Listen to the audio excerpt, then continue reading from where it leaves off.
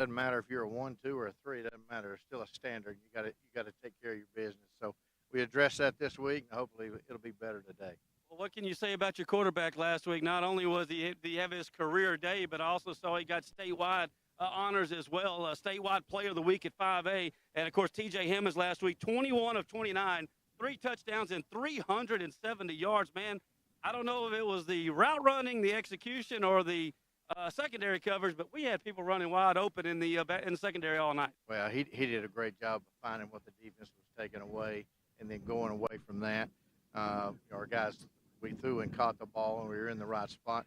A couple of those, he had 2 touchdowns called back. It'd have been, a whole lot more, but he did a good job. And he's going to have to continue to do that when they're either loading the box to take away 3 or they're going to play the pass. He's got to be able to read that and see it. Well, Kevo Taylor got the big plays with a couple of touchdowns, but I want to bring up Murphy. He had a great night, but I think including the punt return, he had 3 touchdowns called back. Yes, and he talked about it all week this week too. He's going to get them back, but they played really good, special teams and all. And, of course, we wouldn't be a week if we didn't mention number 3, Kedron Young. Just another night. They're stacking the box. He started slow, but at some point he's going to take off that 65-yarder, and he did it again. 3 more touchdowns, 130 yards, and, boy, is he getting very close to Jaworski Lanes, a record I never thought would go down, to be honest with you. But the kid is very special, and we're so glad he's a Panther. No, absolutely. He understands what people are going to try to do to him, and he understands. It's just, by the time we get second quarter, third quarter, fourth quarter, he keeps doing what he's doing. He can wear people down, and those head-on tackles become side tackles then, and he's going to run through that. So he understands it's not going to be, 25, 30, 40 yards every time he touches the ball. But you look up, and it doesn't look like much, but it's 2nd and 5, and it makes a big difference when you're trying to move the chains. He's got track speed.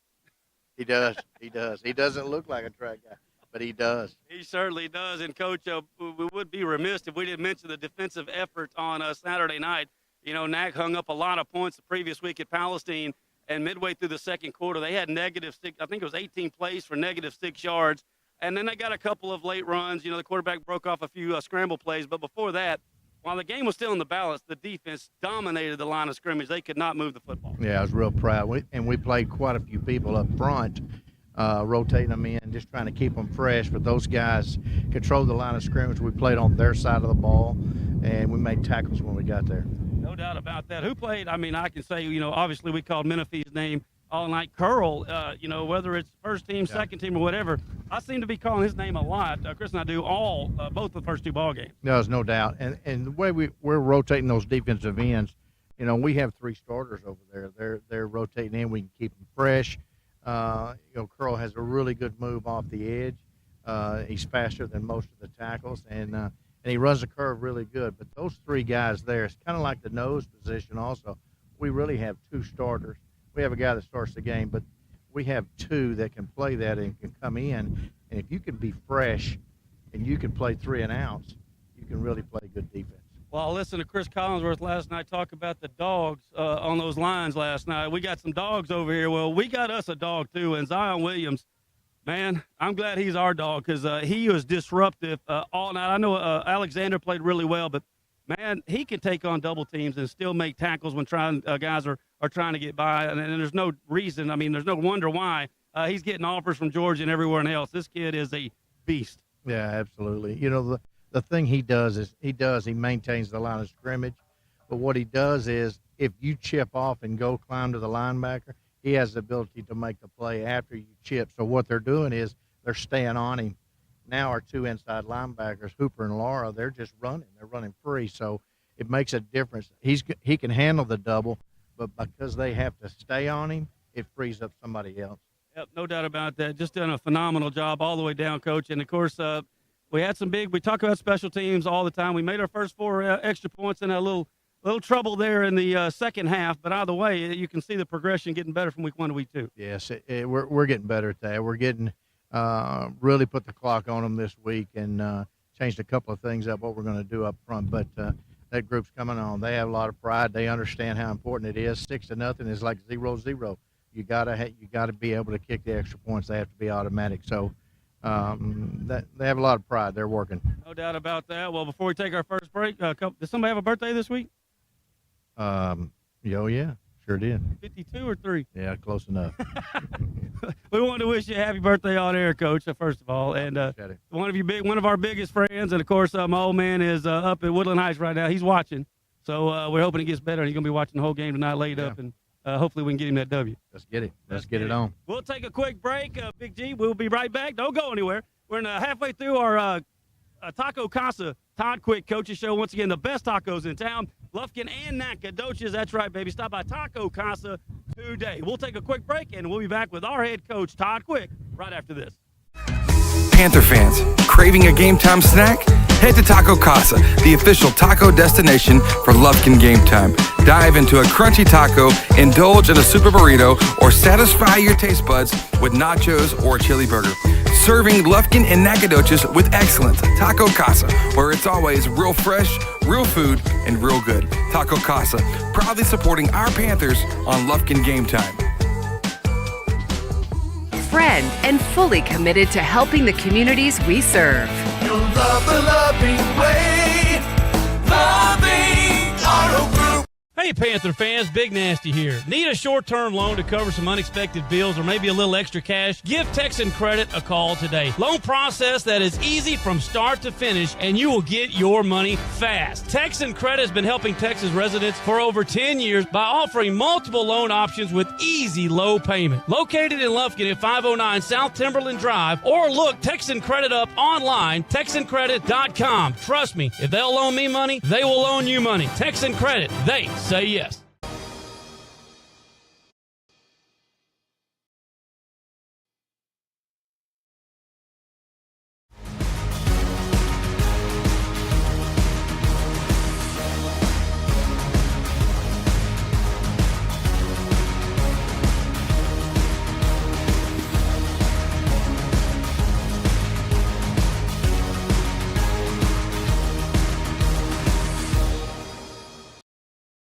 And welcome back to the Taco Casa Todd Quick Coaches Show. Our athletic director and our head coach, 12th year head coach Todd Quick, and once again brought to you by Taco Casa, the best tacos in town. My man's got it in Lufkin and Nacogdoches. Stop by Taco Casa right now. Coach, we are back here at Abe Martin Stadium, John Outlaw Memorial Field, and a little bit early, not a lot of fans here yet, but you can tell it is going to be a big-time show tonight. Both teams coming in at 2-0. The Tigers of A&M Consolidated are coming in. They got a new coach, a new offensive philosophy, and it's going to be a knockdown drag-out tonight for sure. Oh, it's absolutely who they need to play and who we need to play right before district starts. You know, each group has weapons, and both groups are trying to tune this up and get it ready for the district race. Well, we went over to their place last year. They were in there ranked up number 2 or 3 in the state, and they were as advertised. But boy, I remember. My man Keedron Young went from 99 yards to the house, and I believe it was the next possession. Tanner Havard, one of our fierce linebackers from a year ago, picked off that pass and went 63 yards back to the house. And from that point on, the Panthers really did their job, and that was one of the, that was probably, once looking back on, a big point of the season. Yeah, huge turn for us. They come in there, they were feeling pretty good, and we won't sneak up on them this year. I promise you. They understand and know what we have. We know what they have, so it's going to be a great knockdown. Well, they've had, one of the top rushers in their area, and that was the big man Thomas. For 3 years, he's been the running back for Consolidated. Well, now they've moved him to the slot. Is this a coaching philosophy change or just a thing where they want to get their best ball runner or best ball carrier the ball more in space and moving the slot? That's probably what's going to happen. No, I think so. With them being able to throw the quick and the screens, the middle screens, the outside screens, they get the ball to them. They can eliminate a lot of the box because the ball gets outside, and then you get that one-on-one too. So just being able to get him in space, he's a really good football player, really good special teams, everything that he does. And so we're going to know where he's at offensively, defensively, and on the field for special teams. And, of course, number 5, that's Bork. Now, last week's receiver, really good, talented receiver, and he gave us some problems. This kid's every bit as good as that. We got to know where number 5 is all night tonight, too. Yeah, there's no doubt. He is very savvy, very deceiving of how good he is, how fast he is. What have you seen defensively? They got 2 really good standout D1 players out on the corners. So how's the plan of attack tonight going to be for you and Coach Green? Well, we've got to take advantage. They're in a 3-4 looks. They got 3 down linemen. We have got to be able to handle the 3 people in the middle and then be able to combo up on the linebackers. We have to be able to run the football. When you do that, you kind of move those linebackers back in, those outside linebackers. You get them off the edge. Now you get 2 over 2 on the edge, and you get the ball out to our wide receivers. So, it comes down. And every week when we talk about this, we're going to have to run the football because of who we got and what it is. But it's very important tonight to be able to squeeze that box, get them in there to the run, and then be able to get the ball out in space. Well, I was watching the film from 2 weeks ago against Huntsville, and Meadows was playing free safety against us last year. They kind of moved him down, kind of like what we've done with Menifee. That's He's right. that one of their Same best thing. defenders, like one of ours. So now he comes down, and he's kind of everywhere. So is that the guy that – I'm not saying we're keen on anybody, but he's been making a lot of plays through 2 weeks. Yeah, he's going to be the wide side of the field. He's going to be to the most receiver side. They're going to use him just like we're using Menifee, get him closer to the ball. But you go away from him, it puts him out there the same position he played last year. So it's just a matter of getting him a whole lot more involved in the play by moving him closer to the box. TJ hit a couple of big pass plays last year with Walker that did open up. We're hoping that some of that happens tonight, too. Yeah, there's no doubt. With those corners, and those corners are good, but they're going to roll down in their face, and we're going to have to be able to go over the top of that. Well, you gotta recognize talent on your team, and you move Campbell to free safety after being a receiver for a couple of years, and he's responded with back-to-back interceptions in 2 games. Yeah, what a unselfish kid. He was going to rotate in at receivers and everything, and now he's lining us up back there. He understands, and as being a receiver has helped him as a secondary guy because he understands the combinations and everything they're doing. But he's got a knack for the football. He's got a knack for the game too. No doubt about that. Turnovers not been an issue. I think we had our first one last week. Well, it wasn't really a turnover on the onside kick, but the Panthers still +3 in the turnover category for 2 weeks, and I know we want to keep that rolling because that was the big bugaboo a year ago. Yeah, absolutely. We got to build on that. Well, what else, Coach? Injury-wise, I know we're missing 2 offensive linemen tonight. We're going to be starting a sophomore left tackle. That's good, I think, for right now, but I know at the end of the day we start District 7 5A play next week, and we want to get back to full strength, obviously, with Longview coming up next week. Right, and we are kids coming in. He's going to learn fast that the game is different than it is on Thursday night, and we got to give him some help every now and then. But he's going to be fine. I mean, we've got all the trust in him. He'll be fine. Talk around town's the Lobos next week. I know that's always a look-ahead spot when the Panthers and the Lobos get it on, but I'm sure you've conveyed this to the kids. That's next week. We got to take care of it. Absolutely. This is it. This is where we're at now. This is what counts. Well, Coach, appreciate all the time. We'll let you get into the team, and here in a few moments, we'll have a little kickoff and see if we can get it to 3-0 just like we did a year ago. Let's get it on. Thank you, Coach. That is our head coach, Todd Quick. That concludes our Todd Quick Coaches Show, brought to you by Taco Casa. That's right, baby. Stop by Taco Casa in Lufkin and Nacogdoches today. Get those tacos, burritos. My man Chris said the burritos are good. I can't get past the tacos. That is Taco Casa right here in Lufkin and Nacogdoches. We will take a quick break, and when we come back, it is your countdown to kickoff live at John Outlaw Memorial Field, brought to you by CHI St. Luke's Health Memorial. We'll be back with more from the Abe right after this. So if you're looking to sit down and celebrate the fact that you left it all on the field, we've got your number. Whataburger, just like you like it. It's Toyota truck time at Loving Toyota in Lufkin. Inventory is rising and prices are falling. Loving Toyota has a Toyota truck for every buyer and budget. You'll love the loving way. Loving Toyota. Game Time, the home to Lufkin Panther and Lady Panther sports. Stay in the game with the Lufkin Game Time app. From live broadcast and game alerts to exclusive highlights, schedules, and the latest Panther news. Download Lufkin Game Time on the App Store and Google Play. Lufkin Game Time, the home to Lufkin Panther and Lady Panther sports. Don't wait till it's too late. Strata Roofing and Construction can inspect and assess your roof. They will offer you the best options in repair or replace your property's roof. Expert roofers specializing in composite, metal, tile, TOP, and PVC. Homeowners trust Strata.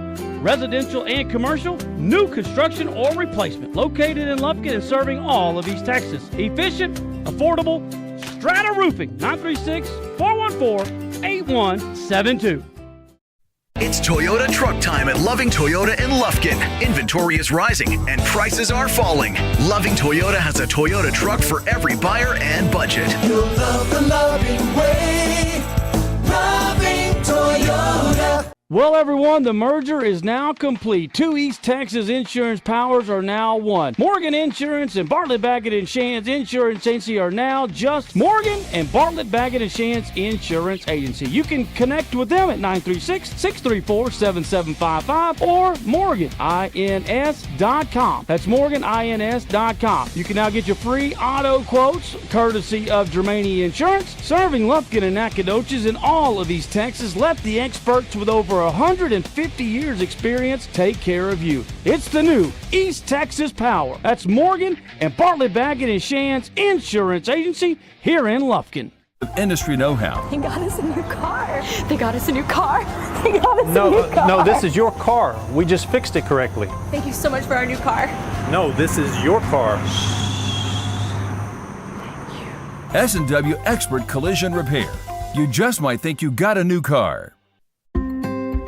Commercial Bank of Texas has been your community bank since 1901, and our dedication to the people we serve is as important today as it was then.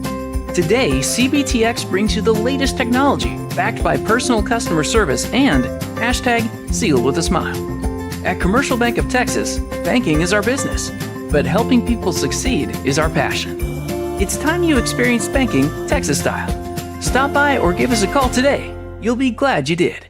For the first day of school, for the last day of work, for the satisfaction of a job well done, for the ideas that change the world, for good times, for not so good times, for her future and hers and his, for serving our customers and connecting communities. We're here with you for good. Austin Bank, with you for good. This season, you can share a Coke with your team on it. So I'm going to tell you how with a little help from this quarterback. Sally, 44. You can share a Coke when your team's up. Red Poncho. You can share a Coke when your team's down. Happy Jolly. You can share a Coke with a coach, a mascot, or an MVP. Chili, chili, chili. You can even share a Coke with your rival on game day. Turbo. Or you can share a Coke when you're giving out your famous guacamole recipe in a completely packed stadium. Cilantro, chopped onion, squeeze a lime, Roma tomato, hike. Share a Coke with a fan this season. Ice cold, delicious.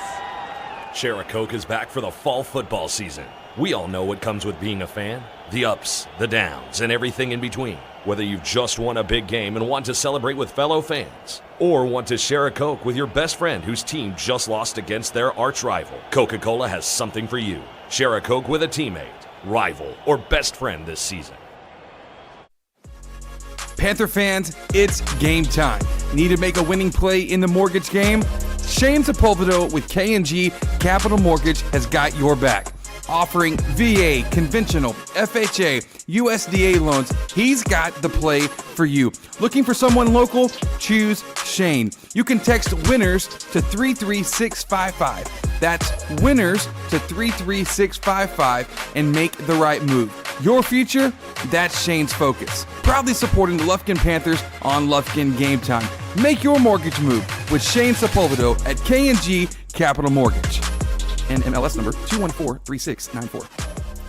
Wait, avocado grilled jalapenos. Oh, and bacon and creamy pepper sauce. However you dream it, we'll make it. Whataburger, just like you like it.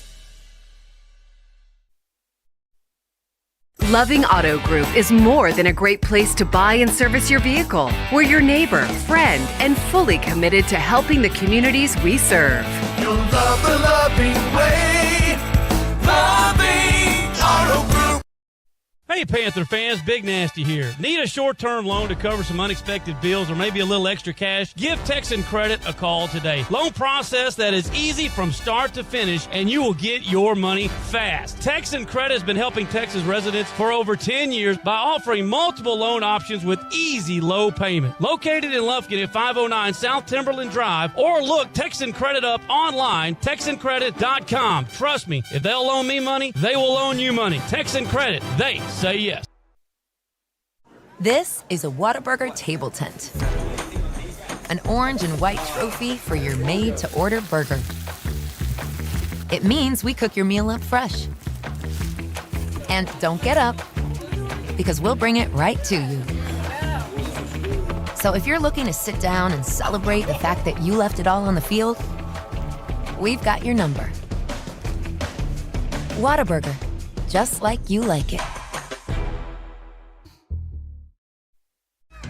Panther fans, craving a game time snack? Head to Taco Casa, the official taco destination for Lufkin Game Time. Dive into a crunchy taco, indulge in a super burrito, or satisfy your taste buds with nachos or a chili burger. Serving Lufkin and Nacogdoches with excellence. Taco Casa, where it's always real fresh, real food, and real good. Taco Casa, proudly supporting our Panthers on Lufkin Game Time. It's Toyota truck time at Loving Toyota in Lufkin. Inventory is rising and prices are falling. Loving Toyota has a Toyota truck for every buyer and budget. You'll love the loving way. Loving Toyota. Stay in the game with the Lufkin Game Time app. From live broadcast and game alerts to exclusive highlights, schedules, and the latest Panther news.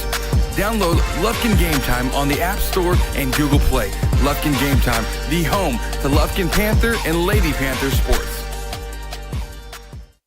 Well, everyone, the merger is now complete. Two East Texas insurance powers are now one. Morgan Insurance and Bartlett, Baggett & Shands Insurance Agency are now just Morgan and Bartlett, Baggett & Shands Insurance Agency. You can connect with them at 936-634-7755 or morganins.com. That's morganins.com. You can now get your free auto quotes courtesy of Germania Insurance. Serving Lufkin and Nacogdoches in all of East Texas. Let the experts with over 150 years experience take care of you. It's the new East Texas Power. That's Morgan and Bartlett, Baggett & Shands Insurance Agency here in Lufkin.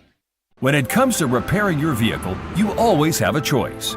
At S&W Expert Collision Repair, we set the standard for excellence with state-of-the-art equipment, leading-edge technology, and over 40 years of industry know-how. They got us a new car. They got us a new car. They got us a new car. No, this is your car. We just fixed it correctly. Thank you so much for our new car. No, this is your car.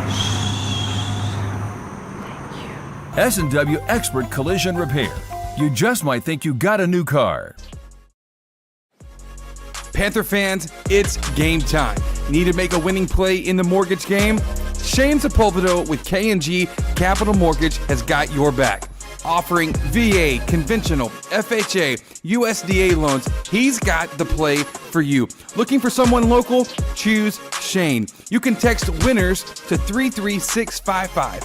That's WINNERS to 33655 and make the right move. Your future? That's Shane's focus. Proudly supporting the Lufkin Panthers on Lufkin Game Time. Make your mortgage move with Shane Sepulveda at K&G Capital Mortgage. And MLS number 2143694.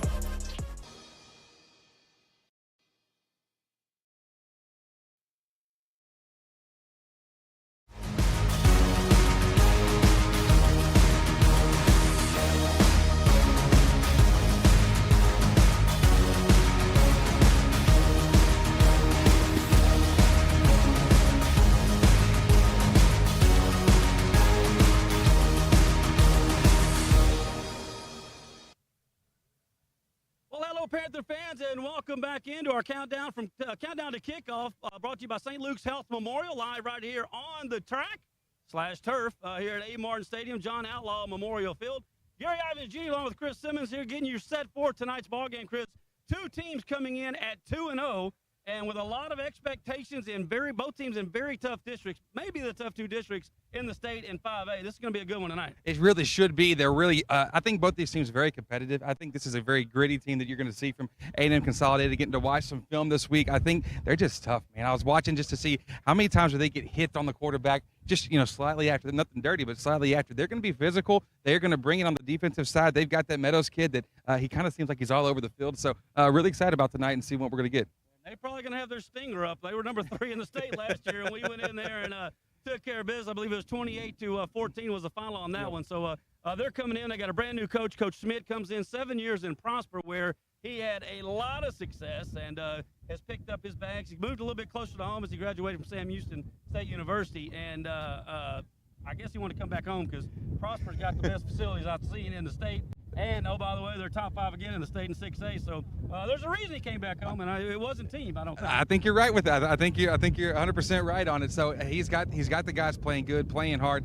Man, they're dangerous. Gary, something I was really interested in watching on the offensive side of the ball is how they're a threat on every play as far as multiple options. If you're going to see tonight a lot of play action, you're going to see the RPOs worked in.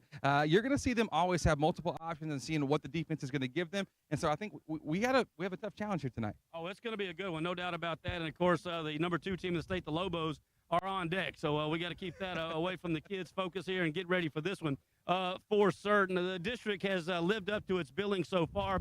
I'm not surprised last week that Lancaster lost, but I was surprised they were dominated by South Oak Cliff. South Oak Cliff has got some ballers. I think they've won the state championship or been to the game a couple years ago in Division II of 5A. But they went into Lancaster last week and laid the bomb down, and I was a little bit surprised by that. And Lancaster this week, it's going to get even tougher as they go to Denton Geyer. So they give the coach some credit there. He got him a big one to get ready for district, which starts next week. Yeah, you've got a local team that's also running through the gauntlet here in the non-district. As you look at a Kilgore, who has they've been loaded up with tough teams. But yeah, the district, what we saw last week, 4 wins for the district, 3 losses in it. Forney Jackrabbits, we knew this one because they played on Thursday night already. But 62-0 over Frisco Memorial. That's a team that you've been circling. We got them here at home coming up, and so everybody in the district played well. Forney got the win. West Mesquite got a win. Tyler got a win over Tyler Legacy and Longview. They got things steered back in the right direction. They weren't going to go 0-2. They won 48-7 over Marshall last week. No surprise on that one. Looking ahead to this week, Forney steps up in classification, going to 6A to play Mesquite. I'll be interested to see how that. The rest of it, North Mesquite going in there with Forney. We mentioned Longview. They got Tyler Legacy. They'll have no problem with that as they get ready for the big one next week. McKinney's got Frisco Memorial. They'll walk and talk.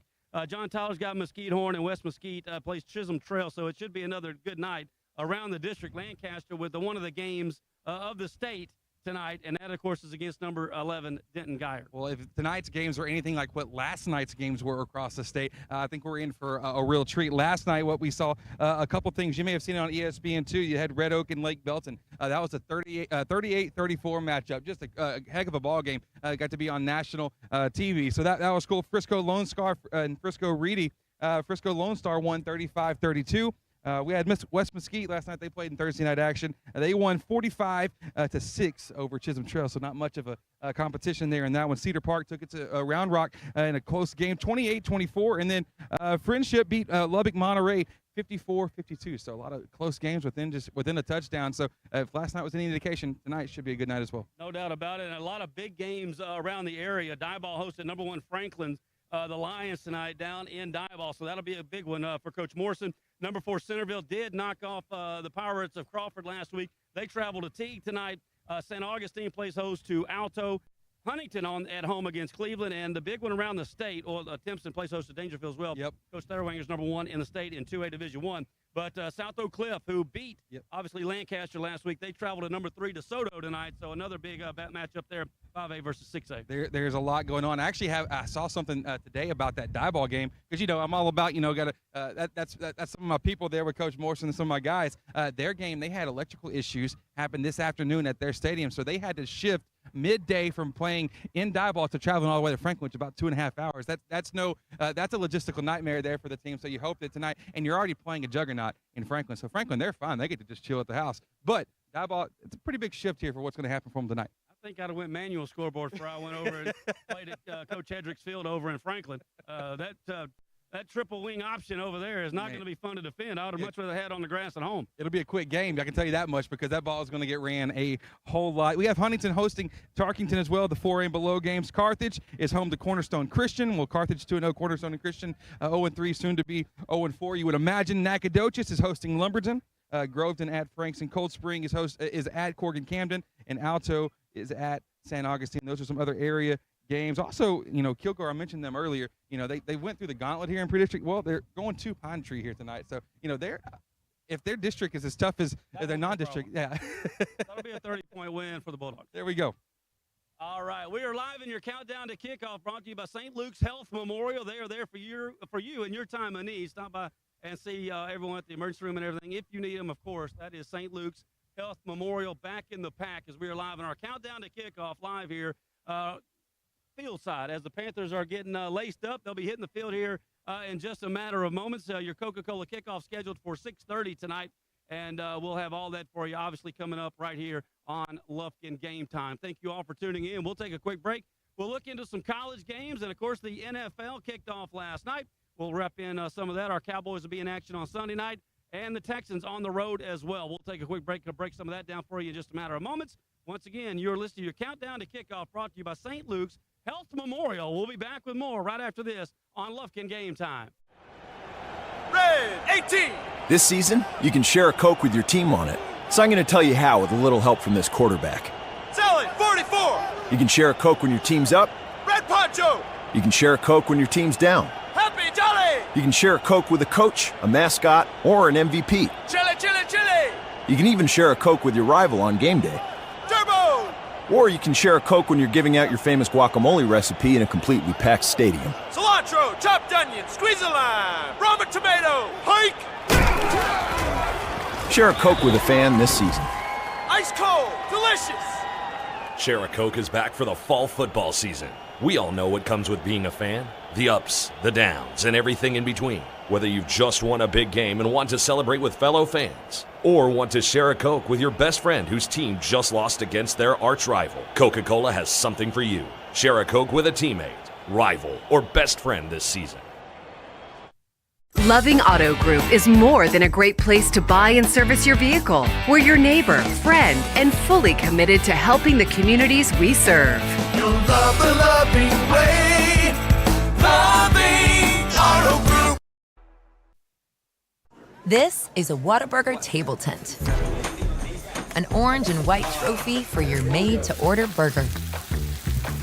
It means we cook your meal up fresh. And don't get up, because we'll bring it right to you. So if you're looking to sit down and celebrate the fact that you left it all on the field, we've got your number. Whataburger, just like you like it. Panther fans, craving a game time snack? Head to Taco Casa, the official taco destination for Lufkin Game Time. Dive into a crunchy taco, indulge in a super burrito, or satisfy your taste buds with nachos or a chili burger. Serving Lufkin and Nacogdoches with excellence. Taco Casa, where it's always real fresh, real food, and real good. Taco Casa, proudly supporting our Panthers on Lufkin Game Time. It's Toyota truck time at Loving Toyota in Lufkin. Inventory is rising and prices are falling. Loving Toyota has a Toyota truck for every buyer and budget. You'll love the loving way. Loving Toyota. When it comes to repairing your vehicle, you always have a choice. At S&W Expert Collision Repair, we set the standard for excellence with state-of-the-art equipment, leading-edge technology, and over 40 years of industry know-how. They got us a new car. They got us a new car. They got us a new car. No, this is your car. We just fixed it correctly. Thank you so much for our new car. No, this is your car. S&W Expert Collision Repair. You just might think you got a new car. For the first day of school. For the last day of work. For the satisfaction of a job well done. For the ideas that change the world. For good times. For not so good times. For her future and hers and his. For serving our customers and connecting communities. We're here with you for good. Austin Bank, with you for good. Panther fans, it's game time. Need to make a winning play in the mortgage game? Shane Sepulveda with K&G Capital Mortgage has got your back. Offering VA, conventional, FHA, USDA loans, he's got the play for you. Looking for someone local? Choose Shane. You can text WINNERS to 33655. That's WINNERS to 33655 and make the right move. Your future? That's Shane's focus. Proudly supporting the Lufkin Panthers on Lufkin Game Time. Make your mortgage move with Shane Sepulveda at K&G Capital Mortgage. And MLS number 2143694. Loving Auto Group is more than a great place to buy and service your vehicle. We're your neighbor, friend, and fully committed to helping the communities we serve. You'll You'll love the loving way. Loving Auto Group.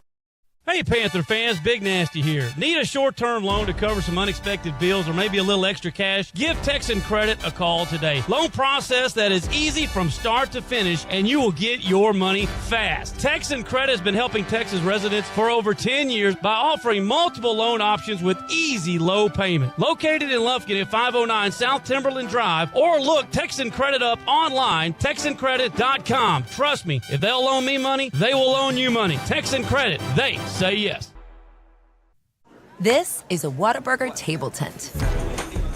An orange and white trophy for your made-to-order burger. It means we cook your meal up fresh. And don't get up, because we'll bring it right to you. So if you're looking to sit down and celebrate the fact that you left it all on the field, we've got your number. Whataburger, just like you like it.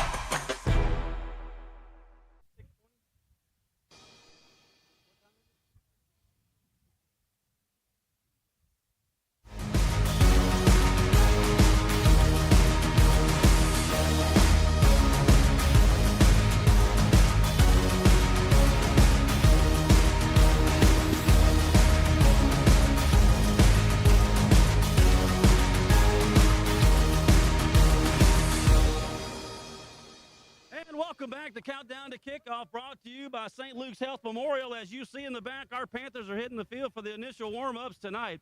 And we have got a big one here at Abe Martin Stadium. It is 2-0, our Panthers, taking on the 2-0 Tigers of A&M Consolidated, a rematch from last year's scramble over there at Tigerland, where the Panthers came away with that 28-14 win. And hopefully we can duplicate that. I don't have to have a 14-point win. Just a 1-point win will do good for me. Anything that gets us over to that 3-0 mark will be great, especially setting up for district play starting next week. It's crazy to believe that district's already here. I mean, basically, it's not here because we can't look ahead, and that's the thing that I know I heard you talk with Coach Quick about, that, hey, we got a game and we got business to take care of here tonight before we get on to the big rivalry with Longview. And it is going to be a nice one tonight. Your tickets are still available down at the ticket office. Miss Sullivan does a phenomenal job with the ticket sales this year. And we were filling it up. I stopped by there about 11 o'clock today, and there was a line out the building. So I'm pretty sure we're going to have a great crowd here this afternoon. That's fantastic. Listen, I was telling some friends who just moved in from Oregon, and they were just saying, man, what's up with this whole high school football thing here in Texas? I said, it's a whole different breed. You're dealing with a whole nother level of thing. I said tonight, hey, they're going to come to the game for the first time ever. I said, you expect 5,000 to 6,000 people out here in the stands being loud and proud. And if you look up in the press box, you might see Gary dancing here once in a while. Well, hopefully that'll be the case. Speaking of dancing, well, college football is underway. We got some big ones. The NFL kicked off last night. And, of course, when you hit up the big college games, there's two Texas teams tomorrow that are both close to home here. And one are both actually on the road. It'll start at 2:30. Where my little brother has made his way all the way down to Coral Gables, and he will be live tomorrow at 2:30 as the Aggies play the Miami Hurricanes tomorrow at 2:30 in the afternoon. Aggies into the top 25, and they look to keep momentum as going as they start off SEC play next week. They're getting a little bit of respect as 4.5-point favorites going to Miami, and I think, listen, if they're going to have the season that they talk about, it's going to start with a big win on the road in the ACC. But listen, the game that I'm worried. I'm not worried.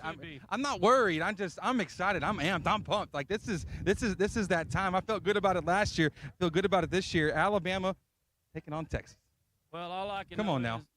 When people come to Abe Martin Stadium radio-wise, I bend over backwards to get them whatever they need. Yeah. Why? Because when we go to their place, they give me whatever I need. That's right. Well, last year, what did they do to the Crimson Tide band? They may have had to sit up in the upper section. And where did they stick the Texas band this trip, along with the few tickets they gave to the fans? Listen, they might be in the upper section, but you're still going to hear them loud and proud, baby. Loud and proud. I've been there, and I'm telling you, the intro to a game at Alabama is one of the most exhilarating things I've done.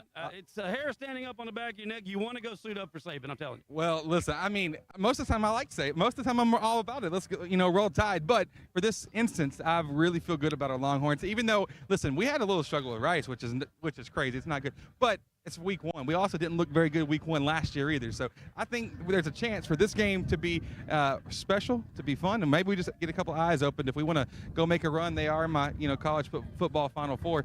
We're going to have to get a win here in this one. Well, I got a lot of friends that went to Texas, and I love the University of Texas, but I'm going to tell you right now, It's not going to be pretty tomorrow night. That is my lock of the week. Okay, that's your lock of the week. So I believe the point spread on that is 7. It is 7. It needs to be 17. It needs to be 17. Take it. Well, Jeff, we'll cut this up as a highlight to open up the show next Friday. Or a Manning to be quarterback after this week. Wow, but he's third string. They're not playing him this. They're not playing him this year. They're not going to play him. He's sitting down there at the depth chart because yours going to take care of business. And I know my boy Courtney's listening in. We know we're going to be all right. I sure hope so. The other, there's one matchup of top 25 teams. That is Ole Miss and Tulane. I think Tulane lost a lot to graduation. Yes, they beat the Jaguars of South Alabama last week, but I think Ole Miss is going to hang 50 spots tomorrow afternoon on Tulane, and I think they're going to roll in that one. I think you're right. The line kind of shows that, too. A 7.5-point line for Ole Miss to be the favorites there. So, yeah, that is the top 25 matchup between those two. It's going to be fun. Listen, let's talk about the game that nobody expected to be talking about this week nearly as much. Colorado going to Nebraska. There is going to be, last week, wasn't that fun watching the noon game where Colorado just kind of captivated all of America? Deion Sanders and his boy, golly, they're going to be a team that should be fun to watch this whole season. They were great, and Prime is awesome, and I love watching him coach. And again, they are exciting. But there's a butt coming. There's a butt coming. Morris threw 2 picks in the end zone that you just cannot throw. They should have won the game by 14. You're right. They should. And their defense, it gave up. I kind of felt like I was watching Mahomes. Like, let's just get the ball back to him, except not this season, Mahomes, because he has nobody to throw to. We saw that Kadarius Toney taking the L for the Chiefs there in that one last night. But, I'm excited to see what this Colorado team, what they're all about. They are, a lot of people believe in the Colorado Buffs. Watch out for Nebraska. Just saying, watch out. Well, 2 weeks ago before they played TCU, they were an 8-point dog to Nebraska. Tomorrow they're going to be a 3 or 4 point favorite. So that has adjusted. So if you're a Cornhusker fan, make your way out west for sure on that. So either way, a lot of great slate for college games tomorrow. But again, the NFL is king as far as that goes, and it kicks off on Sunday. A lot of great games. The Texans are on the road at Baltimore. Not a great place for C.J. Stroud to make his first start. Now, I don't think that defense is going to be as tough as it normally has been. They lost a lot as well, and they're missing a couple also Sunday afternoon. But it's still going to be hard to row, a tough road to hoe there for Tank Dell and company. I got a feeling this will be a low-scoring game. I think it will be too.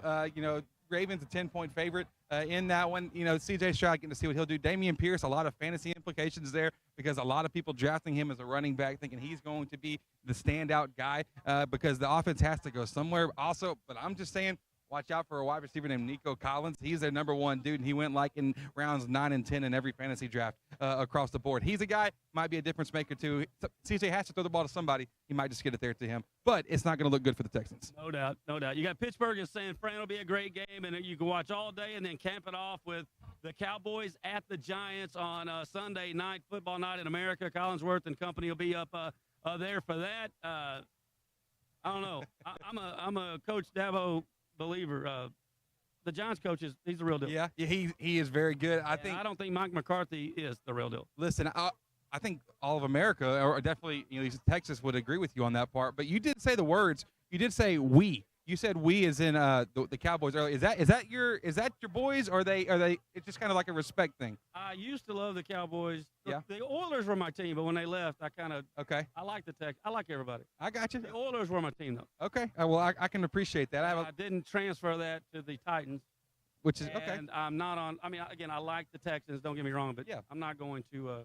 I'm not a season ticket holder. I hear you on that. We get to watch a lot of good football. I am excited to see how this Cowboys-Giants game shakes out. A lot of talk about Dak, to see if he can correct a lot of mistakes. We saw him turn the ball over a lot last year, but they also had the highest regular season offense too for the Cowboys. So it's going to be fun all the time. I'm really excited about. I don't understand one thing. Maybe you can help me with it. I get the fact that Kyle Shanahan is the genius for the 49ers and his coach and his schemes and what he brings to the table. But, man, if there's already talk about Sam Darnold coming in to be the quarterback, first of all, that's not very optimistic.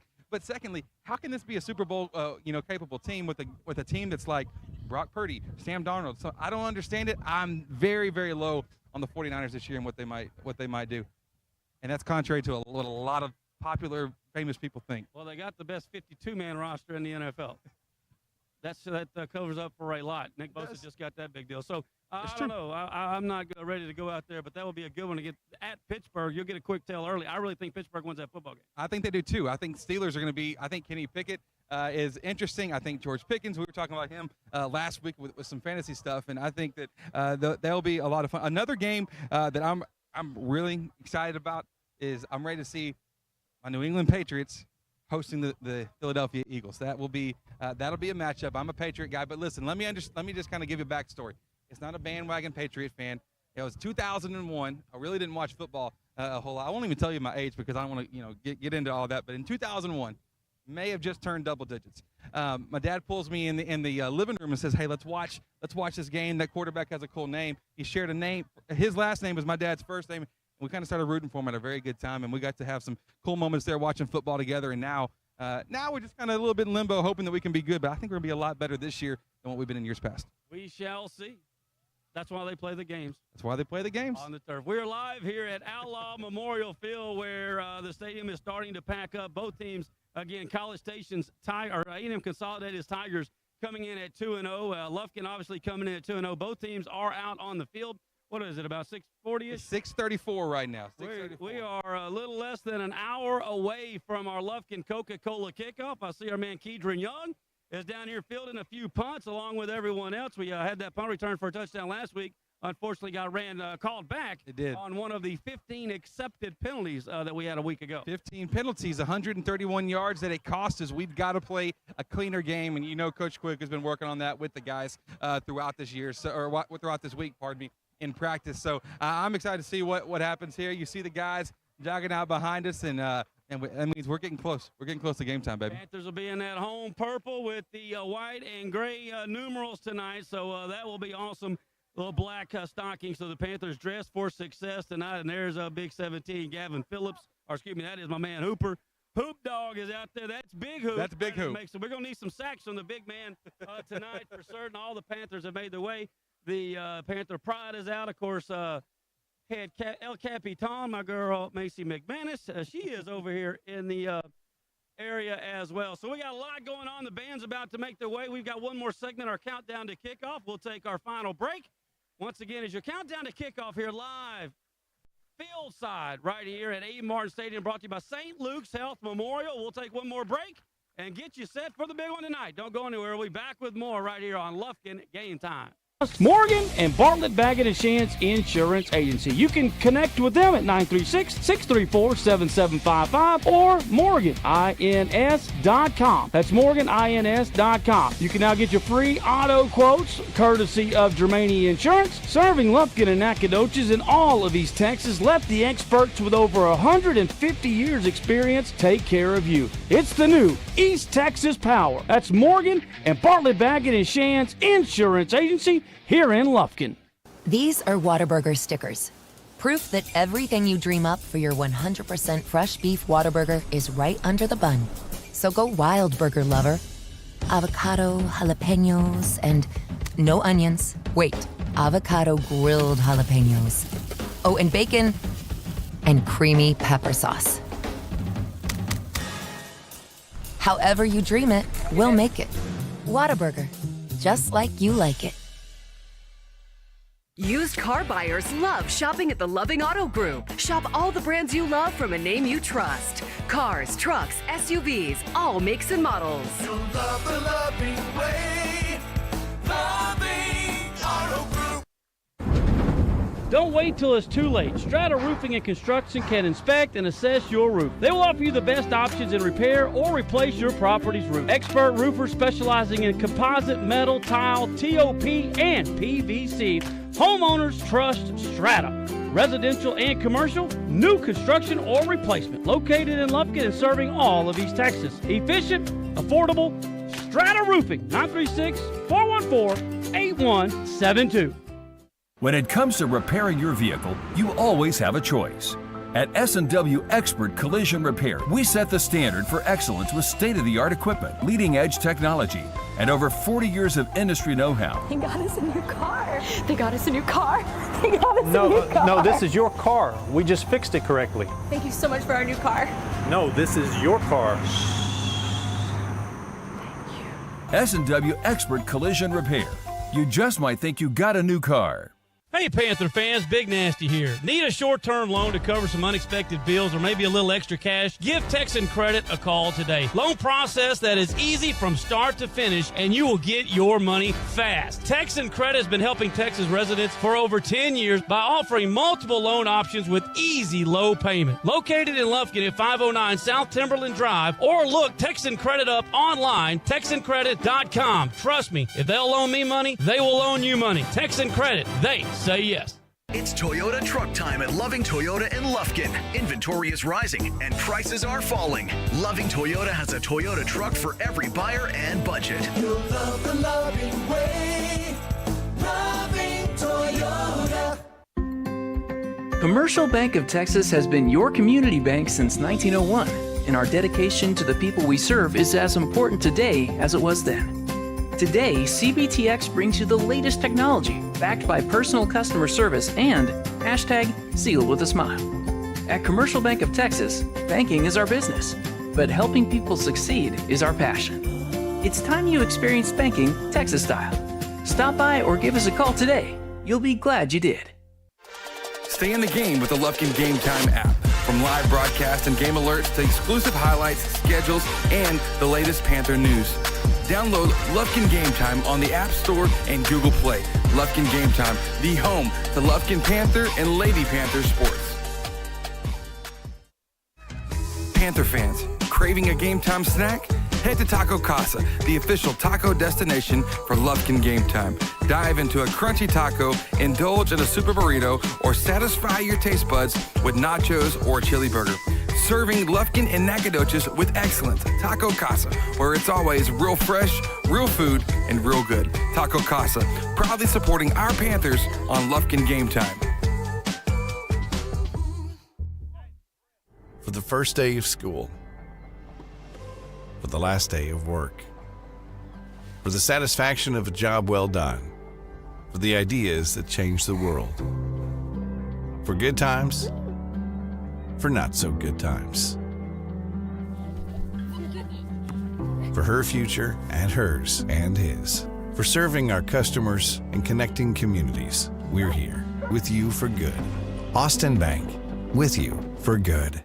This is a Whataburger table tent. An orange and white trophy for your made-to-order burger. It means we cook your meal up fresh. And don't get up, because we'll bring it right to you. So if you're looking to sit down and celebrate the fact that you left it all on the field, we've got your number. Whataburger, just like you like it. Red 18. This season, you can share a Coke with your team on it. So I'm going to tell you how with a little help from this quarterback. Selling 44. You can share a Coke when your team's up. Red Poncho. You can share a Coke when your team's down. Happy Jolly. You can share a Coke with a coach, a mascot, or an MVP. Chili, chili, chili. You can even share a Coke with your rival on game day. Turbo. Or you can share a Coke when you're giving out your famous guacamole recipe in a completely packed stadium. Cilantro, chopped onion, squeeze a lime, Roma tomato, hike. Share a Coke with a fan this season. Ice cold, delicious. Share a Coke is back for the fall football season. We all know what comes with being a fan. The ups, the downs, and everything in between. Whether you've just won a big game and want to celebrate with fellow fans, or want to share a Coke with your best friend whose team just lost against their arch rival, Coca-Cola has something for you. Share a Coke with a teammate, rival, or best friend this season. Loving Auto Group is more than a great place to buy and service your vehicle. We're your neighbor, friend, and fully committed to helping the communities we serve. You'll love the loving way. Loving Auto Group.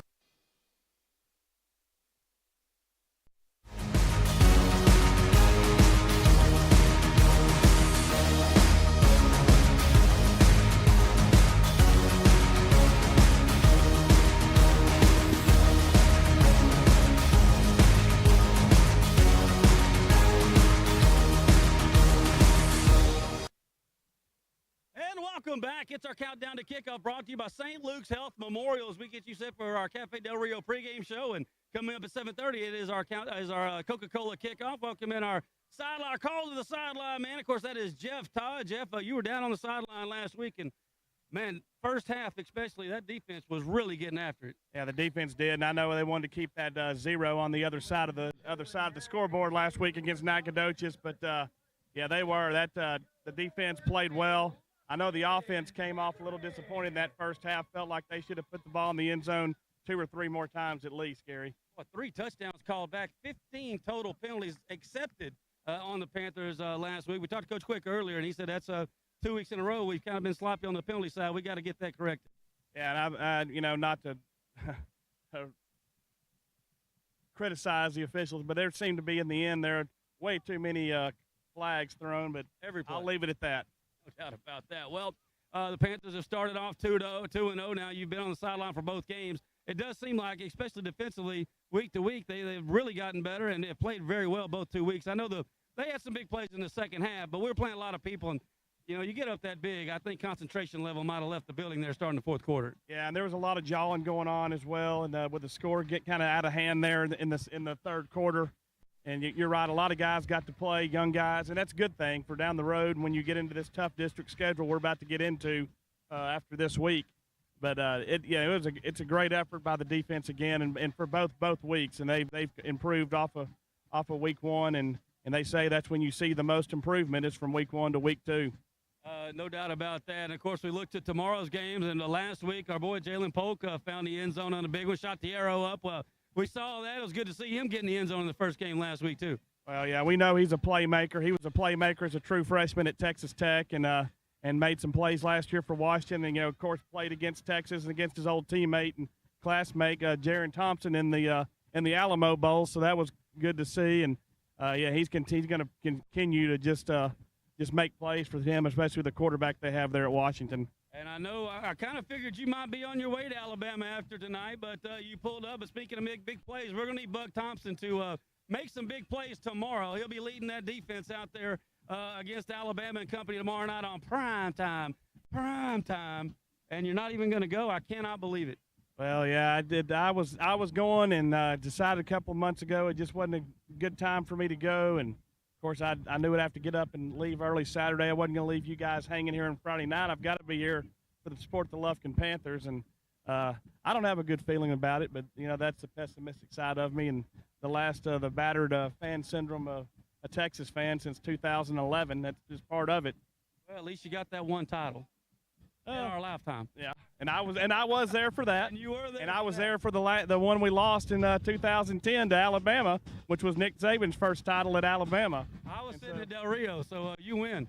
Yeah, well, the other side to that is I read a stat today. Since that national championship game, Alabama, I can't remember the number of conference titles, but 5 national championships. Texas has not had a conference championship and has had 5 losing seasons, as many national championships as Nick Saban has. So yeah, but we had Vince Young, baby.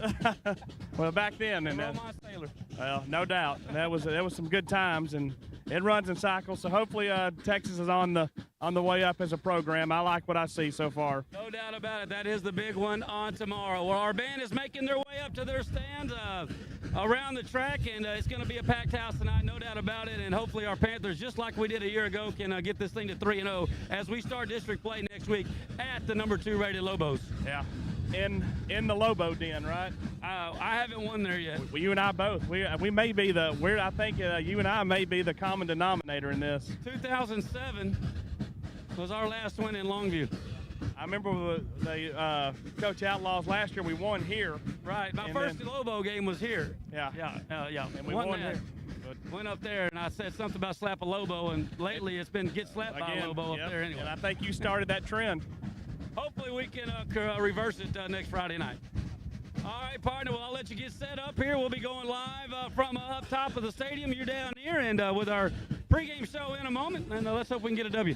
I'm looking forward to it. All right, my man, that'll do it for our countdown to kickoff, brought to you, as always, by St. Luke's Health Memorial. For my man Jeff Todd and Chris Simmons, we'll take a quick break, and the next time you see our pretty faces, we'll be live atop Abe Martin Stadium. Don't go anywhere. That concludes our countdown to kickoff. Your pregame show, brought to you by Cafe Del Rio, is next right here on Lufkin Game Time.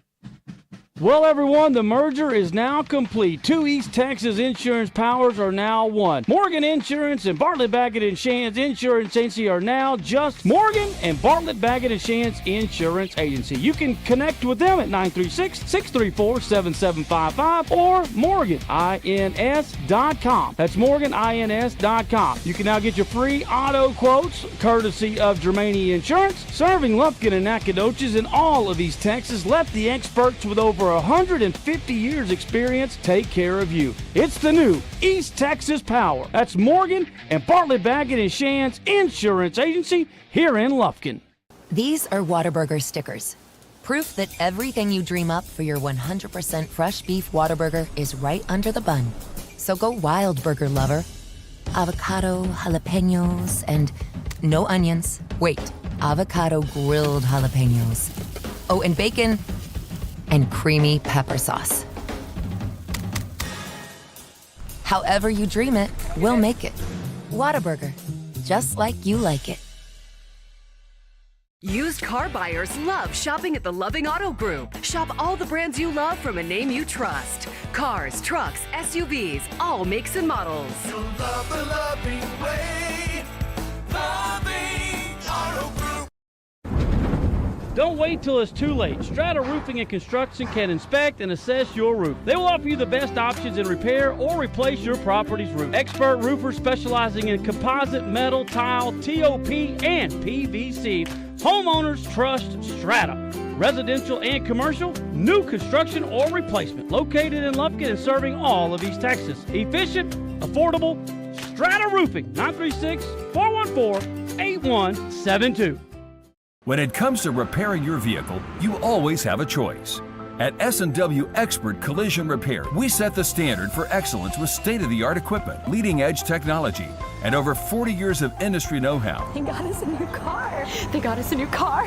They got us a new car. No, this is your car. We just fixed it correctly. Thank you so much for our new car. No, this is your car.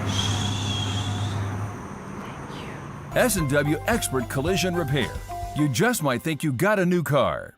Hey, Panther fans, Big Nasty here. Need a short-term loan to cover some unexpected bills or maybe a little extra cash? Give Texan Credit a call today. Loan process that is easy from start to finish, and you will get your money fast. Texan Credit has been helping Texas residents for over 10 years by offering multiple loan options with easy low payment. Located in Lufkin at 509 South Timberland Drive, or look Texan Credit up online, TexanCredit.com. Trust me, if they'll loan me money, they will loan you money. Texan Credit, they say yes.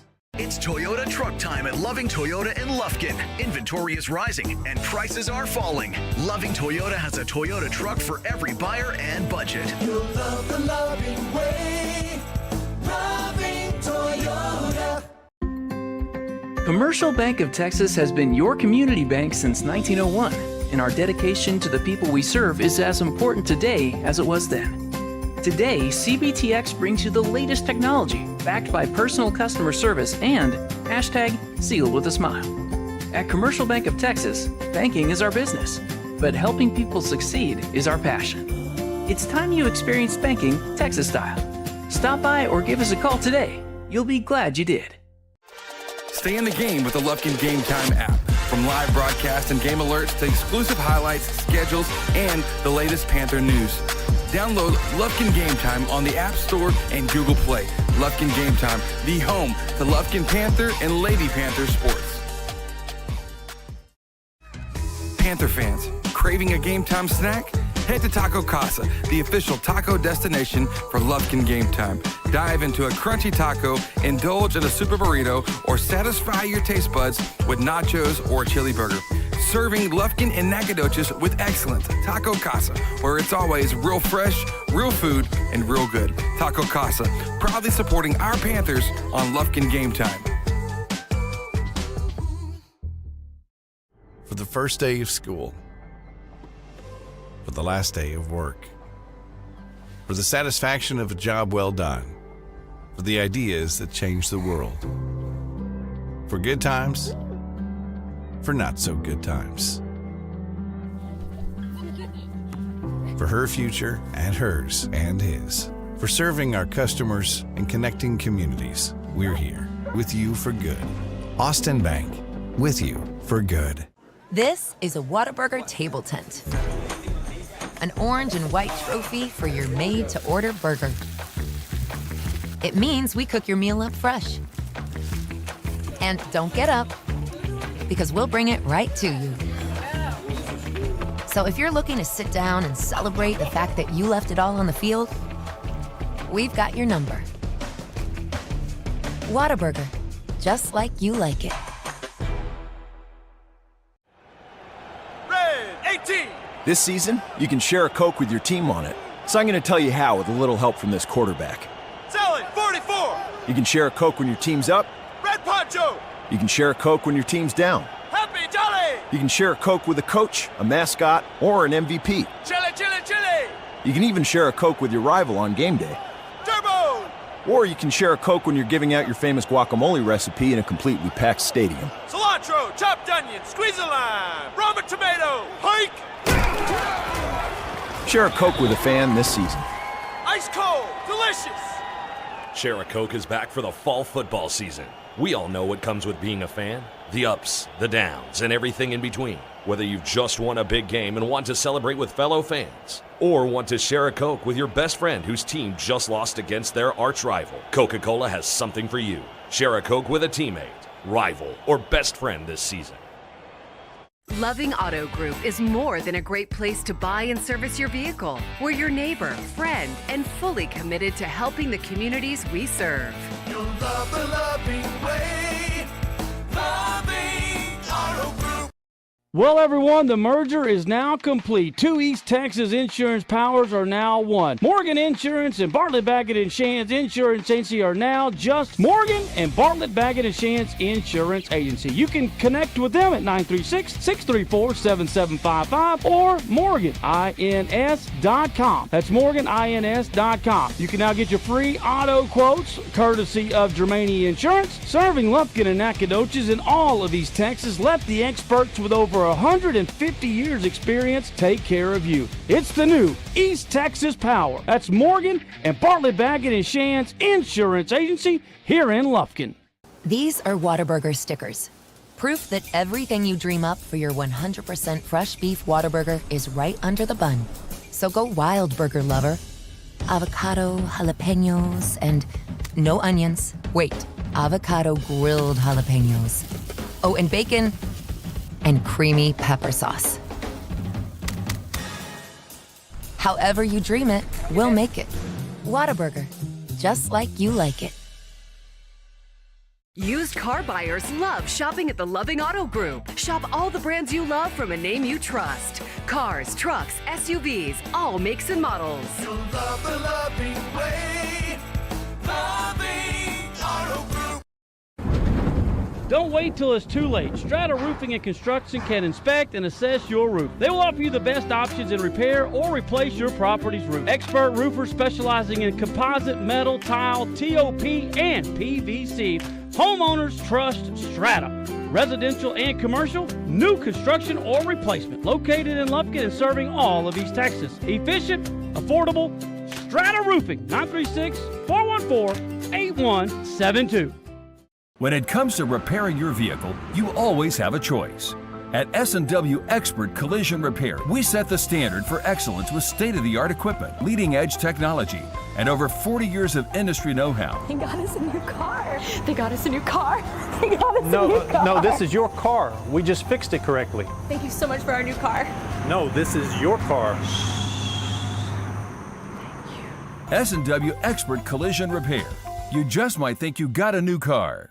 Hey, Panther fans, Big Nasty here. Need a short-term loan to cover some unexpected bills or maybe a little extra cash? Give Texan Credit a call today. Loan process that is easy from start to finish, and you will get your money fast. Texan Credit has been helping Texas residents for over 10 years by offering multiple loan options with easy low payment. Located in Lufkin at 509 South Timberland Drive, or look Texan Credit up online, TexanCredit.com. Trust me, if they'll loan me money, they will loan you money. Texan Credit, they say yes. It's Toyota truck time at Loving Toyota in Lufkin. Inventory is rising and prices are falling. Loving Toyota has a Toyota truck for every buyer and budget. You'll love the loving way. Loving Toyota.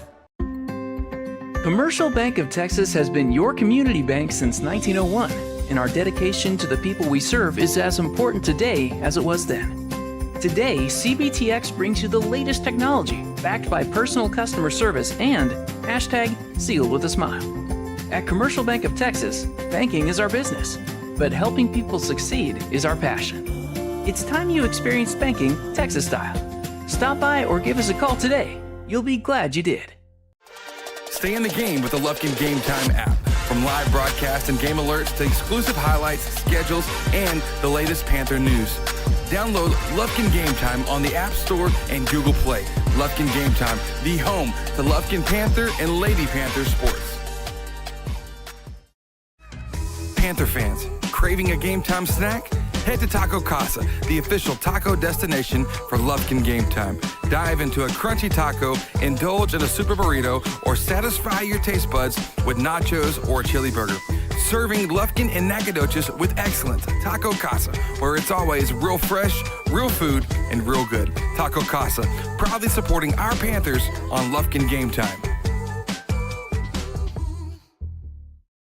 For the first day of school, for the last day of work, for the satisfaction of a job well done, for the ideas that change the world, for good times, for not so good times,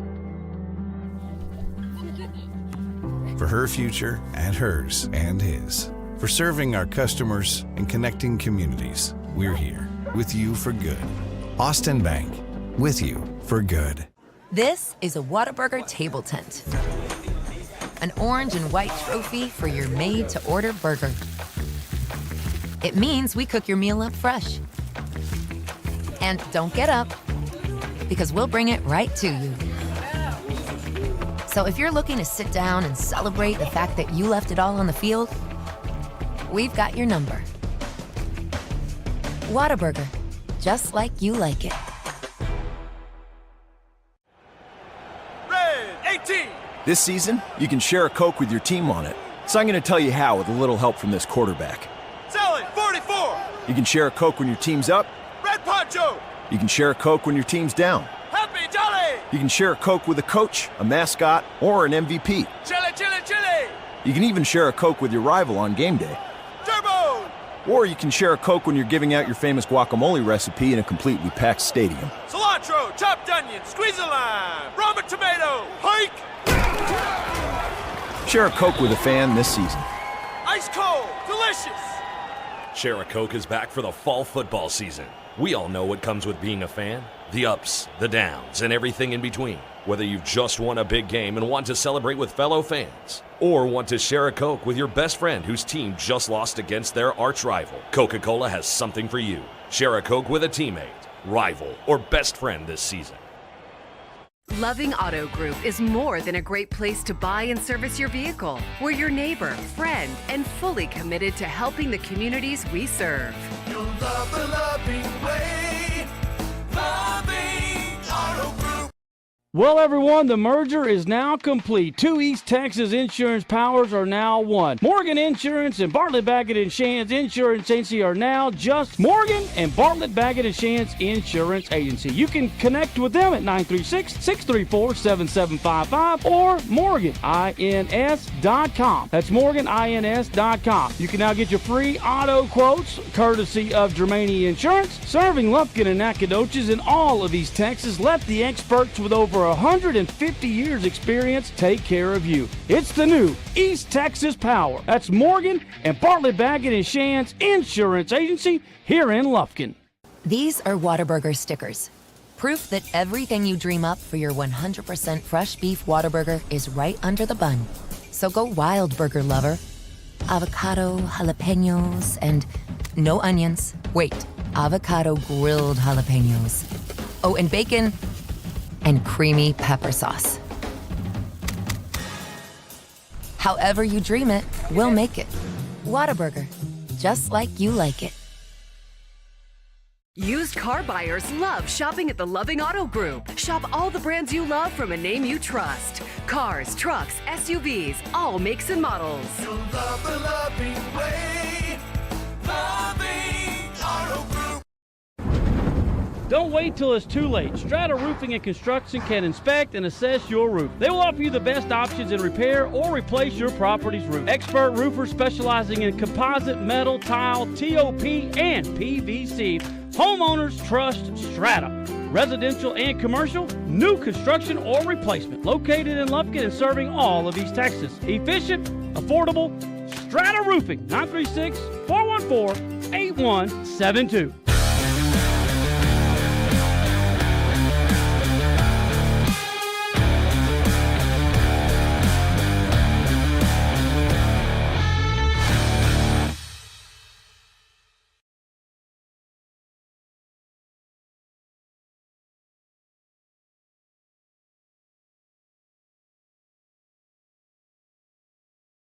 Consolidated Tigers under first-year head coach Brandon Smith, and, of course, our 12th-year head coach and athletic director Todd Quick, leading in our 2-0 Panthers after a rout of the Nacogdoches Dragons last Friday night. Chris ran it to 2-0. The defense really stood out, especially through three quarters last week. I think with a series to go before half, they were at -6 total yards, and it all starts up front as Coach I know Coach Quick has got a bunch of defensive, Coach Soderquist and Coach Van Horn, but, man, they are rotating 6 guys up there on that front three, and they have been doing a great job at least through 2 weeks anyway. That's what we saw last week, and I think that the front three, really that 6-man rotation between those guys, when they get pressure, this defense is really doing a good job. I'm really impressed so far with Marion Campbell. Last year wasn't here to on the call, but getting to, hearing he was a wide receiver last year, seeing him make the transition over to the deep side of the ball, to the defensive side of the ball. The pressure from the front three really creates opportunities for Campbell to come up with some key turnovers, and so we see him get the picks. We see the defense seems to be working together really well. Isaiah Menifee is just a dude down there, and so listen, we hope to go 3-0. But it's going to start with another stellar defensive effort like what we had, especially that first half last week was unbelievable how little Nat could get going. No doubt about that. And then you flip over to the other side where we had the 5A Texas Player of the Week last week. TJ Hammonds had himself a day, and to be honest with you, had we continued and let him play the fourth quarter, only knows what could have happened. The final stats say 21 of 29 for 370 yards and 3 touchdowns. Those are all career highs for the 2-year starter. He was named the 5A Offensive Player of the Week in the state of Texas last week. And, man, I know he did a great job. The line did a great job blocking, but every time I looked up, somebody on that 3-receiver set to right or left, the trip set was running wide open. I think that was by design to stop Kedron Young, but you got to take advantage of it.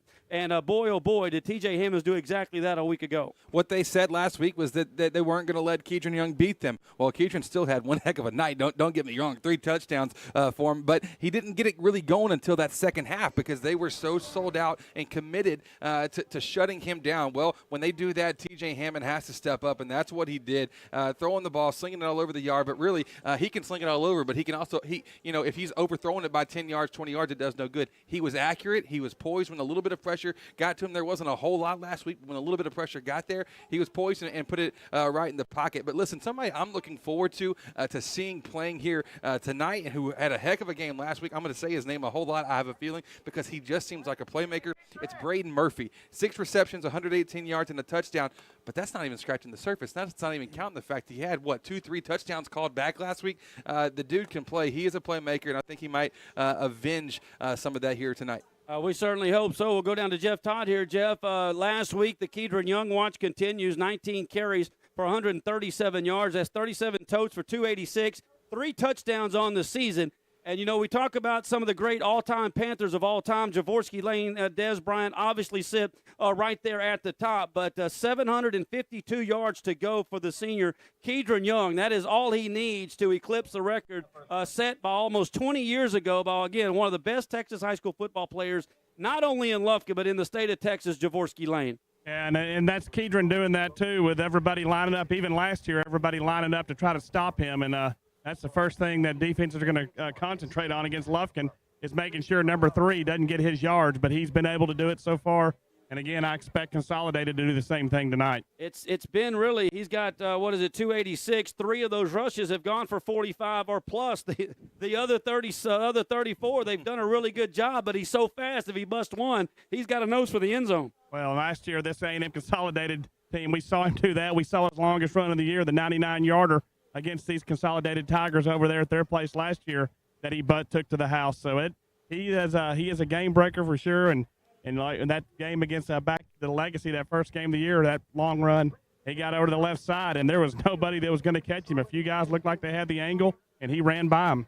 No doubt about that. So we will get into this in a moment. That is our first of many calls to the sideline, brought to you by Strata Roofing. See my man Chris and all the fine folks at Strata Roofing today for all of your roofing needs. We got to get to our starting lineups here in a moment. We'll also break down these A&M Consolidated Tigers. They've got a couple of position changes as well. They'll be led by one of my former classmates. His son actually will be the quarterback. He played with me in Crockett, obviously. That was Mr. Hargett. His son is Will Hargett, the junior quarterback for these Consolidated Tigers. He was there last year. He started the game, but he didn't finish it because we got a pretty couple of free runs at him, knocked him out of the ball game. But he is back, and he's got some great targets, which we'll talk about in a moment. We'll take a quick break. We'll be back with more of your pregame show. It's brought to you by Cafe Del Rio. Stop by and see all my fine folks. We love them. Cafe Del Rio, no better Mexican food in the town. Stop by. Once again, great place to watch a game. Games all day tomorrow. Stop in and tell them Big Nasty sent you. That is Cafe Del Rio. The pregame show rolls on live from atop Abe Martin Stadium right after this on Lufkin Game Time. Loving Auto Group is more than a great place to buy and service your vehicle. We're your neighbor, friend, and fully committed to helping the communities we serve. You'll love the loving way. Loving Auto Group. Hey, Panther fans, Big Nasty here. Need a short-term loan to cover some unexpected bills or maybe a little extra cash? Give Texan Credit a call today. Loan process that is easy from start to finish, and you will get your money fast. Texan Credit has been helping Texas residents for over 10 years by offering multiple loan options with easy low payment. Located in Lufkin at 509 South Timberland Drive, or look Texan Credit up online, TexanCredit.com. Trust me, if they'll loan me money, they will loan you money. Texan Credit, they say yes. Pregame show live here from Abe Martin Stadium, John Outlaw Memorial Field. Gary Ogden Jr., Chris Sims, Jeff Todd on the sideline, Josh Havard with the Lufkin Daily News. Don't forget to pick up a copy of the Lufkin Daily News tomorrow morning. Josh will have a complete write-up of tonight's game, and hopefully it is a high-energy wrap-up of tonight's game in tomorrow's copy of the Lufkin Daily News. Listen, we would love for it to be. I mean, that's the thing. Tonight, I think there's a lot of things at play. I think we can see this. I think that this is a game that I think it's going to be really gritty. I don't know that it's going to be. Listen, I can't tell the future, obviously. And if you listen to, you know, the pregame show, the countdown to kickoff show, Gary probably thinks I can't see the future at all of writing anything because my college football takes might be just a little bit different than some of you. But tonight, I'm expecting more of a low-scoring game. Now, we may come out and put up 40 up on the board, but I think it's going to be a gritty defensive battle that hopefully that we pull out there in the third, fourth quarter. Well, they're going to have the best two defenders we've seen all year, Lynch and Meadows, the defensive end and the outside linebacker, normally lining up on opposite sides. So we're going to have to get a handle on those, but I think this secondary is beatable. We shall see here in just a little bit. But that jumps me into our starting lineups brought to you by Higginbotham Insurance. Stop by and see the Davis boys today for all of your insurance needs. Jamie and Lloyd and Scotty and Mike and, of course, everyone. That's the Davis boys for all your insurance need. Higginbotham Insurance. And we'll start at the offensive line where our third left tackle will be starting tonight. Daniels, a sophomore, with injuries to Foreman and McKelvey. He will be our third starting left tackle tonight, number 62, and he's going to be lined up for the most tonight against Lynch. So we'll keep a close eye on that matchup. Nichols, Chavez, and Rose Torres will remain the same four across the front five for Coach Jeff Cook in the offensive line. Of course, T.J. Hammonds will lead the guys out. He's 28 of 40 for 562, 5 touchdowns, and no interceptions through 2 ball games. In the backfield with him will be obviously number 3, our bull. That's number 3, Keedron Young. 26, Phillips will be back there as well. Out wide will be Preston and Murphy. Again, Murphy last week, 6 for 110 and a touchdown, 185 on the season. He leads the Panthers in catches and yards. And, of course, Kevo Taylor from the slot, 4 for 14 and a couple of touchdowns. He's had a big 2 weeks as well, 3 touchdowns on the season. You'll also hear Little Hooper's name. He will be called as well. That's your offensive starting lineups tonight brought to you by Higginbotham Insurance. And real quickly, on the defensive side, no changes there. The front three, Conrad, Zion Williams, and, of course, McClendon. But you'll also see a lot of Baker Alexander and Curl, who has played really well in the last 2 ball games. Menifee on that outside, roaming outside linebacker spot. We'll be calling his name a bunch, we hope.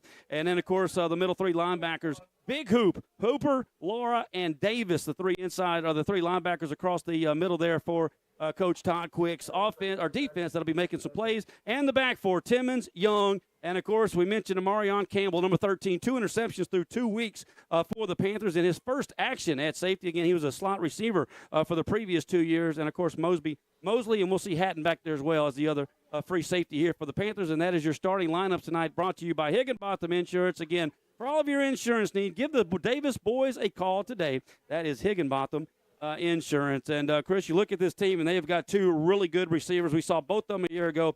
Actually, Keyshawn Thomas was the running back a year ago. He's been a running back for 3 years. He switches out to the slot, and he is very shifty. We're going to have to keep him in front of us. And their deep guys, number 5, Peyton Bork, he led the team and second on the team, and their leading receiver went to Colorado last year. But this kid can actually go, and we're going to see rolling the coverage over to his side. I'm not sure. He's probably about different kind of receiver than Johnson was last week. Johnson a little bit more physical. This guy knows exactly where he's going. He's a great route runner, but he's also set up by their offensive scheme. They've got options. I said that earlier as well, but they've got options. It's going to be, you're going to see a lot of play action. You're going to see RPOs for them. It's a 1, 2, and a 3 read that this quarterback and Will Hargett's going to get to make. But he's got York, and he's a really good route runner. He gets himself open, so it's interesting. But they've got just a plethora of guys that you. I mean, last week there was one receiver for them in Ellis who had 2 receptions for 32 yards but 2 touchdowns. I mean, so they're willing to throw it around. They're willing to spread out the offensive attack, and so it's going to be interesting. Our defense will have to remain disciplined. We can't. The minute you overcommit one way, we are going to. You'll see them take advantage of that, find the weak spot in the defense. Yeah, Hooper, Laura, and Davis are going to have to read their keys. If they're going to win tonight, you're going to see Hargett throw it excess of 40 times. They're not going to be able to run the football on us. They know that. We know that. And that intermediate pass, that's where we got to stay in front. If they make that short 5-yard catch, we've got to make the tackle and not let them get any yards after catch. If that is happening tonight, I think it will be a successful night for the Panthers. But on the other side of things, whenever we get the ball on the offensive side, I really like our chances for Keydron Young to be able to get things opened up. Have you heard of the Pavlov's dog principle? Have you heard of that, where there's this Dr. Pavlov that he would ring a bell and then he'd feed his dog, and then over time he'd keep ringing that bell. The dog would come, he'd get food, and eventually by the end of it, what would happen is this guy would ring the bell and he'd have no food available, but the dog would be drooling there. I think Keydron's going to have this moment where the bell is being rung from last week of, hey, I got to eat a lot last week, and so I think that bell's ringing. He's going to come back out, and he sees this team. I think he's going to have a great opportunity because there is that Lynch is the strong side. If you go away from him, I think Keydron's really going to have an opportunity to explode here tonight. Was that a professor in Hudson or something? Who was that? What was his name again? Pavlov, Professor Pavlov. It is Pavlov's dog. It's just one of those things, okay? And listen, maybe I don't know. I can't talk about my education level, but I heard the story. I thought it made sense. But listen, maybe people are just laughing because it don't make a lick of sense. I don't know here, Gary. Well, I just got confused. Jeff, do you know who that is? I've heard of him, but we went to Hudson in Texas, I guess, right? Because I'm confused. I thought we were playing football here.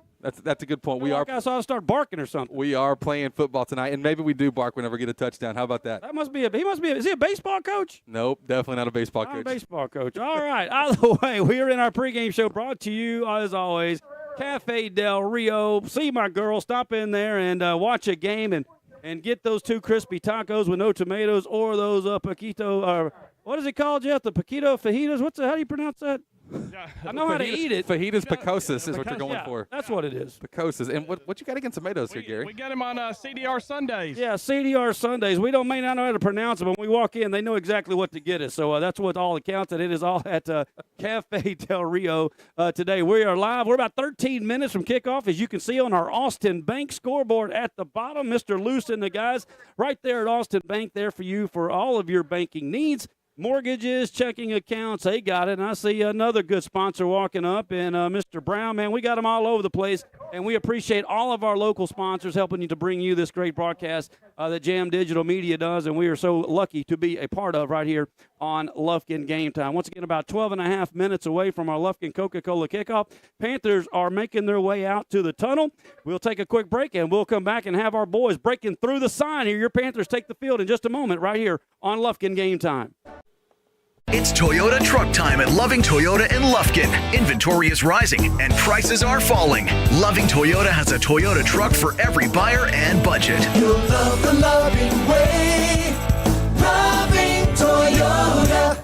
Well, everyone, the merger is now complete. Two East Texas insurance powers are now one. Morgan Insurance and Bartlett Baggett & Shands Insurance Agency are now just Morgan and Bartlett Baggett & Shands Insurance Agency. You can connect with them at 936-634-7755 or morganins.com. That's morganins.com. You can now get your free auto quotes courtesy of Germania Insurance. Serving Lufkin and Nacogdoches in all of East Texas. Let the experts with over 150 years experience take care of you. It's the new East Texas Power. That's Morgan and Bartlett Baggett & Shands Insurance Agency here in Lufkin. And welcome back. Cafe Del Rio, the pregame show live from Abe Martin Stadium, John Outlaw Memorial Field. Jeff, as a Strata-Roofing call the sideline, wind could be a factor tonight. The flags are standing up, blowing towards the north end zone, so that may affect the decision on the coin toss tonight. Yeah, pretty good breeze coming out of the south, but I am not going to complain about it. No, I heard about 8:30 we got a chance for a bit of a storm to come in around the 8:30 mark. That'll be something interesting. Wouldn't complain about that either. I would never wish away rain the way this summer's been, but anyway, it's a nice temperature tonight. Supposed to be real nice next week. Not even this was I heard our last day of triple digits that we can expect. So from here on out, it ought to be cooler weather. Well, I'll believe it when I see it. I'll leave it at that. Football weather will be here. No doubt about that. We are about 10 minutes away from your Lufkin Coca-Cola kickoff. And, of course, Jeff will be on the field for our security and guarantee coin toss, which will be coming up. But let's go down to the field for the Lufkin Panthers school song here in our Cafe Del Rio pregame show.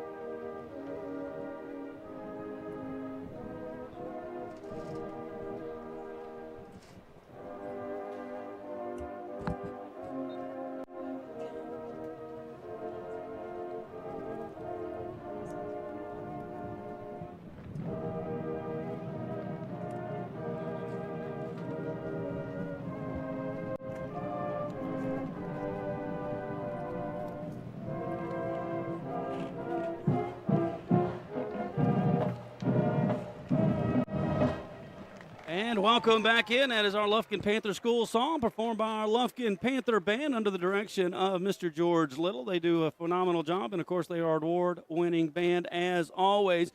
As the team is down on the track taking their final kind of calisthenic loosen up there, Josh, or Chris. I'm sure we got some psychology name we call that, right? Nope, that's calisthenics. It's a good one there for it. Yeah, listen, why not? Listen, you're going to paint me as a psychology major. That's not the case at all. And so, listen, Pavlov's dog. We'll put it in the library. Maybe bring it back some other time. We'll see. Put it up on the bookshelf for now, though. So, in theory, you rang the bell and the dog finally listened enough, and he came and ate when he heard the bell. Well, the theory is that when the dog heard the bell ring, he just started drooling automatically, and there wasn't even food in front of him because he just had this concept of, hey, he's been trained so much when that bell gets rung that the food was there and ready to go. So I'm just saying, the bell's rung. Sometimes you just hand a man a shovel and let him keep digging. You don't have to ring a bell up there for Gary to be ready to eat. No, I'm hungry right now. I don't need a bell. I need a Whataburger double meat cheese or a taco, casa taco, or, whatever we got. I'll eat it. There it is, Jeff. That's a low. Hopefully don't see the Whataburger penalty flags this week like we saw last week. That would be good. That would be good, Jeff. I think you're right. The lowest common denominator. What Gary got out of this was food. Just food. Just food. But listen, I'm right there with it. So I think we can. I think we roll on with it. And a bell. And a bell. Food and a bell, and we're going to bark on touchdowns. All right. The rest of District 7 5A in the final warm-up before district play, which starts next week, and we will be at the number 2 rated Lobos of Longview. Forney visits Mesquite. Lancaster, again, falls out of the top 10 after that thumping last week by South Oak Cliff. They go to Denton Geyer, and I want to keep an eye out on Forney Mesquite. As we mentioned, Longview has on the road tonight at Tyler Legacy, and John Tyler is on the road at Mesquite Horn. As the Panthers are under their tunnel and they are about ready to take the field, and I got a feeling they're going to be fired up tonight. You saw them down on the field in the pregame show or in the countdown to kickoff, and, man, we got the smoke rolling a la Hurricane Alley down there where the Aggies will be tomorrow. Hopefully that smoke will set off our boys tonight like it did the U back in the early 90s. Jeff, you like the Aggies? You like that reference there or no? I'm a Texas graduate, so I'm just going to plead the fifth. You're going to let that one go on it? I like it. Here we go. Your Panthers under the helmet, and they take the field.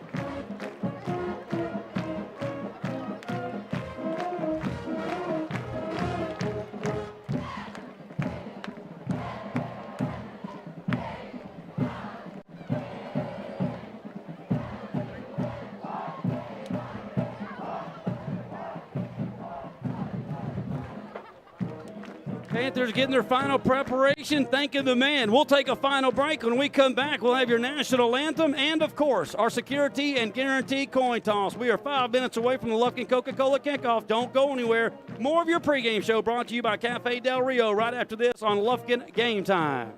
This is a Whataburger table tent. An orange and white trophy for your made-to-order burger. It means we cook your meal up fresh. And don't get up, because we'll bring it right to you. So if you're looking to sit down and celebrate the fact that you left it all on the field, we've got your number. Whataburger, just like you like it. It's Toyota truck time at Loving Toyota in Lufkin. Inventory is rising and prices are falling. Loving Toyota has a Toyota truck for every buyer and budget. You'll love the loving way. Loving Toyota.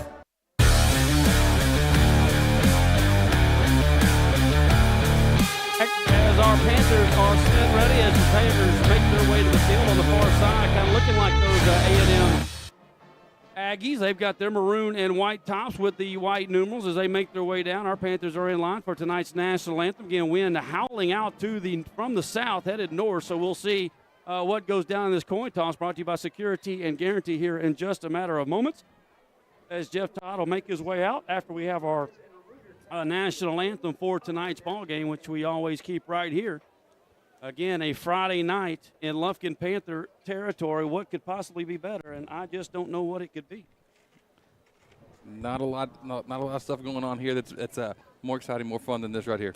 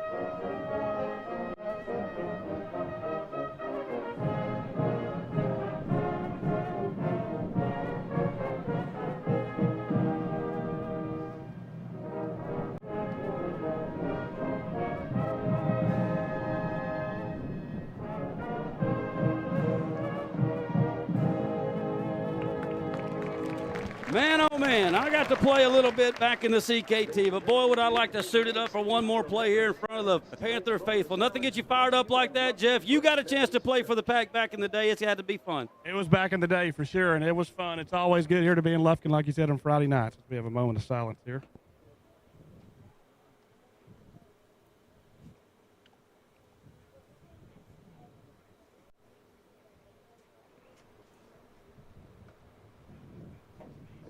Thank you. Listen, guys, y'all talking about back in the day getting to play football. I just want to throw it out there. Never lost a football game in my life. Never lost. Well, couldn't lose when you're sitting there in psychology class. I also never won a football game, but that doesn't have to be said.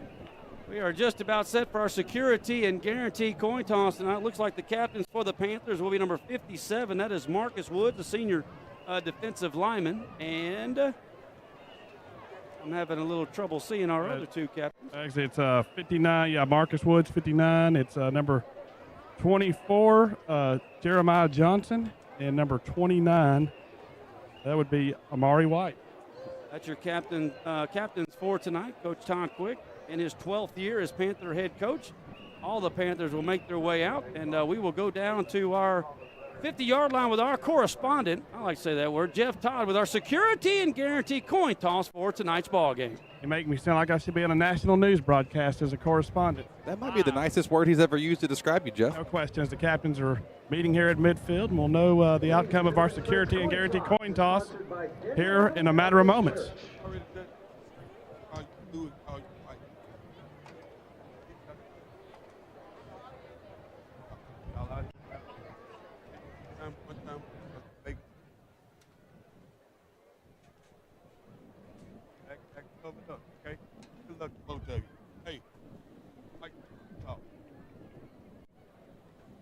A&M Consolidated has won the toss tonight, and they have elected to defer, so Lufkin will be receiving to start this ball game.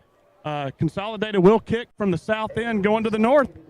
This will conclude our Cafe Del Rio pregame show. When we come back, we'll have the Lufkin Panther football and the Lufkin Coca-Cola kickoff here on Lufkin Game Time.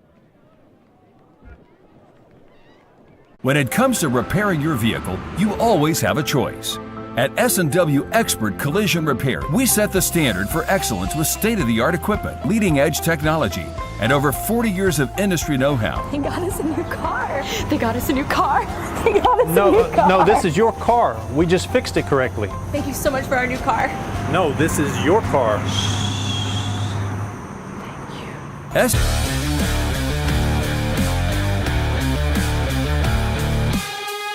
Thank you for tuning in our Cafe Del Rio pregame show. And we are just about set for your opening kickoff tonight from Abe Martin Stadium. Gary Ivins Jr. along with Chris Simmons up in the booth. Jeff Todd down on the sideline, and we'll be covering your actions. Our Panthers will make a move to try to get to 3-0 in our final tune-up before 7-5A play starts a week from tonight. Kicking off tonight for these Tigers, that'll be number 12, Colton Chambler. He will be doing the honors, and, of course, back deep for the Panthers should be Murphy and company. It'll be Murphy, and also back there will be Brian Rogers.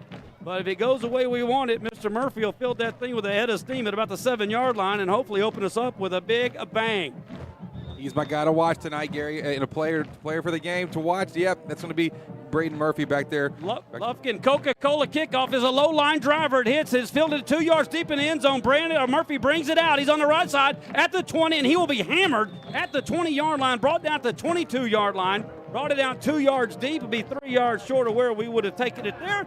But either way, the Panthers will hit the field for the first time tonight, and they'll be led by the senior T.J. Hammonds, 21 of 29 last week, 28 of 40 for the season, 562, and 5 touchdowns to 0 interceptions. We got to get the ball running, and that includes number 3, Keydron Young. It's 137 yards last week. He's looking at 286 on the year, 6 touchdowns, and we hope he is our player of the game tonight with another 3 touchdowns. We shall see. Panthers open it up with 2 receivers to the right. Gavin Phillips tight to the left. And the ball on the right hash. Here we go. Young offset to the left here of TJ, who is in the gun. First play will be a handoff. Pull Gavin behind, and there again, nowhere to go. The left side of that offensive line for the Lufkin Panthers with Daniels and Nichols could not get any penetration. Gave up a lot of penetration, and we're going to lose yardage. Maybe give us a line of scrimmage here, but it's going to be 2nd and 10. Justice Daniels, our left tackle, going to be the guy to watch here. The sophomore getting the start, lining up with Jordan Lynch over on that other side. The senior on a sophomore. Daniels is getting thrown into the fire here early, but in order for Kedron to have a good night, the line's going to have to create the space for him to work, and that's going to be a pivotal matchup to watch for. Lynch, their best defender. He is a big kid, 2-year starter here for the Tigers. He's lined up right over the sophomore Daniels here.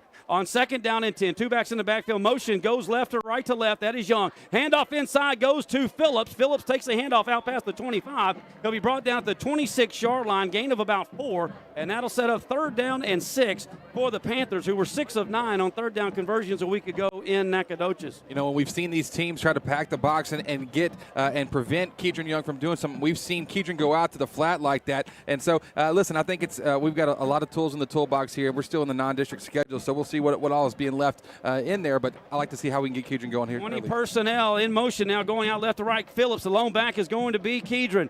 TJ rolling to his right, got a man open, but it's underthrown. He was attempted to get it to Murphy, but well underthrown as TJ tried to throw it on the run. And the Panthers will have a 3 and out here on our first possession, something that has not happened much in the first 2 ball games. Really hasn't. We saw the defense for A&M Consolidated come in and shut down on the first run of the game. Then a 4-yard gain after that. But that one, the secondary is definitely beatable. But on the corners, they're pretty solid with DJ Darnell and Aiden Berryman. Hands it on to punt, averaging 35 handers, long of 50 on the season in 2 ball games. Good snap, rolls to his right, gets a low line drive kick, and he shanked it, hit up high on his foot, closer to his ankle than his foot. And this is going to be absolutely stellar field position for the Tigers as they start this thing on our side of the field. And that is not the way Coach Quick could have dreamt to start this ball game off. That is going to go down as about a 22-yard punt. Off the side of his foot up toward his ankle, and great field position here for Coach Brandon Smith as he takes the field. That ball is officially marked at the 44-yard line of the Panthers, something we did not see a week ago. We played the entire game on Nacogdoches end of the field. We really did. The fans on the left side had to use the binoculars, basically the whole first half for sure. But we haven't seen a lot of punts being, shanked like that. But now defense going to have to put in that work like we saw last week, which obviously they're more than capable of doing. Will Hargett leads his team off. He is in the gun with a pistol formation. He'll hand it off to the right side. Roderick Taylor will take the first handoff, break through the first wave. Hooper will make the tackle, but not before a 6-7-yard pick, a 6-yard pickup. And it'll be 2nd down and 4 as Taylor went right off the right side. And those tackles over there, that's Calhoun at guard and Brown at tackle. Some big human beings over there move the Panthers off the line, and Roderick Taylor picks up 6 yards. Taylor, a guy that last year had 1,000 yards rushing on the season. Kind of going a little bit more under the radar here. He'll take this. Nope, this will be Hargett keeping it, throwing it out wide. He's got his number 2 receiver. That is number 15 on the reception. That is Cameron Vines.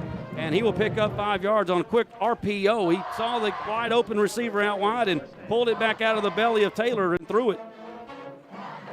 And that's what we say. We got to read our keys.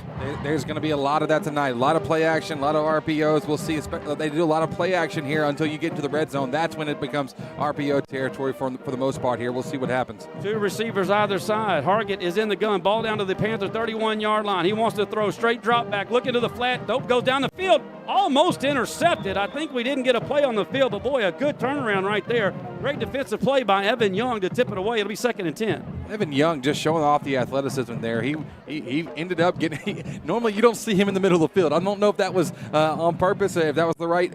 He was in the right place. He ended up being in the right place right time. I don't know that it was on purpose that he ended up being there, but hey, got the deflection and nearly turned into something else. Pilgrim's Pride, first quarter action, 2nd down and 10. Hargett now the 20 personnel, 2 backs in the backfield. He'll fake the handoff. Now goes out to the flat. He has got it caught. It is Vines once again around the corner. He's got a first down all the way down inside the red zone, and we will mark him down at about the 13-yard line. And boy, Vines is not a guy that's been having a lot of catches through 2 weeks, but he has lighted it up here early. No, but in week 1, he did have a 73-yard touchdown against Huntsville. The coach is talking about his explosiveness, that he has the speed to be able to break one off. Well, he's getting open here early on and be able to make something happen with space. Down to the marking down, at the 16-yard line. And it'll be 1st down and 10 there for the Tigers, their initial possession of this ball game, and they are on the move. And we're going to get a delay of the game, or he broke the huddle with too many players on the field. It's going to be our first Whataburger penalty flag, and it is going to go against the Tigers. Had too many men out here wide. They sent one in, and you can't break. Well, they didn't go to huddle, but I think that's what Coach Schmidt's trying to get clarification on right now. You have 12 men in the huddle without a huddle. they had 11 seconds still to go on the play clock, but neither way, it's going to be a 5-yard penalty against the Tigers, and they'll set up first down and 15 back at the 21-yard line for Consolidated, their initial possession of the ball game. 9:24 to go in the first quarter. Brought to you by Pilgrim's Pride. And fans showed up. Panther fans are loud and proud here this evening. A lot of people here. We figured it might be the case. It's a little bit cooler than week 1 for the opener. And now, seeing some success, and everybody wants to see them go 3-0. No doubt about it, but we need a stop. We need big Zion Williams to make a play. Handoff. It's going to be Hargett keeping it to the outside. He's going to be brought down. A little bit of a loss there. Great play by the Panthers up front. I believe that is the middle linebacker, Laura, with the tackle behind the line of scrimmage. That'll be a loss of 1, and it'll be second down and 16. Heck of a play by Laura. Maurice Curl was actually down there, too. He didn't make the hit, but he got the pressure and pushed him in the direction of Laura. That was an excellent job. That's what we got to have as a team effort there. Second down and 16 as the Tigers reset their alignment. Looks like they're going to go with trips to the left-hand side as they're going to the north end zone. The wind all of a sudden has laid down. Target will have Taylor in the backfield with him. Trips to the left side. And it's going to be a straight handoff to that left side. Taylor juking around, makes a guy miss, tries to go outside, and he is hammered. That is an S&W collision. Bang, bang hit right there. Timmons comes up and lays the helmet on him. He'll gain about 4, but he's going to remember that hit tomorrow. Yes, he will. Timmons trying to get himself in that conversation from the get here with our defensive player of the game. You make hits like that, we'll remember when we get back to that fourth quarter. Third down and about 12 now for the Tigers, just inside the 20-yard line of the Panthers at the 18-yard line.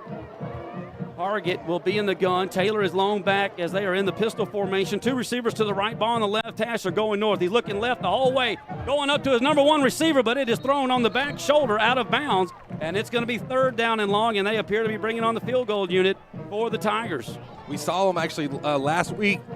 They attempted a field goal that was wide left and a little bit short, but it was around a 48-yard field goal last week. So they're not afraid to throw the kicker out there and get some tries. But last week they weren't successful with the long one. We'll see what happens here. He was banging it in from 40 in the pregame show. This one will be a 35-yarder. Wind has now picked up. He's got it right behind him on the left hash. You can hear that wind going in the background. Coming in to do the damage will be Chalmers. Good snap. It's down. The kick is up. Plenty of leg, and it is perfect just inside the left hash upright, and the Tigers take an early 3-0 lead. But all things considered, I think that's going to make our coach Todd Quick very happy. We're only down 3-0. 8 minutes to go in our Pilgrim's Pride first quarter. We'll be back right after this. Loving Auto Group is more than a great place to buy and service your vehicle. We're your neighbor, friend, and fully committed to helping the communities we serve. You'll love the loving way. Loving Auto Group. Hey Panther fans, Big Nasty here. Need a short-term loan to cover some unexpected bills or maybe a little extra cash? Give Texan Credit a call today. Loan process that is easy from start to finish, and you will get your money fast. Texan Credit has been helping Texas residents for over 10 years by offering multiple loan options with easy low payment. Located in Lufkin at 509 South Timberland Drive, or look Texan Credit up online, TexanCredit.com. Trust me, if they'll loan me money, they will loan you money. Texan Credit, they say yes. Welcome back. Panther football here. Your Wright Buick GMC reverse scoring drive update, if you will. 8 plays, 26 yards, 2:34 off the clock. It was a 35-yard field goal. It is good. 3-0. Here's your Lufkin Coca-Cola kickoff. Another line drive. This one's going to go all the way through the end zone. It will be a touchback. Your Lufkin Coca-Cola kickoff is a touchback, and the Panthers will take our second possession starting at the 25-yard line. Gary, correct me if I'm wrong. Which, listen, we know on this broadcast happens aplenty, but I believe it's the first time that we've been behind all season. Yeah. I don't think Tyler Lee scored, did they? I don't think yet. Not for a while. So yeah, this is the first time for us, but time for us to answer here. We knew that this defense was going to come in and play heavy, and they're going to play hard. They're going to play hard. This Meadows kid too. We've talked about Jordan Lynch, but Trace Meadows, he's a Utah Tech commit. He's a dude out there. He flies all over the field. He finds a way to just to be around the ball.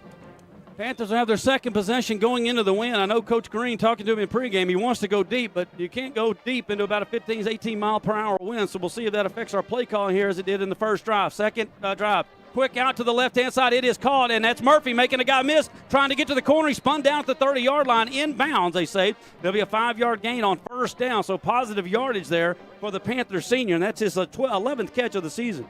That's just Braden Murphy making a play and making something happen where the defender ended up wrapping him down. But, hey, not after a 5-yard gain. You'll take that all night. 7:30 to go here in our Pilgrim's Pride first quarter. Your Austin Bank scoreboard. Check it out, rolling live all game long. Mr. Luce and company. Back to the ground. Handoff will go to Kedron. And Kedron had some blocking and had some room, but the play is whistled dead. And if it's whistled dead, that should be on them. Well, then why would they whistle it dead? That makes zero sense. False start against the Panthers on that Whataburger penalty flag, and we will negate the first 5 yards we gained on first down. Forward a little bit, back a little bit, forward. Now we got to play a clean game. We saw last week with, like we said, 15 penalties, 131 yards surrendered through the penalties. Got to play clean. And this is not the pro level where they're going to tell you who had the who had the miscue. So. It was on Gavin Phillips. He just started a little bit early there in the backfield. Not a good sign. He's in motion left to right now on 2nd down and 10. Back to the ground. Kedron nowhere to go. Trying to bounce out of a tackle.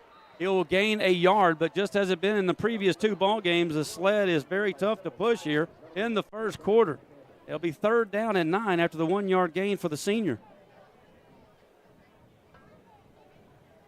We have been good about, trying to establish it, keep going to Kedron and see if we can get him going early on. But what happens then is after a couple of those little jabs, then you might see us take a shot here or there to see if we can catch the defense napping on it.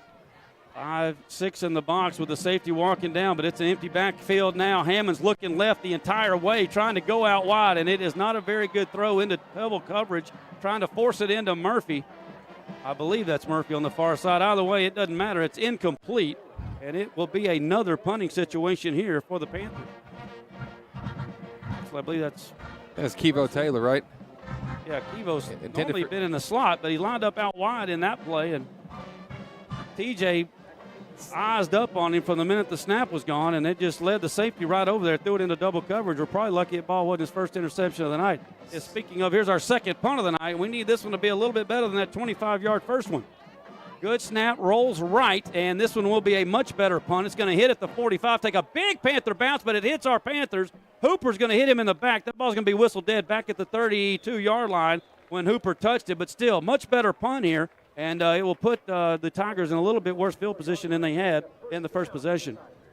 Well, we saw the defense be able to bend but not break there after starting off with horrible field position against them on the first drive. So I think that you give them a little more space to work now. We'll see if we can just shut them out. 3 and out with a punt would be exactly what the doctor ordered here with 6:16 to go in the first quarter. Still 3-0 as the Tigers come on for their second possession.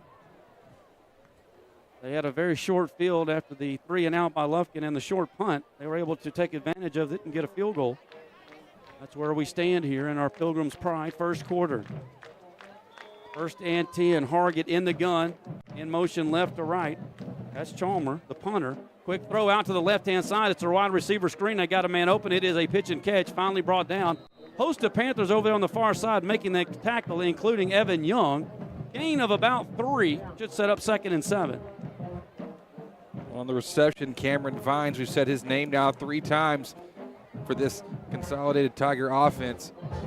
We saw York, the guy that can actually be a real big threat with his routes. He set the screen there for Vines. We have not seen Keyshawn Thomas, who is normally supposed to be in that spot. I'm wondering if they switched numbers. But we have not seen the senior yet. There's a handoff inside to Taylor, and he is clobbered as he crosses the 35-yard line. Out to about the 37. Hooper was the initial man there. Again, another gain of about 3, and we're going to set up a 3rd down in 3 or 4 right here for the Pack. Right now, I think the Tigers look. I mean, they look pretty comfortable getting what they're getting. They moved Thomas out to the slot so that they could really set up more running opportunities for Trey Taylor back in the backfield for him, and he's feeling pretty comfortable right now. 3rd down and a long 3, we'll call it. Ball on the left hash. They're still heading north. Hargett will fake the handoff, throw out wide. He's got a man. It's caught right at the sticks. Good pass by Target. Only man that could catch it was Vines, and that'll be a 1st down for the the Tigers. Third first down of the first quarter for the Tigers. Lufkin 2 consecutive 3-and-outs. Maurice Curl coming in for the Pack. Texan credit first down.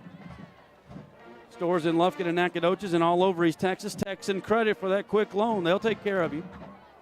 At a first down here for the Tigers. Now ball on the right hash, and they're going to get the false start here as the right guard. That's Brown over there. The junior is going to jump, and the Whataburger penalty flag will go against the Tigers here. It'll make it first and 15.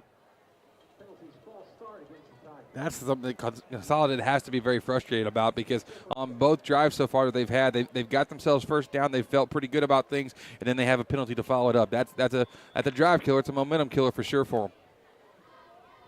So that'll back it back up to the 37-yard line, make it the 38-yard line. And it'll be first and 15. Hargett will bring his kids to the line of scrimmage. Shumler will be tight to the left-hand motion, now in motion to the left, to the right. Quick throw out to that side on another wide receiver screen. This time they're trying to hook up out wide. That's number 17. I did not have him on my roster. I didn't. I believe it's Nick Garcia. Saw that earlier, and I believe I've connected some dots there. Nick Garcia, who last week went 5 receptions for 81 yards and a touchdown. I believe that's who they have slotted dressed up as number 17 here. Great tackle out there for the Panthers on the far side. I believe that was Young again. On the wide receiver screen, picks up a couple of yards. It's second and 13 now for the Tigers at the 40-yard line, their own 40. Trips now to the left-hand side for Hargett.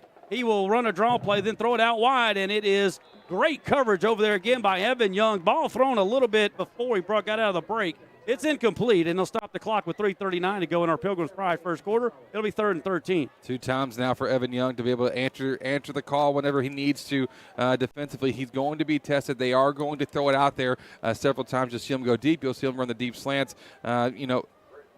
He's going to have to be on it tonight, and so far he's been just that.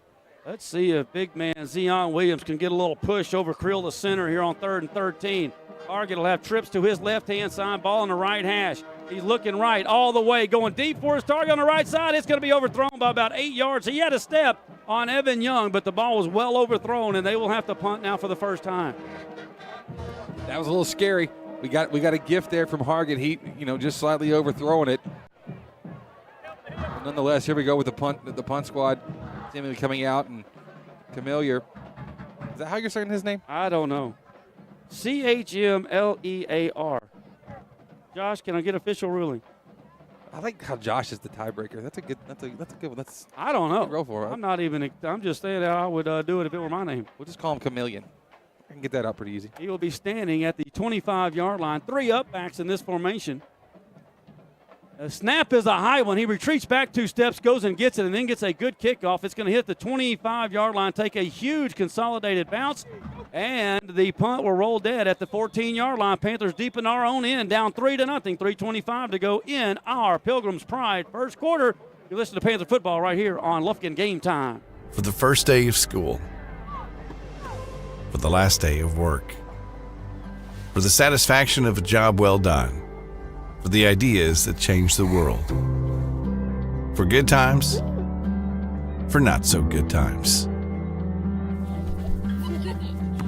for her future and hers and his, for serving our customers and connecting communities. We're here with you for good.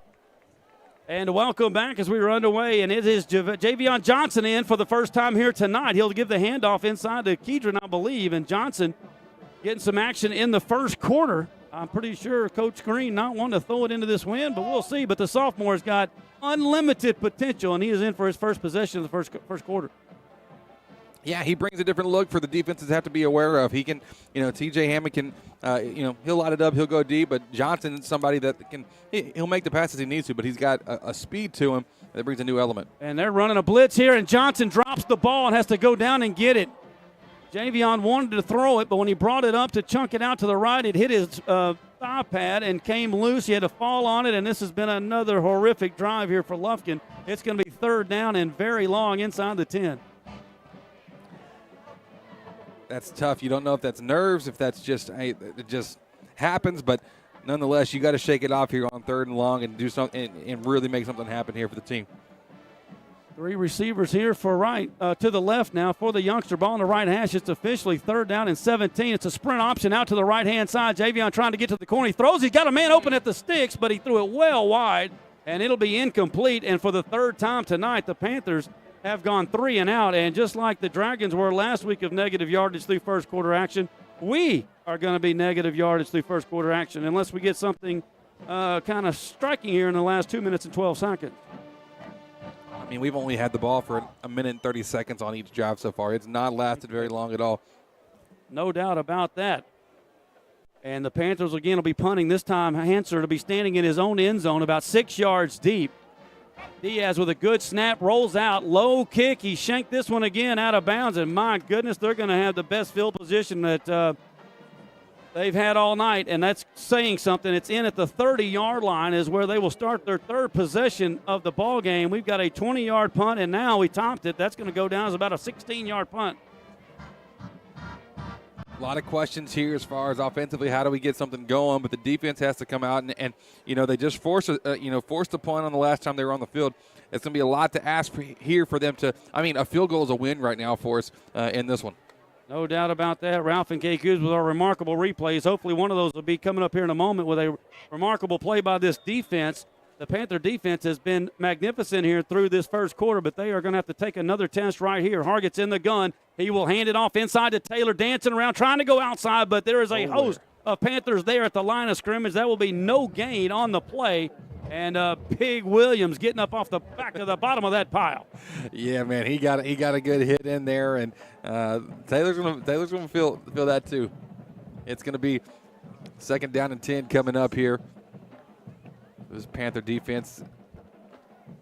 2nd down and 10 now. Keep them. They might want to. Oh, those are the ones you're not using. You can throw them away. 2nd down and 10 in motion. That's left to right. Camille. And Hargett wants to throw to him on that wheel route, and it is caught. Wow. Boy, oh boy, I thought we were going to pick it off. Yep.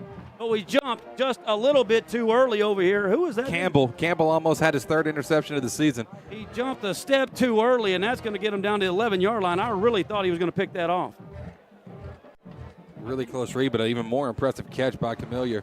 And back to the ground now. Taylor's got the handoff. There's a big Whataburger penalty flag. That's a touchdown run, but I think we got a holding call. It is a huge Whataburger penalty flag going against the Tigers, and that will bring it back, and that'll be a big 10-yard double meat, double cheeseburger. Yes, it will, because Taylor was able to work. I mean, I guess there's a reason he had a wide open gap, right? But, man, right now, I feel like there's a lot of pressure on our defense. They are having to carry all the weight right now, and offense, we're going to have to give them some support here, especially on our next drive. But right now, we got to seal some gaps, and we got to prevent Trey Taylor from looking like a crazy good running back. He's a very good running back, but man, he's getting everything he wants right now. It'll be 1st down and goal to go at the 20-yard line. Is Hargett in the gun. He will go back to the ground to Taylor, and Taylor will be tripped up at the line of scrimmage. He'll fall forward. Good open field tackle there, and coming up to make that tackle for the Panthers was Menifee. He will bring him down at the 18-yard line. 2-yard gain on 1st down. Menifee with a shoestring tackle coming down the line from his right outside linebacker position. And it'll be 2nd down goal to go at the 18, maybe the 17-yard line in between the two. Just not seeing it. We've seen it once tonight where that 3-man defensive front really got in there and caused a lot of issues. We need to see that some more here. He's got a little tight set to the right, fakes it, goes quickly to the left side, and he's got a man running the slant route wide open for the touchdown. That's Ellis Myers. He was in the slot to the left and ran a slant, and they faked the handoff to the right-hand side. He looked back, and he's got Myers wide open on that slant touchdown, and they have got the 9-0 lead here in the first quarter from Abe Martin Stadium. On for the Abelt's Pharmacy extra point. Right there at Gaslight. Abelt's Pharmacy, Mr. Abelt and Company. A lot of jumping down there, and I believe we're going to back them up. A Whataburger penalty flag. I think false start. The center may have done it. Quick call to the sideline, Jeff. Right now, field position is the key, and they're taking advantage of it. Yeah, got to find a way to flip this field over. The Panthers do on offense. Got to get sustain a drive and get some first downs, and again flip this field. That last touchdown play, Michael Mosley was just a little late getting there as he got caught looking in the backfield, I believe. That is correct. And Hargett made a great pass, hit him right on stride. Touchdown, Tigers. And they got a chance here to make this a 10-point lead with an Abel's Pharmacy extra point now back at the 15-yard line, 25-yard attempt, center of the field, right in wind behind him. And this guy can boot it from anywhere. He knocks it right through, and the Tigers take a 2-possession lead, our biggest deficit of the season, 10-0. Tigers lead it. Panthers will get it back for the 4th time, looking for our first first down. Easy for me to say. Back with more right after this on Lufkin Game Time. Panther fans, it's game time. Need to make a winning play in the mortgage game? Shane Sepulveda with K&G Capital Mortgage has got your back. Offering VA, conventional, FHA, USDA loans, he's got the play for you. Looking for someone local? Choose Shane. You can text WINNERS to 33655. That's WINNERS to 33655 and make the right move. Your future? That's Shane's focus. Proudly supporting the Lufkin Panthers on Lufkin Game Time. Make your mortgage move with Shane Sepulveda at K&G Capital Mortgage. And MLS number 2143694. And welcome back. Our Lufkin Coca-Cola kickoff here in our Pilgrim's Pride first inning. Another line drive kick. It's going to go through the end zone for another touchback. The Wright Buick GMC drive update. I don't like these reverse drives, Josh. 4 plays, 30 yards, 135 off the clock. It was a 17-yard touchdown pass. Hargett to Myers. Extra point. Abel Pharmacy extra point was good. And they lead it 10-0. With 36 seconds to go in the first quarter. What is our first quarter stats there, Josh, offensively for Lufkin? I know this. We ran 9 plays. I'm no math major. 9 plays for where's the final number there? 9 plays for 5 yards for Lufkin here in this first quarter. And this will be our 4th possession already. Well, it's a game that we so far, the first quarters have been all about field position and starting position. Lufkin started off at their own 25, their own 25, their own 14, and their own 22. Meanwhile, Consolidated has started off in plus territory 2 out of the 3 times they've had the ball. Must have been another Whataburger penalty flag I missed. Lufkin gets the ball at the 30-yard line, and it'll be T.J. Hammonds back out for this one as Javion Johnson had the 3rd possession. And this time it'll be Hammonds as the blitz appears to be coming from his left. He quick throws, and boy, he is lucky that wasn't a pick 6. We are telegraphing our passes, and if you start keying in on one receiver and not looking away that free safety, damage can be done, and we are lucky that was not a pick 6. That looked incredibly dangerous, but what's strange about it is Preston was not on the same page at all with what was happening there. He was, 4 yards away from the corner. Back to the ground, Kedron Young, nowhere to go, bounces it outside, but they've got a host of Tigers there, and Panthers can get nothing going. It's going to be 3rd down and long once again. My goodness. Incompletion, a 0-yard gain. DeAndre Hooper, my boy, is coming in, and he is very electric. We need him to make a play right here and get us something going offensively. We may just let this first quarter tick-tock out of here. It's been a devastating first quarter for Lufkin, and it is officially finally over. Let's flip the script. The wind will be behind us. The Tigers are fired up. The Panthers are not, but I feel changes are coming. The Pilgrim's Pride first quarter's in the books. Lufkin down 10-0, facing 3rd and 10 when we come back right here on Lufkin Game Time.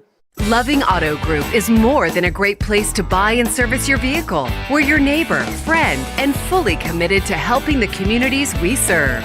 You'll love the loving way. Loving Auto Group.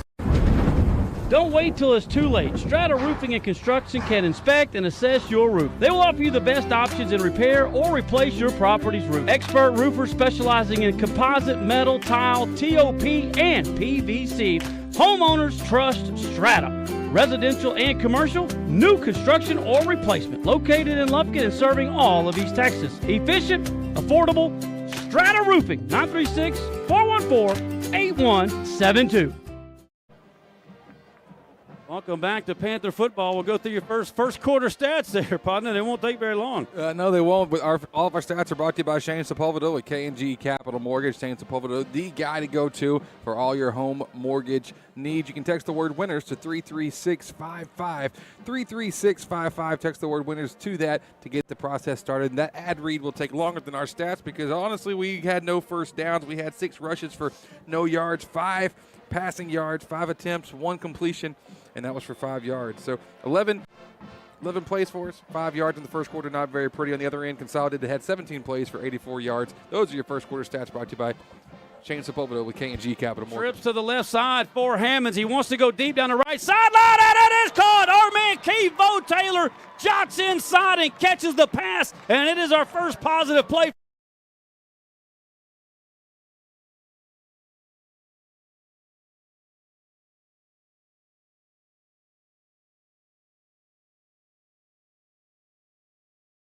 Reception, our first down. A new quarter, new us. Here we go. 1st and 10 for the Panthers at their 45-yard line. Hammonds bobbles the snap, finally gets it over to Kedron Young, hammering those big thighs forward, but again, not much to do. He's got 3 yards, which unfortunately is his longest run of the night. That is unfortunate. That will change by the end of the night. I'd take that to the bank. 2nd down and 7 now for Lufkin, just underway here in our second quarter action. Second quarter action brought to you by the Loving Auto Group. See Mr. Joe Loving and all the fine folks. The Loving Auto Group right there on the East Loop in Lufkin. 2nd down and 10. Pulling that backside guard, gives it to Kedron. Trying to bounce it to the outside. Finally, he's got an alley. He will be down inside the 30-yard line, hit and forced out of bounds. But it will be another good run there for Kedron Young and a first down for the Panthers. We said it was just a matter of time before it was going to be it wouldn't be the longest. A 3-yard run wouldn't be the longest. Well, Kedron answers the bell there. Second first down for the Panthers. Two first downs and 3 plays for us here so far. 1st and 10 for Lufkin at the 29-yard line. Ball on the left hash. Once again, he drops the snap, gets it down to Kedron, being very patient, but brought down again. Tripped up at the line of scrimmage, coming up and making the tackle. That's going to be the inside linebacker, Clark. Darts through. We miss a block, and he'll have the tackle for no gain there against Kedron. We talked about it last week that if they're going to throw a lot of guys in the box, and listen, Consolidated isn't doing anything crazy. They're actually playing it relatively reserved compared to what we've seen in the first 2 games as far as who they're putting in the box. But we've got to make the passing game a threat here. It has not been so far. 2 receivers either side for Hammonds. Ball again on the left hash. Kedron to the left. This is going to be another handoff inside, and a blitz coming from the outside. Meadows comes right down the line. We don't block it, and he sacks him. It's not a sack. Tackle for loss. Loss of 2. Yeah, Meadows was completely unaccounted for there. Murphy was wide open because Meadows lined up in front of him there, and then there was just a miscommunication. Murphy said, "Hey, I'm trying to synthesize here what they were saying," but Murphy's like, "Look, I was trying to yell at it, but TJ never saw it coming in, and Meadows got him a nice tackle there." So the best player they have on defense, we don't account for. That's got to be a mishap by someone. Yep. And that's going to be a 3-yard loss. And now we're looking at 3rd and 12. It's going to be 4-down territory for Coach Quick, I would assume. We're not anywhere near field goal range at the moment. And we're going to get a delay of the game, or did we get the timeout? No, it's going to be a Whataburger penalty flag, delay of the game against the Panthers, Jeff. I called the sideline. I thought we were going to try to get a quick timeout, but they didn't do it. No, they didn't, and that took a long time to even get the play in. The offense is just completely out of sync, and not all TJ's fault. He has not had some time when he drops back, and Kedron has no running lanes. Those guys up front have got to stay on their blocks. No doubt about that. It is 3rd and 18 now, and they're bringing a blitz in. He throws it off his back foot. We ran a screen play to Kedron, but it doesn't have time to develop because we are not blocking Meadows. And, Jeff, we talked about this in the pregame. I talked to Coach Green and Coach Cook. We got to know where this kid is, and that is 3 plays in a row that he has been there to blow this up. Yeah, he came from TJ's right side on the play before with the 2 plays ago with the sack where he just came untouched on a blitz, and he just again, no one accounted for him and ran right into TJ. And again, guys aren't holding their blocks as we've got some movement up front. Hopefully that's offsides and free play. He's offsides, no question about it. We go to the end zone. It is gone. Preston to the house. The penalty should be against them. The Panthers get a free play.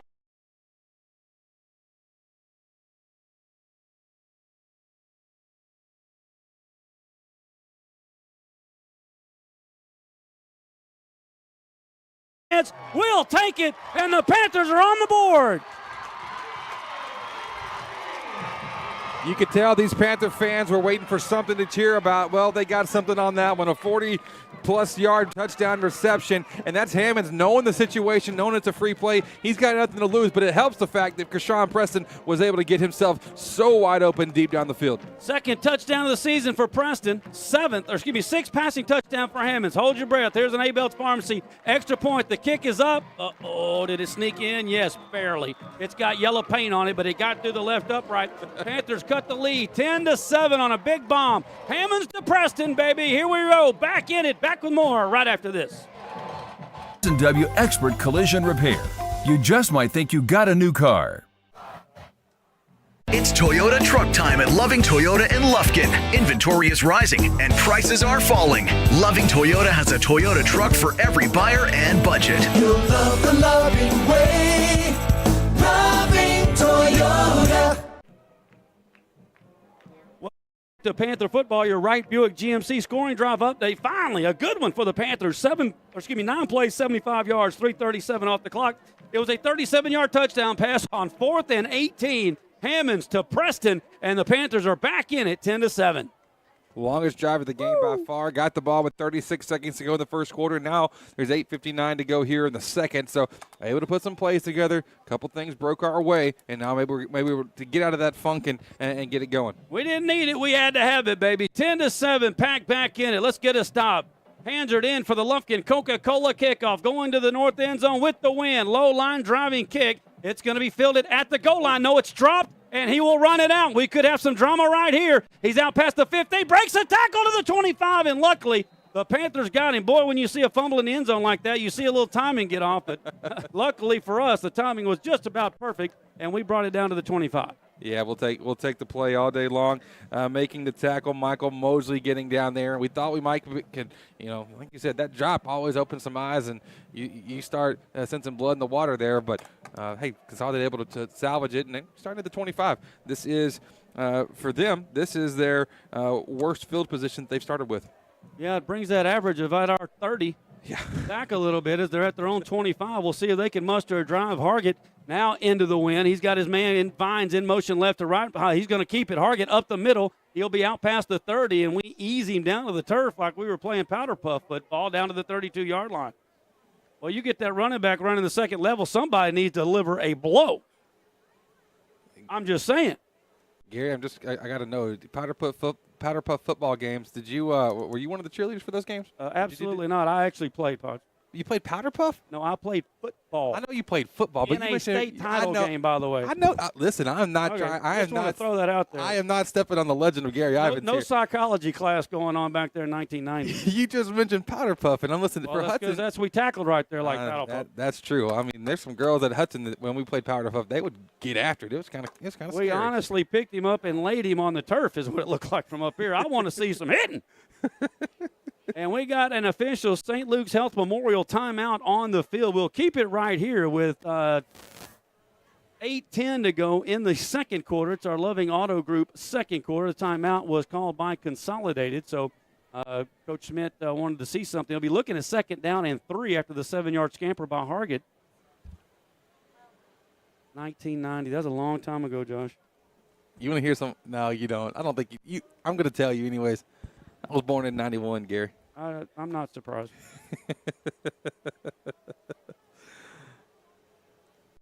You can do the math. I'll be 50 here in a couple of minutes.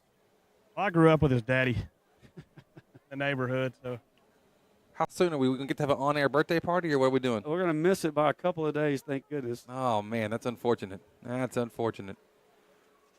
Hopefully I'll make it back. I got 2 days to spare on the Vegas trip. Hopefully I'll make it back for the game. That'll be me and you, Chris. All right, we'll be there. I've been there before. 2nd and 3, handoff inside to Taylor. Taylor's got a big area to run. He's out past midfield and finally will be pushed out of bounds after a huge run right off the left tackle. And Taylor was going to pick up about 30 on that one as they hustle to the line of scrimmage now as they smell some blood in the water. We are just not stopping the run.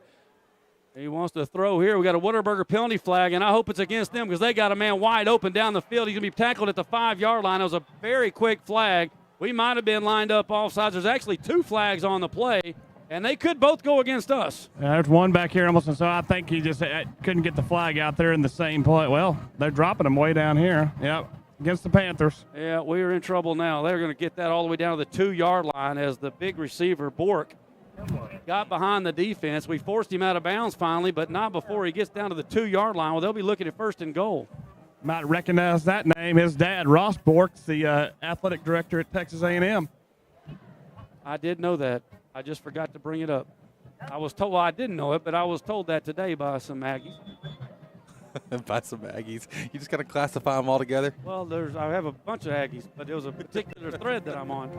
Inside the 8 minute to go, Hargett hands it off inside, and it will be rumbling down to the 1-yard line. He's not going to get there. The Panther defense probably not going to give up anything inside the tackle mark here, I wouldn't think, from the goal line, but might be a little vulnerable out on the perimeter. Clock's going to be rolling here. It's 7:30 to go in the first half. The second quarter brought to you by Loving Auto Group. Mr. Joe Loving in the group. Taking care of you as these Tigers trying to answer the Panthers' touchdown the previous possession. We're down by 3, but they are threatening once again. Second down goal to go. Ball at the 1. Hargett in the gun. The lone deep back in the pistol formation. Will take the handoff on cross side. No, Hargett's going to keep it. He's going to lose 2 yards. It's a fumble. We got a fumble, and the Panthers are going the other way. We got a foot race. He's at the 50. High stepping, baby. No, he's going to be brought down at the 30-yard line. But that, my friends, is what they call it.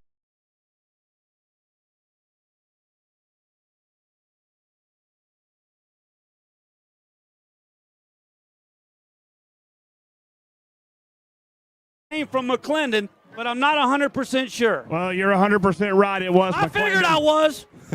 I hate to give you credit, but it was McClendon that came in, knocked the ball out of his hands, fell on the ground, and boy, and Timmons just picks it up, and I thought he was going to take it to the house, just ran out of gas. Handoff quickly to the ground. Kedron Young still boxed up with nowhere to go. That could turn into a 14-point play if the Panthers can capitalize. First turnover of the ball game goes the way of the Panthers, and that puts us +3 in the turnover situation for the season. Well, something too that I noticed on that one, it wasn't actually Hargett in the gun. They had moved Nick Garcia to be like a wildcat kind of thing in the snap went awry, and that one went awry for us there.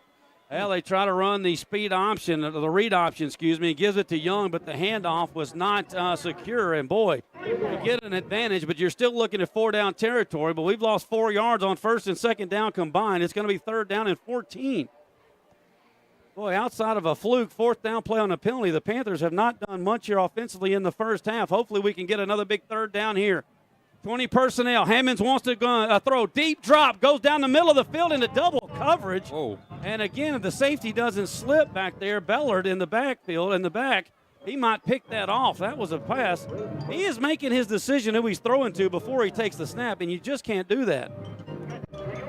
Yeah, that's I didn't see what he was seeing.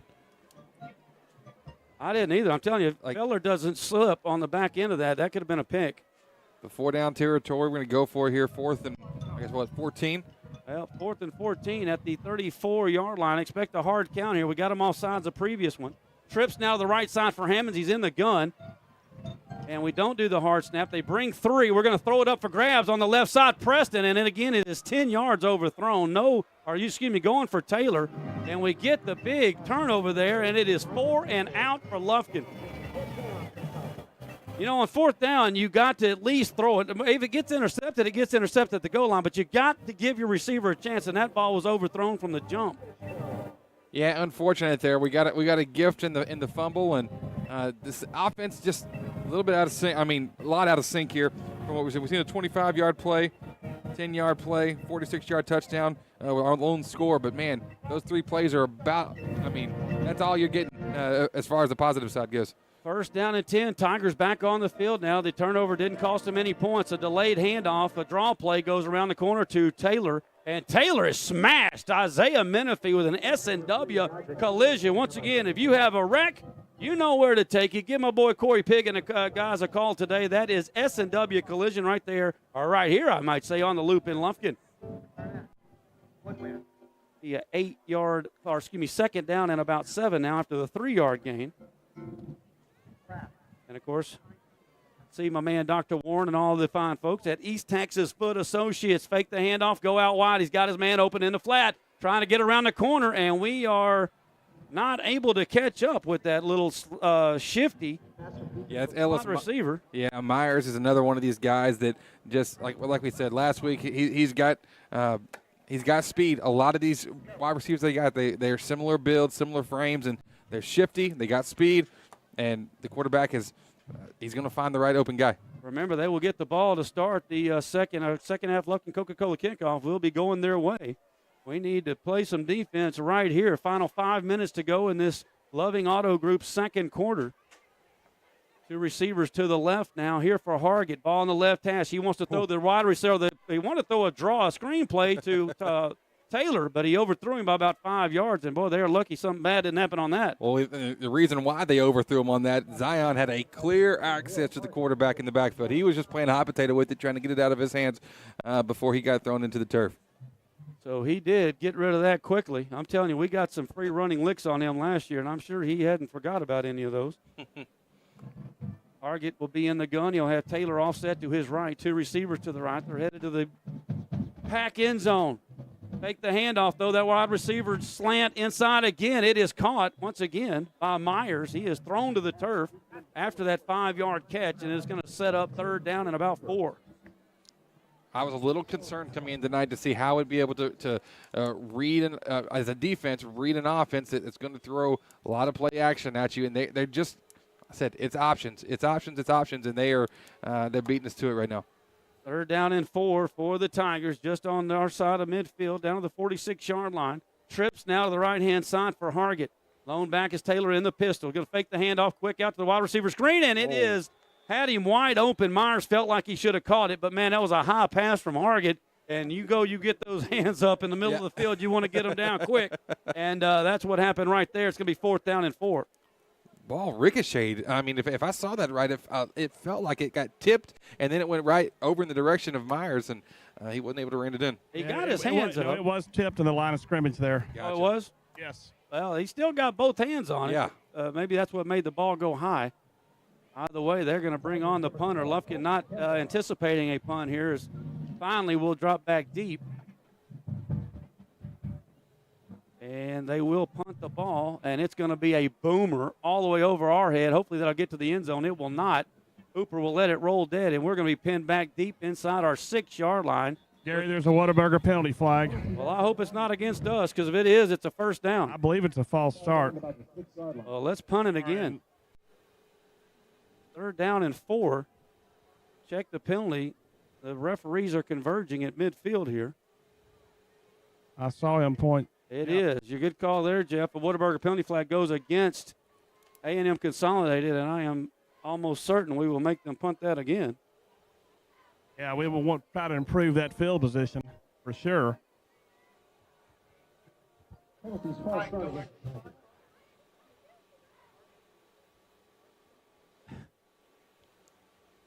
So, what you think about it, Gary? Oh, I try not to think.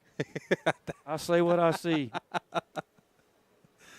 And I have a lot more fun when what I see is good. I get that.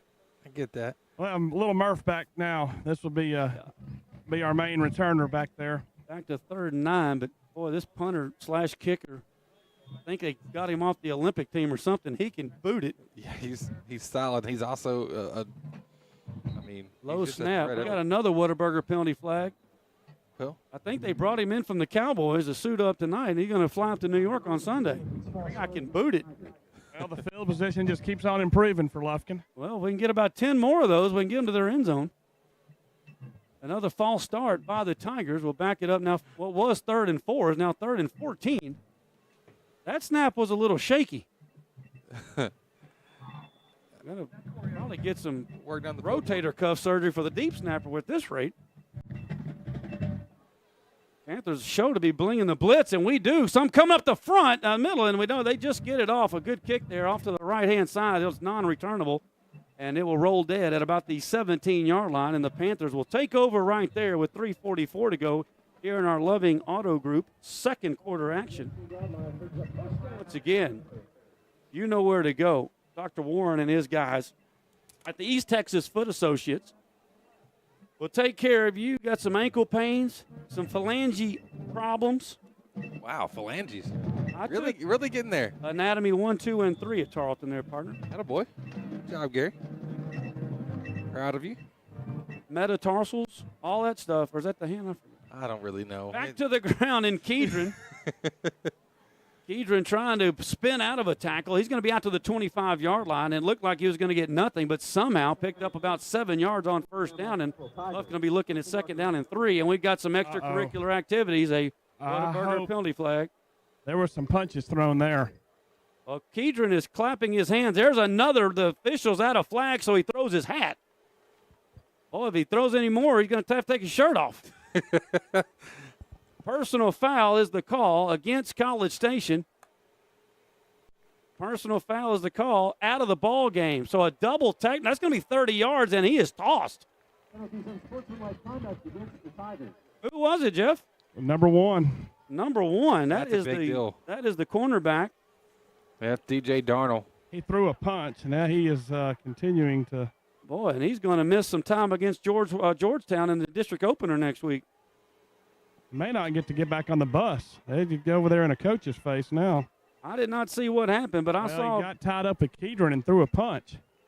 That's going to be an automatic ejection every time. And that's going to walk off 30 yards, Jeff. He must have gotten a penalty and then threw the punch. Yeah, he said something to the official as he was walking off on the other side, and that's why the official threw his hat. That's a triple meet from Whataburger. My goodness. That's huge, too, because look at the field position now with 3:30 to go in this half, and Lufkin's got a chance to either tie the ball game or take the lead here, Gary. Boy, and Coach Smith's over there getting what exactly happened from the official. Boy, and when he threw his helmet, you could tell that the kid said something to the official, and he did not like it.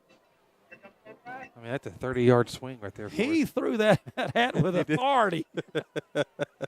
So a 30-yard, 2 back-to-back personal foul calls against the Consolidated Tigers have moved us all the way to the Tiger 44. Still with all 3 timeouts left for Lufkin. We trail at 10-7, as you can see right there on our Austin Bank scoreboard down at the bottom. They are doing their best to let us get back in this game, guys, but we have not yet been able to take advantage of the miscues. No, this is something where offense now you've got to be able to get things going. You got to figure it out. TJ hasn't had a great first half here so far after last week being just an incredible presence. Now, the offense is about ready to get things going, but the 2 officials still back here talking to the coach. So, TJ, we got to get it going here. Offensive line's got to get something started for Kedron as well. So we'll see what Coach Green and the staff have going for them. Well, Coach Smith finally got the explanation he was awaiting, and their starting cornerback, we'll see if we go looking that way. The new cornerback in over there is number 23. That is the junior Michael Thompson. But we will go back to the ground. Kedron Young dances around one defender down to the 40 and will be eventually pushed out of bounds at the, we'll see what they call him, at the 37-yard line. Gain of about 7 on first down. Clock will be stopped at 3:14 as he is pushed out of bounds. Taken out of bounds by several of the Tigers. Second down for Lufkin now. Kedron starting to get a few yardage stats going. Still at 11 for 31 for the senior. 20 personnel. Gavin to the right. Kedron to the left. Kedron to the left. He'll take the handoff, trying to bounce it out left. Cuts it out. Nowhere to go. Falls down at the line of scrimmage. It's going to be 3rd down. Might have lost a yard back to the, you lost 2 yards back to the 34-yard line. And it'll be 3rd down and about 5. Got to convert here.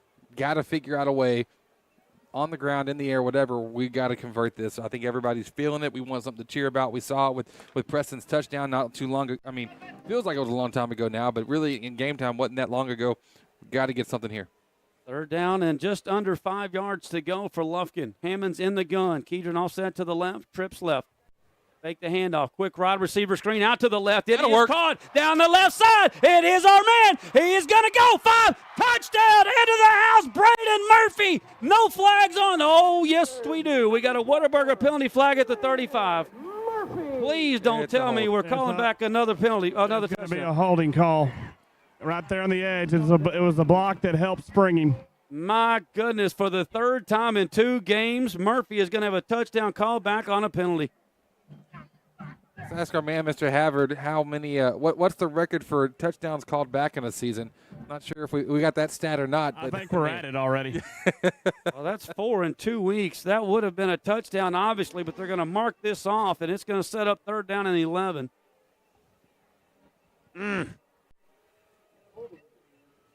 Must have been called out here on Taylor, the wide receiver. I didn't see it.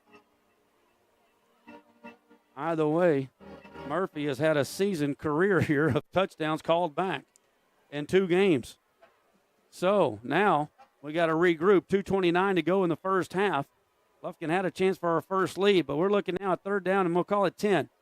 20 personnel in motion. That's going left to right. That's going to be Murphy. Trips to the right side now. Hammonds gets a block, steps up in the pocket. He's in 9 kinds of trouble, throws it up for grabs. We are lucky it's not intercepted. Luckily, it falls incomplete. That was an ill-advised pass, and it's going to be 4th down and 10. He just didn't see what he liked there at first, and then kind of panicked with the throw pressure. it into the 3rd row of the bleachers over there. Yep. Off our back foot across the field, and Lufkin will now punt the ball from our own 45, only down by 3 with 2:20 to go here in the first half. Another East Texas Foot Associates punt coming up.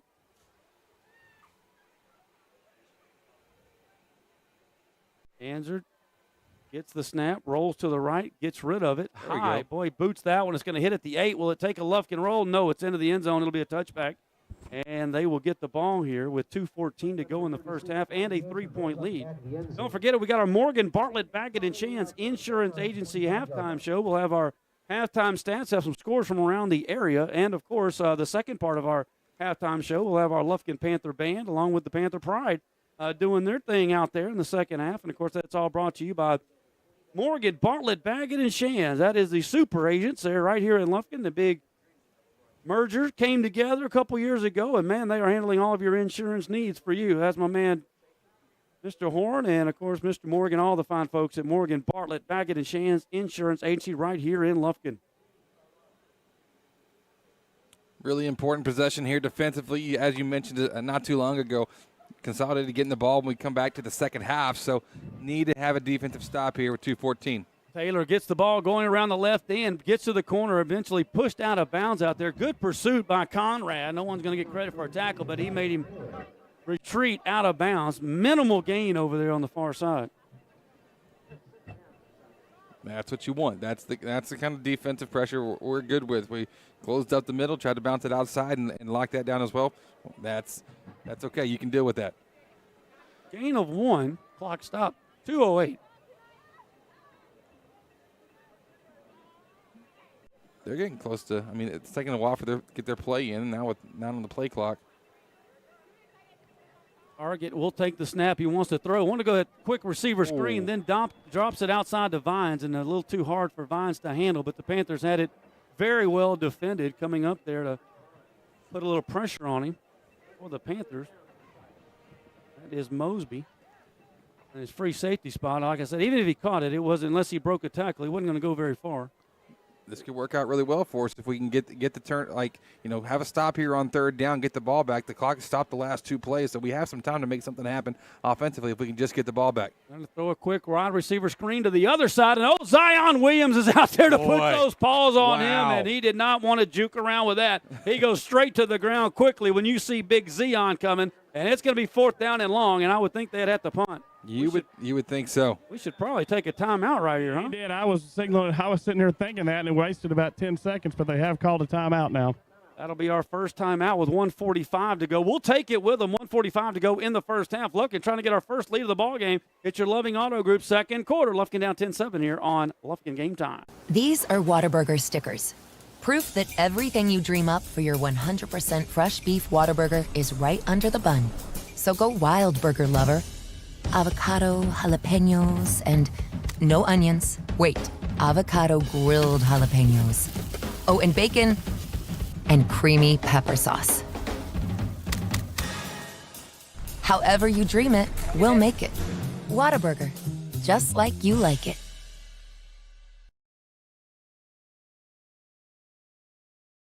Time, get the free app.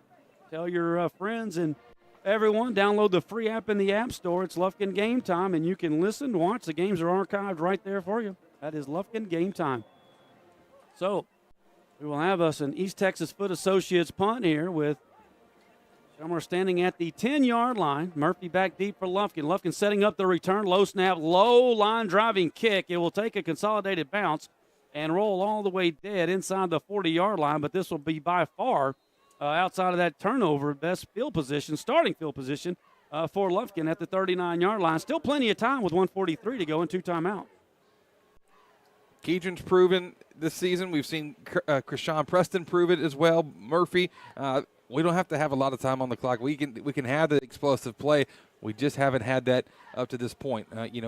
We had one. We had Preston getting the touchdown. I'll take that back. But 1:34, we got time on the clock. Let's see if we can make something happen. We need to get something rolling here. 3 receivers to the right now. Not much of the wind. We're going to the north side. And it will be a draw play inside to Keedron, bouncing laterally, and that's not what we do. But he does break a tackle out to the corner and will somehow get to the corner and picks up 15 yards. I don't know how he did it. It was all effort by Keedron Young. Just absolutely unbelievable what he can make happen whenever it looks like there is nothing to work off of there. He just uses his quick feet, gets there, and makes the play. That's a first down here for the Pack. Out to the 48-yard line, 1:26 to go, still 2 timeouts to go. Now trips to the other side here for the Panthers, our sideline. Hammond's in the gun, ball in the right hash, stripping it to the big wide side of the field, but we're going to throw it to the other side. And Preston, if he makes a tackle, he made him miss. Down to the 30, it's a foot race, and he is tripped up at about the 22-yard line. I knew if he could make one guy miss, it might be 6. But he did recover to make a tackle there to save the touchdown. That's how you do it. That's how you get, with minimal clock used so far in this one, we get back-to-back first downs, moving the ball down the field, and it's like, hey, let's play some simple pitch and catch here. Let's get everybody back on the same page, and it seems to be working here on this drive. Clock now going back at 1:15. Nope, we got a timeout called, and it's going to be called by Consolidated.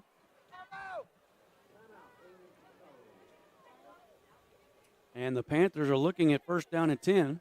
With 1:18 to go, still with both timeouts remaining.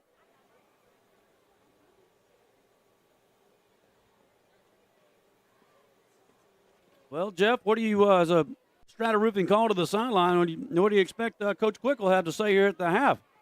Well, I think he'll talk about not being able to get the run game going starting out and being off sync and offense. The defense, I think he'll be happy with the defense's effort this half. Of course, the 2 possessions that Consolidated has scored on have been real short fields. Yeah, the defense has really done well. They've set the offense up a couple of times with that huge turnover there by McClendon and Timmons. But you're right. The offensive line has got to get going here. And, again, at a position that's already thin when we started the season, we're missing 2 starters. So, as you can tell, it has been a little bit of a inconsistency here in the first half. But I think they're going to start playing a little better in the second. Trips again to the left-hand side, the wide part of the field for the Panthers. First down and 10 at the 25-yard line, 1:18 to go in the half. Hammonds wants to throw. He's got a man. It is caught. Good shot there by Hooper. Little Hoop. Keandre Hooper goes down at the 12-yard line, went down to the ground and get it. Good pass there by T.J. Hammonds, and it's a first down for Lufkin. 3 straight first downs. Now that's we saw the defense giving some cushion, backing off a little bit. First and 10, 12-yard line. Hooper's in motion. Now he's in the backfield, 20 personnel. We will be the handoff inside to Hooper, trying to jet sweep it out wide. Cuts it back in. He's going to be hit hard at the 10-yard line and falling down right there. I don't think Hooper saw the big man coming in, and he popped him at the 11. It'll be a 2-yard gain. Second down and 8, and the Panthers will take our second time out with 52 seconds remaining in this halftime, or in this before halftime, I might say.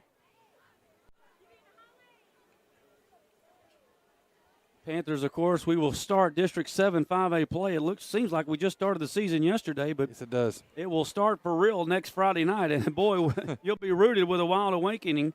If you've never been to Lobo Stadium, you are in for a treat next Friday night. Well, Chris, will this be your first trip to the Lobo Den? Sure will. Well, it's a great place for a watch a football game. We just haven't had much success lately since Gary and I have been involved. Listen, guys, I would if there's something that maybe turns our way next week, maybe we can start calling me Lucky Charm. I don't know. Hey, maybe you'll be the man. It's unorganized chaos. Tell us how you really feel, Gary. Anything goes. You know, the one year when they announced the homecoming king from 2000 and whatever it was, and he was the the field umpire.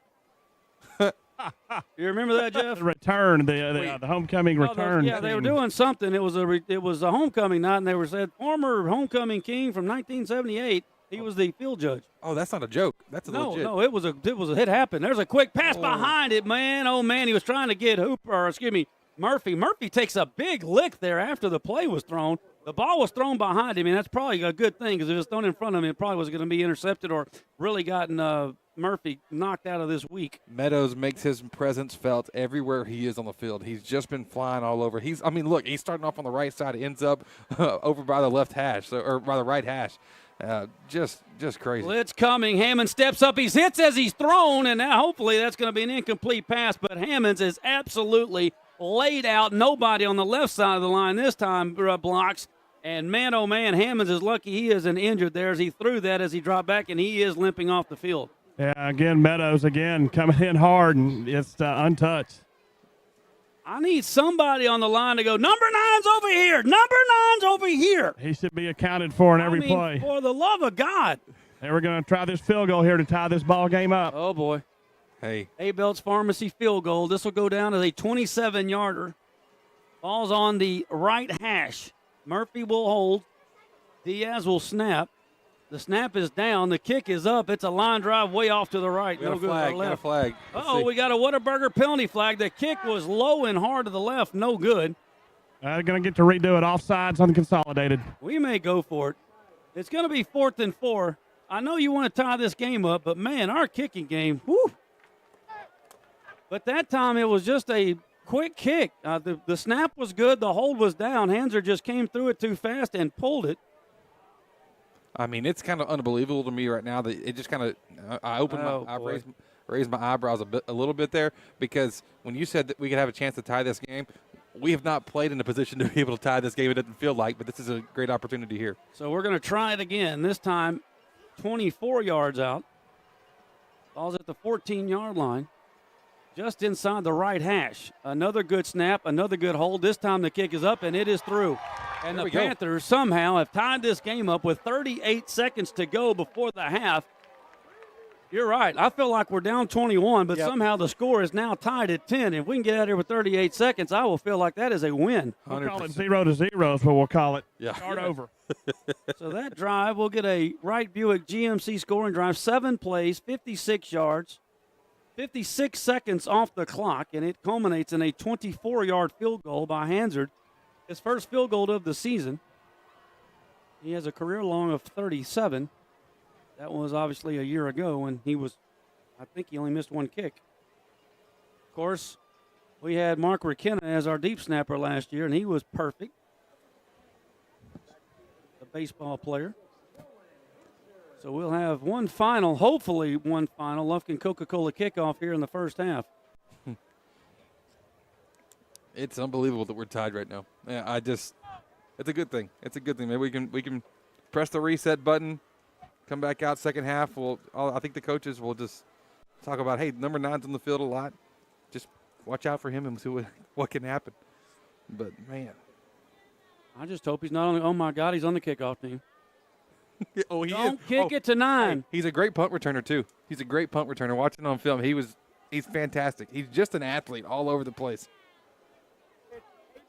And they got him up at the 25-yard line here. Hansard should be able to boot this one through the end zone. But no, it's going to be a high end-over-end kick, fielded over about the 12-yard line for College Station, and he's got some alleys. And please get him. And finally brought down at the 33-yard line. I don't get nervous of anything, but that thing had me a little nervous. You don't get nervous of anything? Not really. He gets nervous when I have a 3-foot putt when he's on my side. No, it's getting to the 3-foot putt that gets me nervous. When you get to the 3-foot putt, I know you got that. I hadn't played golf in so long. I might get nervous if I got the 3-foot putt. Jeff, are you good? You good golfer? Play a little bit. Okay. We had our day. Okay. That day's not today, but we did have a day. Need to stop this consolidated offense with 31 seconds left. And they are going to go to the ground. Taylor takes the handoff, trying to bounce it outside. Panthers on great pursuit, and guess who? Hooper brings him down for a yard loss, and we'll see if Coach Smith just lets it go to the halftime. They will get the ball in the third quarter. They do have 2 timeouts remaining, but it appears they're content. Yeah, they're content. Maybe run one more running play. 10 seconds to go in the half. And I don't even think they're going to run a play. Target deep, and they will not. That'll do it for the first half. The Panthers scored the final 10 points here in the second quarter and have tied this game at 10-10 as we move into our halftime. Brought to you by Morgan, Bartlett, Baggett, and Shands Insurance Agency, baby. We'll have our stats, scores, and all that good stuff coming up next. Don't go anywhere. Quick break. Your halftime show tied at the Abe 10-10 right here on Lufkin Game Time. Well, everyone, the merger is now complete. 2 East Texas insurance powers are now one. Morgan Insurance and Bartlett, Baggett, and Shands Insurance Agency are now just Morgan and Bartlett, Baggett, and Shands Insurance Agency. You can connect with them at 936-634-7755 or morganins.com. That's morganins.com. You can now get your free auto quotes courtesy of Germany Insurance, serving Lufkin and Nacogdoches in all of East Texas. Let the experts with over 150 years experience take care of you. It's the new East Texas Power. That's Morgan and Bartlett, Baggett, and Shands Insurance Agency here in Lufkin. Commercial Bank of Texas has been your community bank since 1901, and our dedication to the people we serve is as important today as it was then. Today, CBTX brings you the latest technology backed by personal customer service and #sealed with a smile. At Commercial Bank of Texas, banking is our business, but helping people succeed is our passion. It's time you experience banking Texas style. Stop by or give us a call today. You'll be glad you did. Panther fans, it's game time. Need to make a winning play in the mortgage game? Shane Sepulvedo with K&G Capital Mortgage has got your back. Offering VA, conventional, FHA, USDA loans, he's got the play for you. Looking for someone local? Choose Shane. You can text WINNERS to 33655. That's WINNERS to 33655 and make the right move. Your future? That's Shane's focus. Proudly supporting the Lufkin Panthers on Lufkin Game Time. Make your mortgage move with Shane Sepulvedo at K&G Capital Mortgage. And MLS number 2143694. Loving Auto Group is more than a great place to buy and service your vehicle. We're your neighbor, friend, and fully committed to helping the communities we serve. You'll love the loving way. Loving Auto Group. Hey, Panther fans, Big Nasty here. Need a short-term loan to cover some unexpected bills or maybe a little extra cash? Give Texan Credit a call today. Loan process that is easy from start to finish, and you will get your money fast. Texan Credit has been helping Texas residents for over 10 years by offering multiple loan options with easy low payment. Located in Lufkin at 509 South Timberland Drive, or look Texan Credit up online, TexanCredit.com. Trust me, if they'll loan me money, they will loan you money. Texan Credit, they say yes. This is a Whataburger table tent. An orange and white trophy for your made-to-order burger. It means we cook your meal up fresh. And don't get up, because we'll bring it right to you.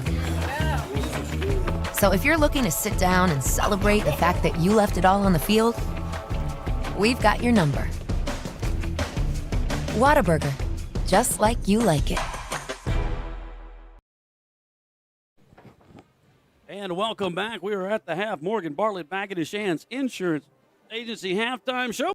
And we'll turn it over to our man with the halftime stats, Chris. And it's better than it was. We'll go with that. I'll tell you that much. It's a lot better than what we got to read after the first quarter. Our halftime stats are brought to you, as always, by Shane Sepulveda with K&G Capital Mortgage. Shane Sepulveda, your guy for all of your home mortgage needs. You can text the word WINNERS to 33655. That's the word WINNERS to 33655 to have any questions or get the process started on looking into a home mortgage for you and your family. First downs, Lufkin has 8 first downs. They're in all coming in the second quarter. We had none after the first, 8 in the second. A&M Consolidated put up 3 first downs. They're tied up 10-all. Just kind of unbelievable, to be honest with you there. Passing-wise, the Panthers went 7 of 16 there in the first half for 112 yards. And For A&M Consolidated, they went 11 of 18 for 132 yards. 181 yards in total for the Tigers, 145 yards total for the Panthers. Lufkin did have one fumble recovery for 68 yards that we weren't able to capitalize on it. Individually, looking at things, Keedron Young looking to get things going here. 13 rushes for only 39 yards. His longest rush of the first half was 13 yards. TJ Hammond went 7 of 15, 112 yards, 1 touchdown. That was to Krishan Preston, who has 2 receptions for 64 yards. Tonight, Braden Murphy has 2 receptions for 10 yards, also has a touchdown that got called back. No surprise there because that's just unfortunately what happens to the man. Kavondre Taylor has 1 reception for 25 yards. Keandre Hooper, 1 reception for 13 yards. Nolan Hansard had a 24-yard field goal for the Pack that tied things up at 10 apiece with about 30 seconds to go in the second quarter. So that's where we're sitting, and we're tied up. As we get ready for the third quarter, these were your halftime stats brought to you by Shane Sepulveda with K&G Capital Mortgage.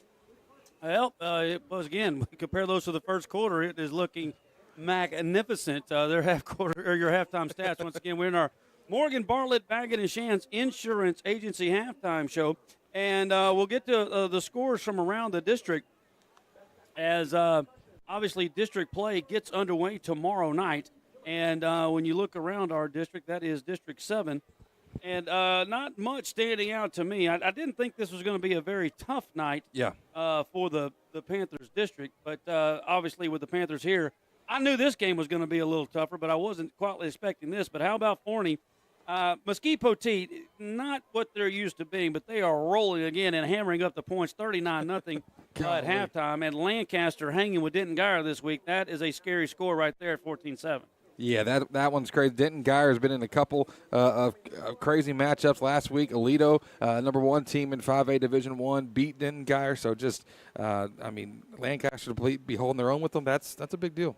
Yep, no doubt about that. John Tyler is up by 9 at the half. McKinney North all over Frisco Memorial, 43-7, and the Lobos at the half up over Tyler Legacy, 28-7. And again, if you're our look-ahead spot, our Wright Buick GMC look-ahead to next week, we will head up to Lobo Stadium, and, of course, head coach John King, the longtime coach, and great friends of our head coach, Todd Quick, will butt heads once again next week in Longview for the District 7 5A opener, which proves to be a lot of drama in the LBC next week.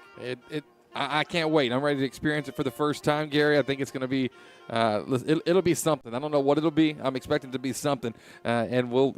I've heard it's an experience from you and Jeff and Todd like no other. So let's just find out and see what happens next week. Well, it's a cool place. I don't say this disrespectfully. It is a cool place. It's kind of set down in a hole, and everything is built around the stadium. It is a very cool place to watch a football game.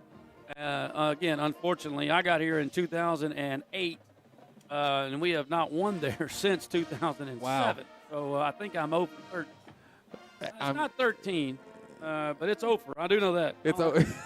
Over is over. My first game up there was actually in overtime. We won. We beat them here. Played them twice that year. Yep. And my first game at Lobo Stadium was an overtime game in which we somehow lost. We should have never lost that game. But and we've had a couple of close calls, but it has been Lobo country, and they don't lose to anybody at that place very often, Jeff. And not only us, but I don't know their exact record on, but it's pretty good.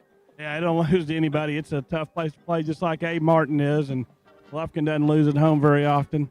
I think at one time Coach Outlaw beat Longview 11 or 12 times in a row, had that streak going. My first win made it 13 out of 16, but 13 in a row. Well, I remember Pat Collins saying he helped put Coach Allen Outlaw in the Hall of Fame, all the wins that he had against him. I remember them saying that. Boy, that was. I think it was one of the games we were up there broadcasting. It seems like it was just yesterday, man, but my goodness, it's been 13 years ago. I know one thing about that stadium. It is the longest walk from the press box to get down to the field. You can't get there. You need a map.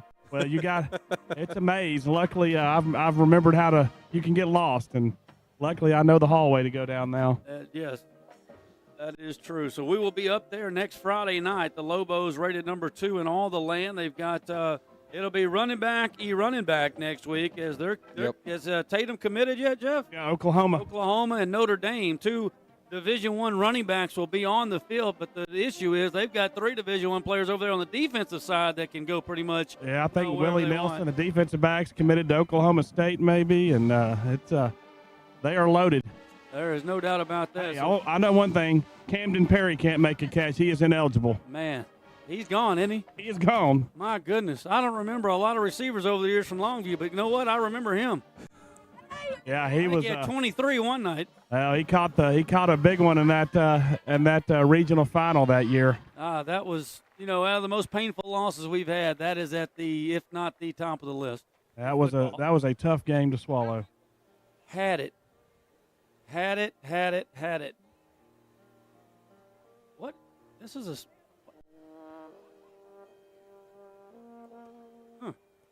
We will have our band coming up for you here in just a little bit. I'll take you around some local area teams if you'd like, real quick. Some score updates. Cleveland Tarkington is on the road at Huntington. They are taking it to them right now, 28-7. Joaquin is trailing Tenaha 34-15.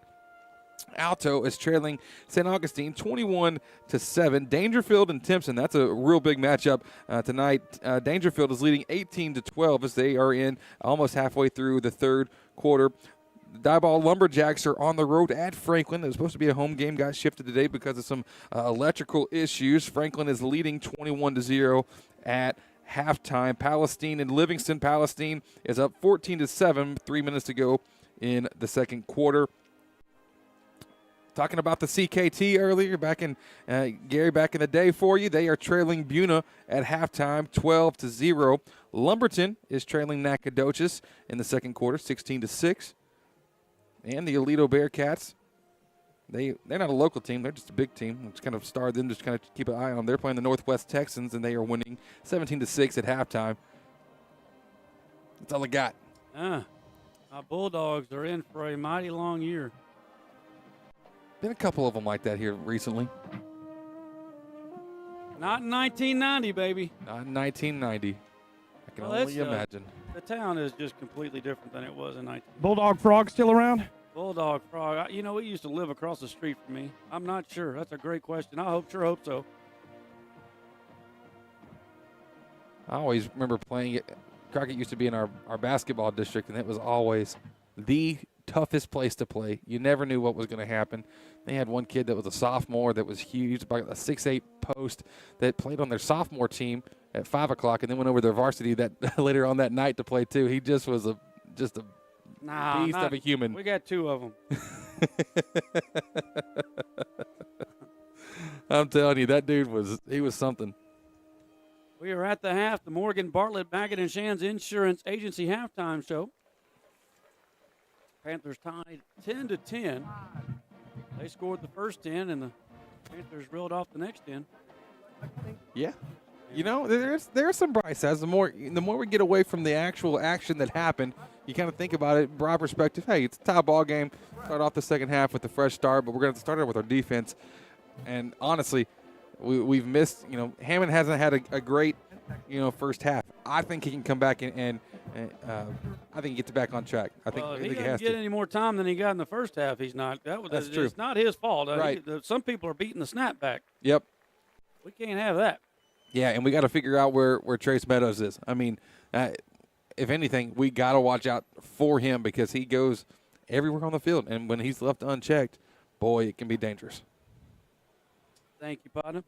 You are right. The Lufkin Panther Band is about to take the field along with Panther Pride, so we will turn that over, and Jam Digital Media will give you the presentation of our Lufkin Band. We'll take a break, and when we come back, it'll be close to time to visit with our Taco Casa head coach interview at the half.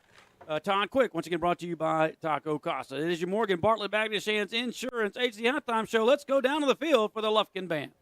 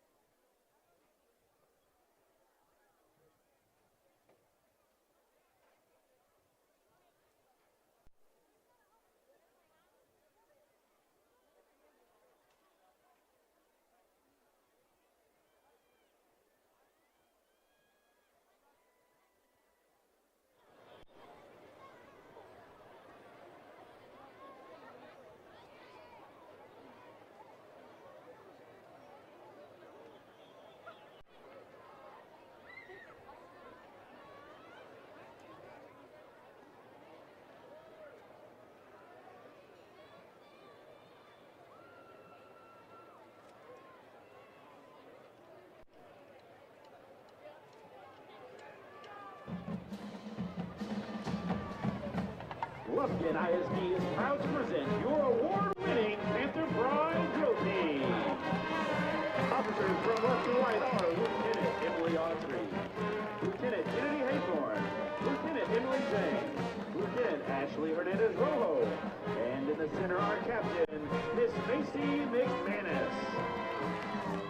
Senior Sergeants are Haley Caldera, Megan Gomez, Augustine Lozano, Marisa Rios, and Sky Wyckoff. Stars of the week are Morgan Greek and Bailey Clifton. The Panther Pride is under the direction of Miss Jonna Conrad. Assistant Director is Miss Haley Carlisle, and JV Field Director is Miss Debbie Hemphill. Tonight, the award-winning Panther Pride will entertain you with a patriotic skirt routine to David Campo's arrangement of This Land Is Your Land.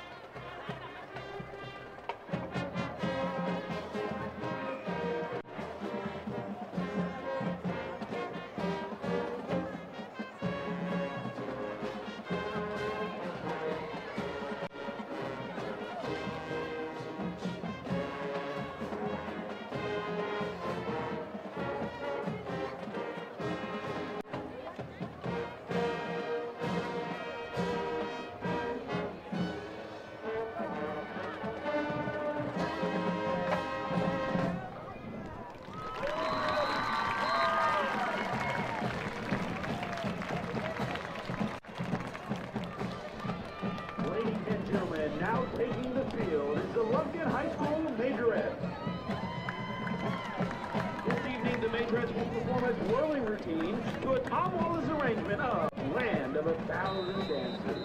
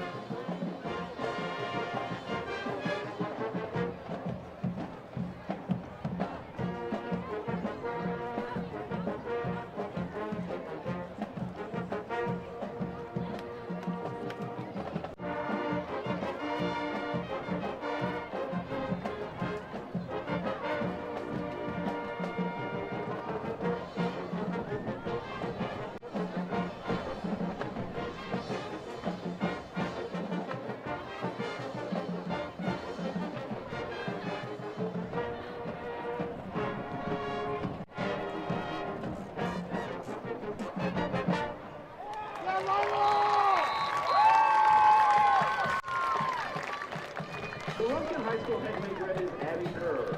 Majorettes of the week are Yamos Gonzalez, Camilo Lopez, and Sakaya Maxey. The Lufkin High School majorette sponsor is Miss Kendall Gay.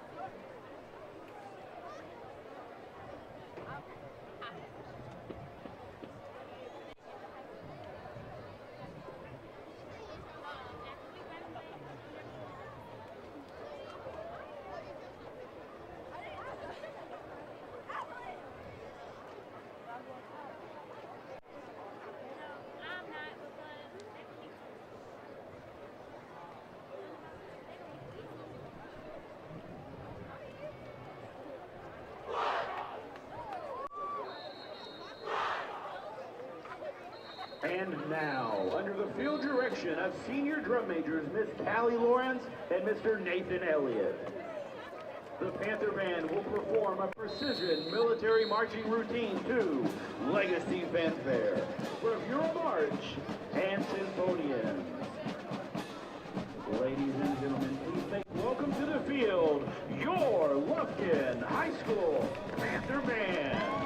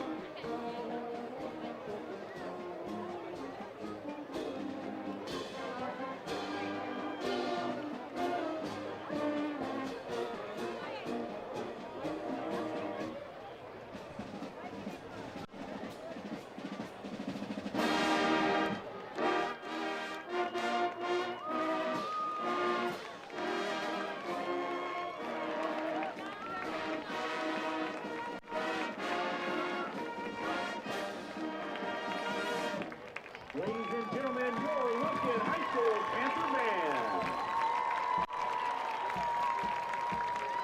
Band members of the week are Malaya Eatons and Patrick Butler.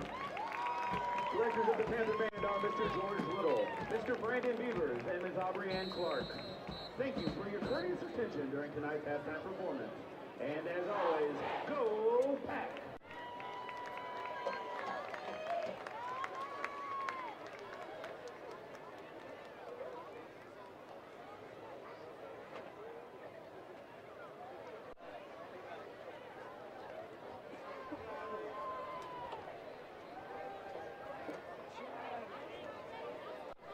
I'm sure you don't recognize me because my hair is gone, but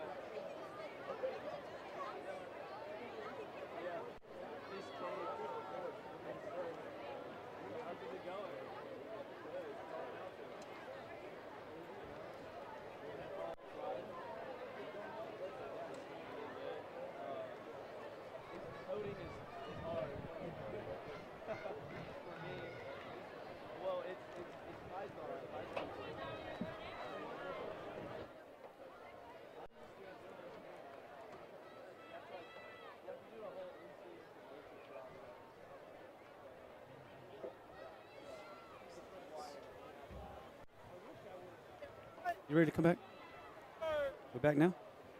And welcome back as we are at the half, brought to you by Morgan Bartlett, Baggett, and Shands Insurance Agency. We're going to visit with our head coach, Todd Quick. Jeff, you made the way yet? I'm here, we'll be with Coach Todd Quick in just 1 second. Our interview brought to you as always by Taco Casa, the best tacos in town. Taco Casa with our. I'm here with Coach Todd Quick with our Taco Casa halftime interview. Coach, you got to be happy with the defense holding you in this ball game. Yeah, we just got to keep playing. Good things are going to happen. Well, Coach, you struggled offensively starting out, but we're able to put some points there on the board to tie this thing up and kind of get some momentum going in the second half. Yeah, we got to get back in the flow of it. We'll be fine. Kids will be fine. Coach, as always, we appreciate your time. Good luck in the second half. Thank you. That was Coach Todd Quick with our Taco Casa halftime interview. All I can think about is tacos. Taco Casa, the head coach, our head coach Todd Quick. With our halftime interview, don't forget we'll visit with our head coach Todd Quick after tonight's ball game in our Woodland Heights Medical Center post-game show. We'll have our Commercial Bank of Texas player of the game as well. Had my lovely daughter and her friend show up tonight in the booth also, and I've had the whole fam up tonight. What's wrong? It's been a party up here in the press box here. Well, all they do is talk, and then I can put them on the air and they clam up. Well, some people just can't take the pressure. They go to Hudson too. Well, listen, that's what's right about y'all. Fellow Hudsonite. That's Stingham, right? Stingham? That'll work. But listen, teenagers and next gen, they like to talk with their thumbs. They talk a lot with the thumbs on the phone, that kind of thing. Yes. We are just about set for third quarter action. Our third quarter is brought to you by Wright Buick GMC. Stop by and see my man Tyler and the guys, Reynolds and Wright, right there at Wright Buick GMC. Y'all headed out? Y'all stay out of trouble. You need money or anything? Well, Gary, if they learned anything from you, they know all about staying out of trouble, okay? That's all I do is stay out of trouble. I don't know how much I believe you on it, but I'll take your word for it. I'm sure Jeff will as well on that. So, second half getting ready to get kicked off here in a few moments, but fortunately for all of us Panther faithful here. All right, we are just about set. Bella and Hannah made up, but now I figured out what they wanted. Oh. It wasn't to come see me. I just dawned on me. Money, Daddy. Is your wallet a little bit lighter now? Or? A lot. Empty would be the word. Empty is the operative term there. Gotcha. Let's hope this drive for the Tigers is going to be empty as well. That would be ideal. Our second half Lufkin Coca-Cola kickoff. I tell you what, I bet they got a good talking to at halftime. Bet we come out, we're a different looking team. I bet that's the case. I'm optimistic. I always like to see that, I kind of hope the defense stays the same. I mean, yeah, that's for sure. Second quarter, we'll take it. No points put up on the board. Let's just see some zeros there, and the offense put up some points. We'll be all right. Well, let's see. We're going to start here quickly. They're going to get the ball to start the third quarter. Your Lufkin Coca-Cola second half kickoff is in the air, and it is booted high, but it's going to be fielded at the goal line by the Tigers. Straight up that left hash. Now bounces to the right, and he is hit quickly with an S&W collision. I believe it was Kenneth Davis. That was Davis, and I was standing right here next to Coach Van Horn, and he was saying to on the headset that to the coach upstairs that Davis will make this play, and he came out and made it. He certainly did, and pops him right at the 16-yard line. So this could be their worst starting field position of the night for the Tigers. And what wind there is, they will be running into it here as Hargett brings his guys out. With his pants pulled up, midway thigh action. Tight to the right side. That's the big man, but we're going to hand it over. It's going to be Hargett keeping it, bouncing it around behind that line of scrimmage. He's going to be brought down shy of the 20-yard line, down to the 19. He'll pick up 3 yards on first down. Be second down and around 7 here for the Tigers. As we're in this Wright Buick GMC third quarter. That's what we saw a lot for the Tigers in the first quarter, is that they would get these little plays, these little, 3 and 4 yards, 5 yards, and then open it up with something the one time they had a touchdown in it. But the defense here, we got to come out strong, set the tone here for the half. Big man Zion Williams lined up right on top of that center. They double team him and then run it right off of him. He's going to be tackled, however, out past the 20-yard line, down to the 22. It's going to bring up third down at about 4. Isaiah Menifee on the tackle, but they blocked down with the guard right on to double team Williams and then ran right off of that guard into that hole and picked up 4. I was watching. It's funny that you saw the double team there with Zion. I was keyed in on him there as well, and they have 2 guys just right there doing everything they can to hold him back. Somebody else will have to step up and make a play. Well, he is lined up again right over number 50, Creel, the center. Third down and about, we'll call it 4. Target in the gun, taking a long time. 2 seconds on the clock. Finally gets it off. Quick wide receiver screen out to his left. Turns up and breaks a tackle. Uh-oh, and he's gone. That's Vines. Vines breaks the tackle of Hooper and takes it to the house from 74 yards out. On a simple wide receiver screen. Well, didn't take long to stop that 10-0 run by the Pack. Man, oh man. That just shot out of a cannon, but also didn't have the help over top. They went to the far side of the field and set up really well for Vines using his speed there. His second 74-yard touchdown of the year. Man.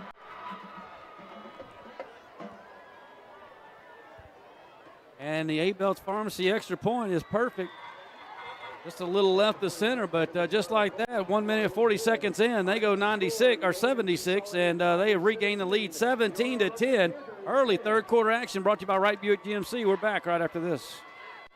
Hey, Panther fans, Big Nasty here. Need a short-term loan to cover some unexpected bills or maybe a little extra cash? Give Texan Credit a call today. Loan process that is easy from start to finish, and you will get your money fast. Texan Credit has been helping Texas residents for over 10 years by offering multiple loan options with easy low payment. Located in Lufkin at 509 South Timberland Drive, or look Texan Credit up online, TexanCredit.com. Trust me, if they'll loan me money, they will loan you money. Texan Credit, they say yes. And welcome back. The Wright Buick GMC reverse scoring drive took 3 plays, 84 yards, and there was 1:35 off the clock. And it goes for 76-yard touchdown pass on a wide receiver slip screen. He slipped all the way to the house, and they've regained the lead by 7. 17-10 here early in the third quarter. Yeah, I mean, basically the exact opposite of what you're looking for. You had a third down opportunity to come up with a stop, and nope, that's not what we had. Instead of a 3-yard gain that they got the first down, nope, they went 74 for a touchdown. So offense going to have to see if they can match it here, and we maybe go score for score. Coca-Cola kickoff fielded at the 3-yard line by Murphy, trying to cut it out wide, and boy, is he hammered at about this 20-yard line. Another S&W collision right there, and he is stood up, and that is Quentin Carson hitting him at the 20-yard line.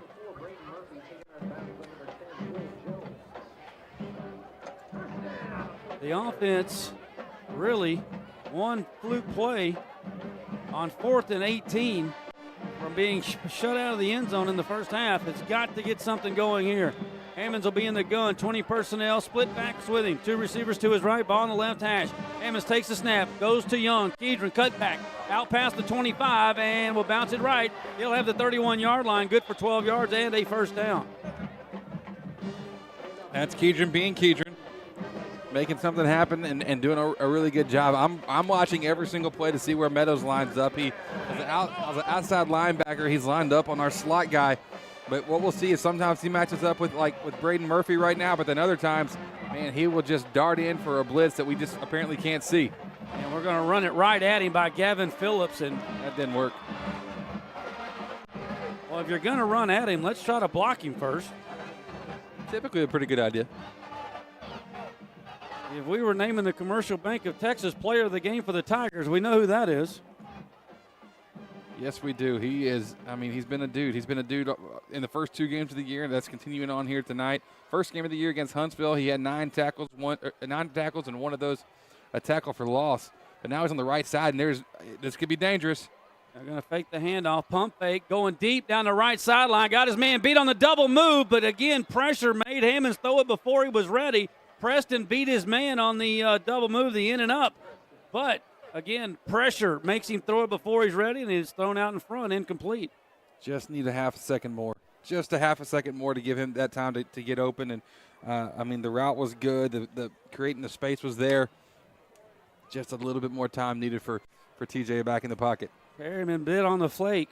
He had him beat. But, again, Hammond's not enough time. 3rd down and 9 now.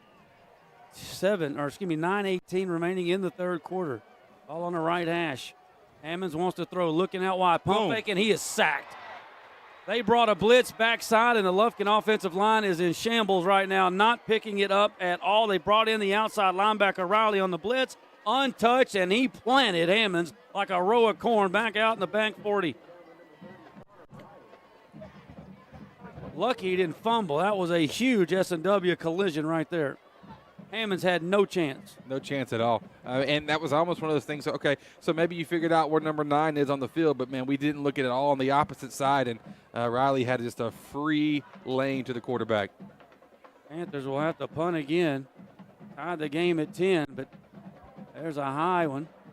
Good punt this time, and that's going to be a penalty. That is just calls for a fair catch, and he runs him over. And who is it? Number 9, Meadows, once again, is going to get a halo. That could be a personal foul as he is waylaid at the 30. Didn't give him a chance to catch the ball. And couldn't tell. Was that little hoop that maybe made contact there? I didn't see which one. There's 2 guys right there by him, but there was more than one. It could have been called on anybody. Yeah, it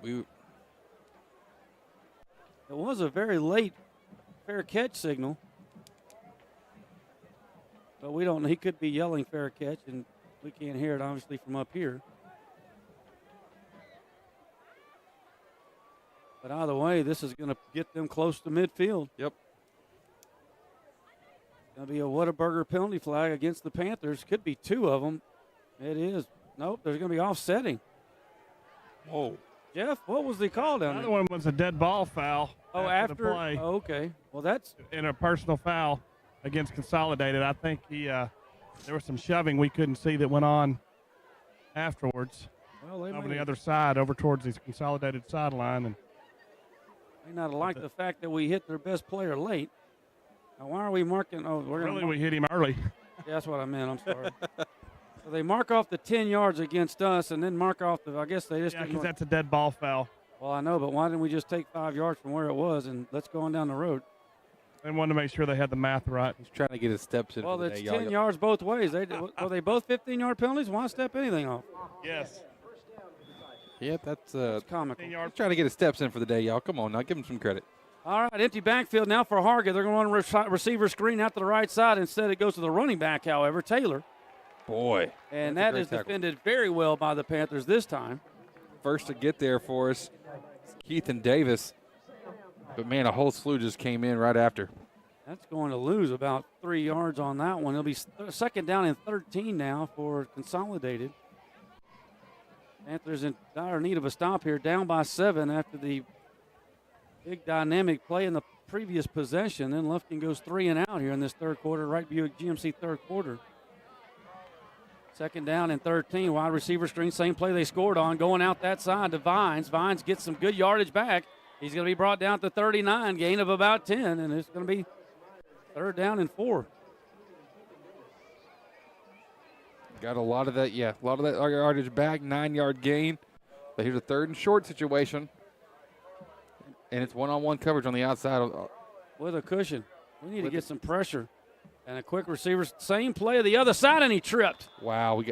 Well, if he just we've got to defend that play. We have not done a very good job at that. They're going to pick up 2 yards. It's 4th and 2 at their own 40, and they appear to be going for this. Mark down big play time right here. And look for that screen. Nope, they're going to send the punting team on. I don't know what defensively we're doing, but this wide receiver screen is catching us with our proverbial pants down. They ran it 3 times and picked up chunks in all 3. That would have been a first down if he wouldn't have tripped over the 38-yard line. Yep. So they will bring the punter on. Late addition, 7 seconds to go on the play clock. Murphy back at his own 25-yard line. 3 seconds, 2 seconds. They didn't get the play off. Where's the flag? Nobody threw a flag. Murphy calls for a fair catch. Comes up, he drops the punt, but somehow falls on it, thank goodness. And Lufkin will have it at the 30-yard line. Oh. Almost. Just a quick little heart attack for you. We have not seen that from him at all this year. Back-to-back punts for first from Lufkin, then from Consolidated. The struggle has been real offensively tonight for the Panthers. Yes, it has. Hammonds will be in the gun. 20 personnel, both backs back there with him. Kedron, this will go to Kedron around the left side, cuts it back in, now back towards our sideline, down the sideline, keeps in, he is looking somebody up. My man never looks to go out of bounds, and he'll get 12-yard gain on first down. Some guys get to that sideline and avoid contact. Not our man. He's looking you up. If you come tippy-toeing up there as a free safety, you better get ready to get trucked. That whole play was set up by the fact that he was able to avoid the one guy that got through because, I mean, there was one man to beat the backfield. He's able to shake him off and then get the first down out of the whole thing. Out to the 44-yard line. First down and 10. Panthers down by 7. Blitz coming from the outside, and Hammonds breaks out of a tackle and keeps it. Slides down, takes a late hit at the 47, 48-yard line. Pickup of 8 as they brought Meadows in on an outside blitz. And luckily, I don't know how he didn't see Hammonds run with that football, but he ran it right past him. He did. Completely whiffed on it. And Meadows doesn't do that. And I don't think Hammonds saw him. I don't think he thought Hammonds was going to keep it. 2nd and 2, probably going to go back to the ground here. Nope, well, we were, but we missed the handoff, and Hammonds keeps it and will follow his blockers in there for a first down. He tried to hand that ball off to Murphy, but Murphy was a little bit too far away from him, so he kept it and just went up and got the first down. Second first down of the drive here for the Pack. And I guess Hammonds trying to give some new film footage out there for the other teams to be aware of, I guess. I don't think they'll fall for it. He just tripled his rushing output for the season in the last 2 plays. Career. Yeah. Our man's a chunker. He's got Murphy and Kedron Young in the backfield with him at the moment. Blitz coming from the left side this time. We throw it right to him. Can we get one block? Yeah, no. Making the catch over here is Taylor, and he will pick up some yardage. But, man, if he could have made one guy miss, that could have been a big one. They caught him, Meadows coming from the outside and threw it right where he was. Hey, we'll take a 5-yard completion. We'll take it. We'll set up something here.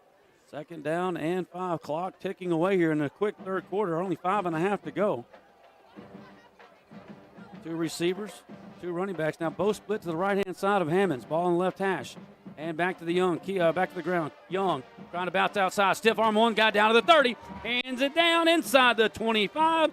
Brought down at the 25, and that is another Panther first down. Hey, we have got blows being thrown now. They yanked off our offensive lineman's helmet. And I can tell you right now, the middle linebacker Hammer was throwing haymakers at our offensive lineman. The second fight, they've already had one guy ejected. And that's our center. Chavez had his helmet ripped off. Or actually, that's Torres, had his helmet ripped off. And I looked up, and Hammer is throwing haymakers at Torres. This might take a little while because there were some punches thrown. There were a lot of punches thrown. And there's some. 1, 2, 3, Lufkin staff did a great job of getting in front of our guys that are wanting to come off the bench. Well, Hammer has got to be ejected. Yeah, they just ejected him. Hammer's got to be gone. He was throwing haymakers at Torres, and Torres, he yanked Torres' helmet off. Golly. That's so crazy for a team that's been pretty well, disciplined in what they've been doing as far as the scheme-wise and everything, and not on the defensive side. But, man, just twice now tonight, just completely losing it. That is going to be the second defensive starter ejected for Consolidated. Boy, and you're right. Once he threw that haymaker on Torres, the entire Panther bench went to break that up, and you can't blame anybody for that. Yeah, but you get caught coming on the field, it's bad. And again, the Lufkin staff did a good job of getting out in front of that because, we got our first district game. You get chunked out, you don't play next week.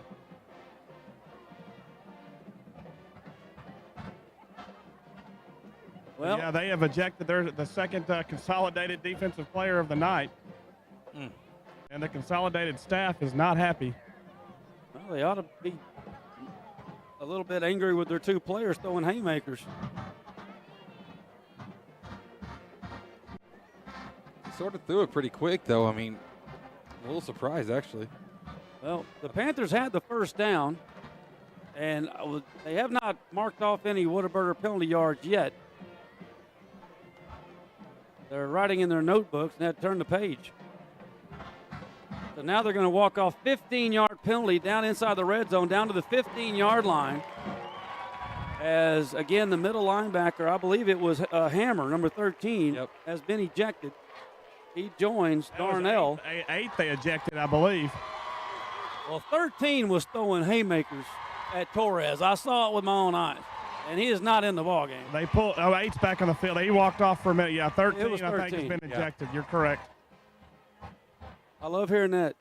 Panthers trying to tie this baby up. We're under 5 to go in the third quarter. Can this fire us up? They've come a blitz coming, and that is going to be Kedron Young breaking through a tackle down to the 11-yard line. He picked up 4 yards, carrying would-be defenders with him the whole way. He really, I mean, he's just carrying this whole drive right now. It's unreal. A 12-yard run, a 6-yard run, 7, then 4. Like, it's him making stuff happen right now for us. That it's been special. So, second down and about 7. They want to throw the quick wide receiver. What are we doing? Do you not see the guy coming? Pump fake or something. We're going to get Kevo killed.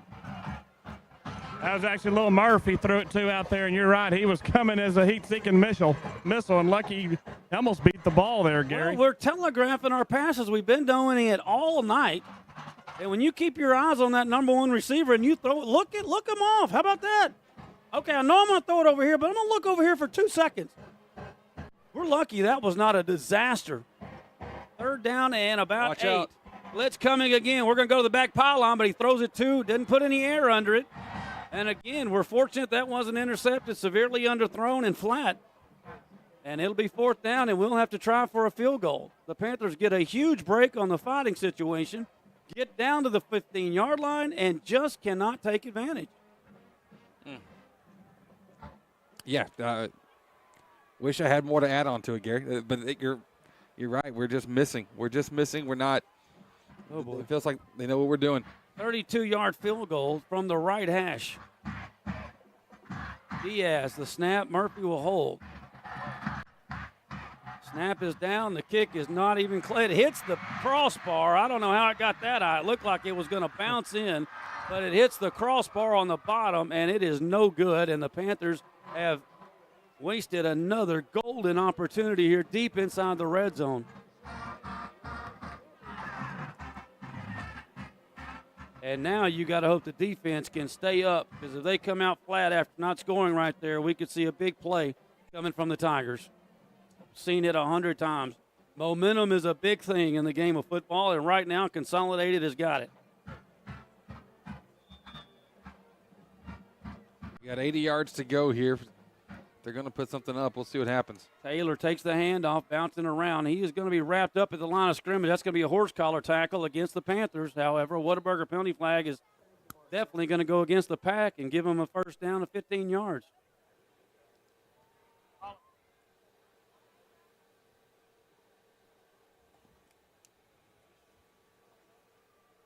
Yep, exactly right. He was wrapped up is the bad thing. He wasn't going anywhere, and I didn't see which Panther came over the top, but he put his arm right around him, grabbed the back of that collar, and pulled him backwards. It's an easy call for the official. So here's a 15 yards just given to him, and you just can't do that. We don't have 15 yards to give right now.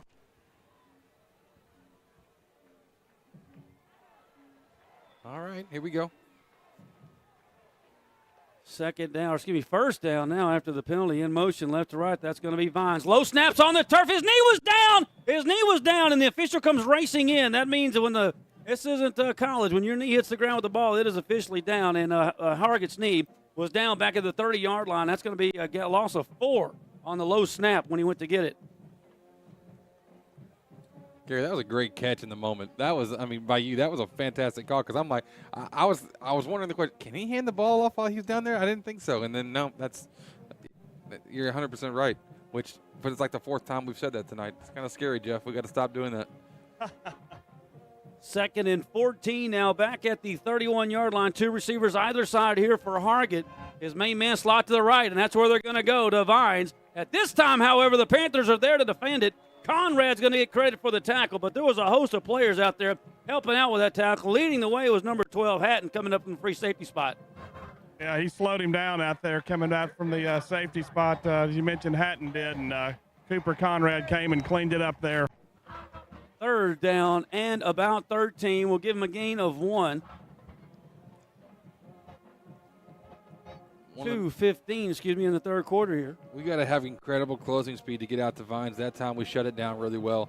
Conrad came in off the line and helped finish it off. But let's see if we can convert here, 3rd and long. Hargett in the gun, looking deep over the left side. It's intercepted, baby! He could go, cuts it back inside. And who is it? Who is it with the big pick? You know who it is. Keithan Davis. Keith.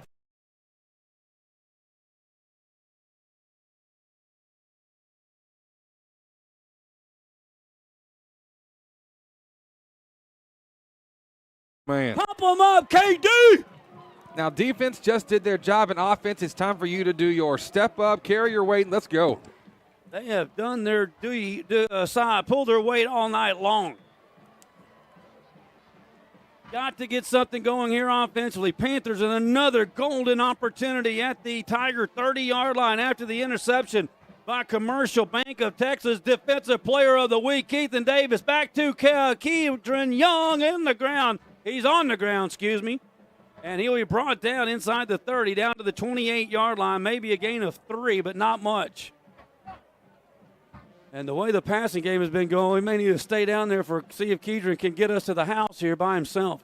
Consolidated's called a timeout. Oh, it's official timeout, Out there resetting the clock. 1:42 to go in our Wright Buick GMC 3rd quarter, 2nd down and a long 7. Hammonds wants to throw, going deep for the end zone, trying to get it to Taylor. Some bumping and grinding over there, but the throw was not catchable is the call, and it was not, and it's going to be 3rd and 8. Hammonds holding his hands up like he wants an interference call, but that throw was uncatchable. I don't care if he was running by himself. Looking for the inside, and he threw it outside. Lufkin with you got to realize you got the chance to tie here. Once again, it's like it does feel like we're down 2 scores right now, but being 17-10, we're only down 1 score. This is our shot, but it's 3rd and long, and I'll look at the stats at the next quarter break. We have not been great on 3rd down. Panthers in 4-down territory for sure. Blitz coming from his right, and he just throws it to the ground. Hammonds heard the pressure coming from Meadows outside and just threw it down. But when they're bringing a blitz, that's perfect. They had the perfect play called on the screen pass, but Hammonds just threw it to the turf. I'll have to watch that play tonight. I just don't understand. You got him in a blitz coming on a screen call. That should have been an enormous play.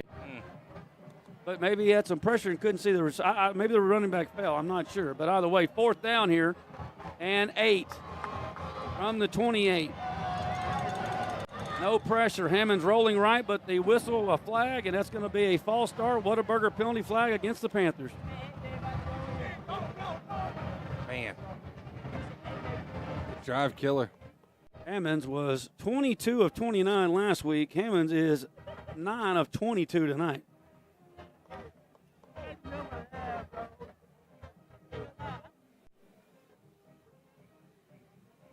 Now Consolidated, they're gonna give cushion because it's 4th and long here for Lufkin. They're gonna give a cushion and they're gonna blitz it off the left side. Here it comes. I'm no genius, but if that's what I would do, and here it comes. Blitz coming in. Hammonds can't do anything. I mean, you know what's coming, and not only do we not block him, we just sit there and watch him blitz. Like Stevie Wonder saw that coming. They give a 5-yard cushion out wide, and they blitz Hammonds, or they blitz Meadows, and he sacks him, and that is a 15-yard loss. And we had the ball at the 20-yard line, and now we turn it back over at the 45. That is just a horrific set of events for the Lufkin offense. Yeah, that's easily our worst drive of the game. I mean, we've had some ugly ones, but that wasn't good. What is our total yardage for the night, Josh? I'm not sure. I want to know. Double digits is my guess. 48 plays. It says 193 yards. Okay. Oh, okay. I think, Josh? Taylor back to the ground. Great penetration by the Panther defense. They are doing it tonight and doing it well. Coming up and making that play on the far side, I believe. 15. Nicholson. 15, yeah. Nicholson is in for Davis, giving him a breather after the interception, and that position continues to show out. That is a 4-yard loss on the run blitz there by Nicholson. Defensively, we've had a pretty dadgum good game, Gary. Like, this is they're giving you what they can. We've set up with field position. You know, they keep carrying the load and more than pull their weight. Well, the offense is not taking advantage of the two opportunities they had this half of the field position for sure. And we're going to go back to the ground, and that is going to be stuffed. Zion Williams is there. I don't know if he's going to get all the credit, but him and Conrad blew that play up. Check that. Yeah, that's him. Yeah, three more yards lost there. Now a third and a mile here for Consolidated. Alexander checking in for the aforementioned Zion Williams. You just get the feeling here. I know we came back from 10-0, but if they get up 2 scores, I'm not sure tonight the offense is going to be able to come back from that in 1 quarter, and that's going to be the situation here. It's going to be 3rd down and 17. As we head to the 4th and final quarter, we will switch sides of the field, and College Station will be looking at A&M Consolidated, will be looking at 3rd and 17 when we come back. Lufkin trailing at 17-10. We're headed to the 4th quarter here on Lufkin Game Time. Panther fans, craving a game time snack? Head to Taco Casa, the official taco destination for Lufkin Game Time. Dive into a crunchy taco, indulge in a super burrito, or satisfy your taste buds with nachos or a chili burger. Serving Lufkin and Nacogdoches with excellence. Taco Casa, where it's always real fresh, real food, and real good. Taco Casa, proudly supporting our Panthers on Lufkin Game Time. It's Toyota truck time at Loving Toyota in Lufkin. Inventory is rising and prices are falling. Loving Toyota has a Toyota truck for every buyer and budget. You'll love the loving way. Loving Toyota. And welcome back as we head to the 4th and final stanza here from Abe Martin Stadium. And the Panthers have got a steep hill to climb. It's the Floors and More Layered Homes. 4th quarter. 3rd and 17 now. Empty backfield for Hargett. He's in the gun. Trips to his right. Look for that receiver screen. Looking right. Got a man open on the in route, and he dropped it. Boy, he hit him right in the midst on the square in route from number 17. Nick Garcia, intended receiver there. Man, that is one loud printer. Sounded like a hurricane started to happen up here. That's a printing machine. Literally, it is. It is a printing machine. Gary, you're right about that. Thought a train was coming through. So they will be forced to punt. Way to go, Floyd. Yeah. Oh, that was a big drop there. Man, he had him too. He was going to run for a while too. Yes, it looked like. The sticks were moving, and if we didn't make a tackle, the scoreboard might have been changing. It's a low snap. He fields it on a hop, takes 1 step, and boots it out of there. And I mean, bams it. It's going to hit all the way down at our 20-yard line, take a huge consolidated roll. And the Panthers are going to be 91 yards away from tying this game up after that boot of a punt off the short hop, if you will. Got our stats for you through 3 quarters here. Our stats are always brought to you by Shane Sepulveda at K&G Capital Mortgage. When you need help with your mortgage, text the word winners to 33655. Shane Sepulveda will help you go through the mortgage process. It wasn't a great quarter, but we'll give you some individual stats here so far for the Panthers. TJ Hammond, 9 of 21, 113 yards, 1 touchdown so far. Keatron Young, 18 rushes for a net of 77 yards. 13 first down for the Panthers, 9 for the Tigers of Consolidated. Here we go, Lufkin on offense here. First down and 10, quick throw out wide, and it is dropped. Trying to get it out there to Taylor. Again, into coverage. 220 passing yards here through 3 quarters for the Tigers. 113 for Lufkin, and then rushing. A&M Consolidated has not got it going on the ground. 19 attempts for 54 yards, but Lufkin really hasn't either. 27 attempts for 73 yards. Those are your stats through 3 quarters, brought to you by Shane Sepulveda with K&G Capital Mortgage. Kedron 18 for 82 so far. Back to the ground. There's Kedron right up the middle. He's got the 20, steps to the left, now to the right. High stepping. We got ourselves a foot race again. He's down to the 40. You better hurry. High stepping, baby. Yes, sir. Touchdown. Kedron Young, 91 yards to the yo, and the Panthers are back.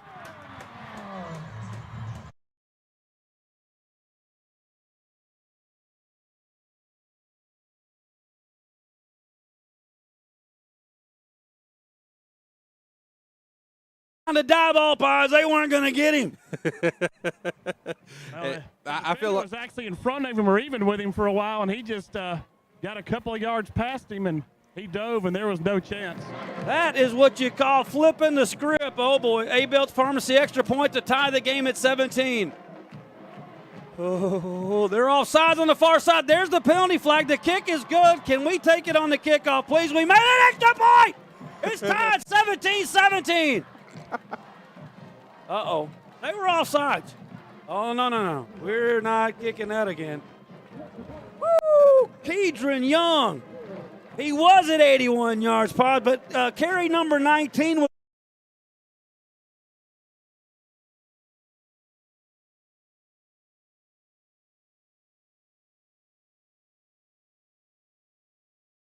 stat sheet, and listen, he has carried the Lufkin offense here in the second half. He is he's using his line, obviously, so give the line credit there. They created some space for him, but then he busted it out, and because when the air attack isn't working for us, we keep it on the ground. And Kedron, hey, he's keeping us in this ball game, got us back tied up once again, which feels unbelievable. The Wright Buick GMC scoring drive update, 2 plays, 91 yards. My man said 20 seconds, but I don't think it took that long. 91-yard touchdown run by Kedron Young, his first of the night, and his 7th rushing touchdown of the season. My goodness. And we are tied at 17. You think we run the ball the first play next drive? Well, I kind of hinted at that on the previous couple of drives, but nobody was listening to Old Nasty. The passing game tonight does not seem to be effective, so let's give it, when in doubt, give it. In number 3, we trust. Lufkin Coca-Cola kickoff. The Panthers have just tied it for the second time tonight. We have not led. And your Lufkin Coca-Cola kickoff, high end over ender, is going to go through the end zone, and it will be a touchback as Hansard got a little excited on that Kedron run, and he pumped it out of the end zone. Atta baby.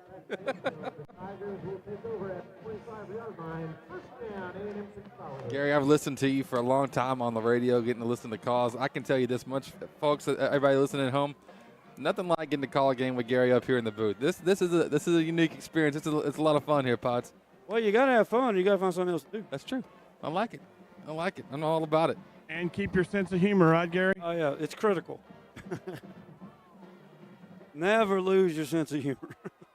Old friend of ours told us that many times. Miss him dearly.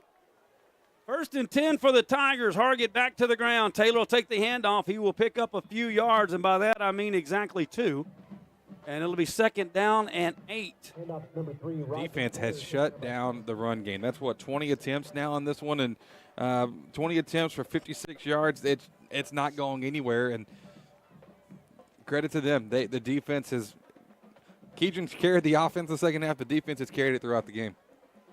Ooh, we need another one of those stops. We're under 11 minutes to go in our 4th quarter. The Floors and More Layered Homes 4th quarter. See my man, Mr. Brown, about to redo our bathroom, and Mr. Brown and the crew at Floors and More are going to be over there doing it for me. There is that slant to the other side, and it's open again, and he dropped it again. Nope, wow. They're going to say the turf caused the droppage. And they're going to call that a complete pass. Let's take a Strata Roofing call the sideline, Jeff. I don't know if I've seen that before. I was behind the play, and I couldn't see when he went down. But a couple of the Panthers were calling for it incomplete. But like you said, they're going to call it a complete pass, and it'll be a consolidated 1st down. Garcia goes out holding that arm. He seems to be injured. He's a key guy. We have not seen hardly anything from 5. Their wide receiver out on the wide side of the field. Not yet.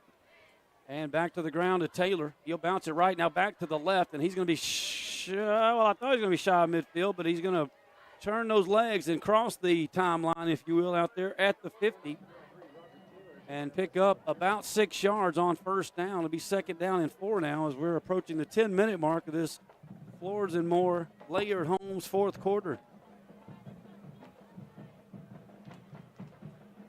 Come on, D. Help us out one more time, baby. 2nd down and 4. Big Zion Williams in at that nose once again. They're going to run it, and that's going to be Hargett keeping the ball going right. We got a Whataburger penalty flag coming in the vicinity of holding. I didn't see it.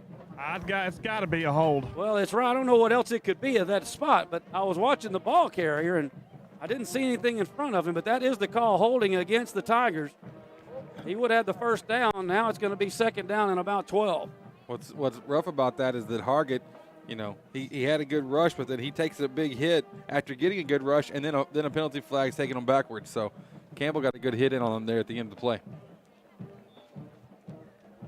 They say wind that clock back at the – that penalty must have been in the backfield because it's 2nd and 14.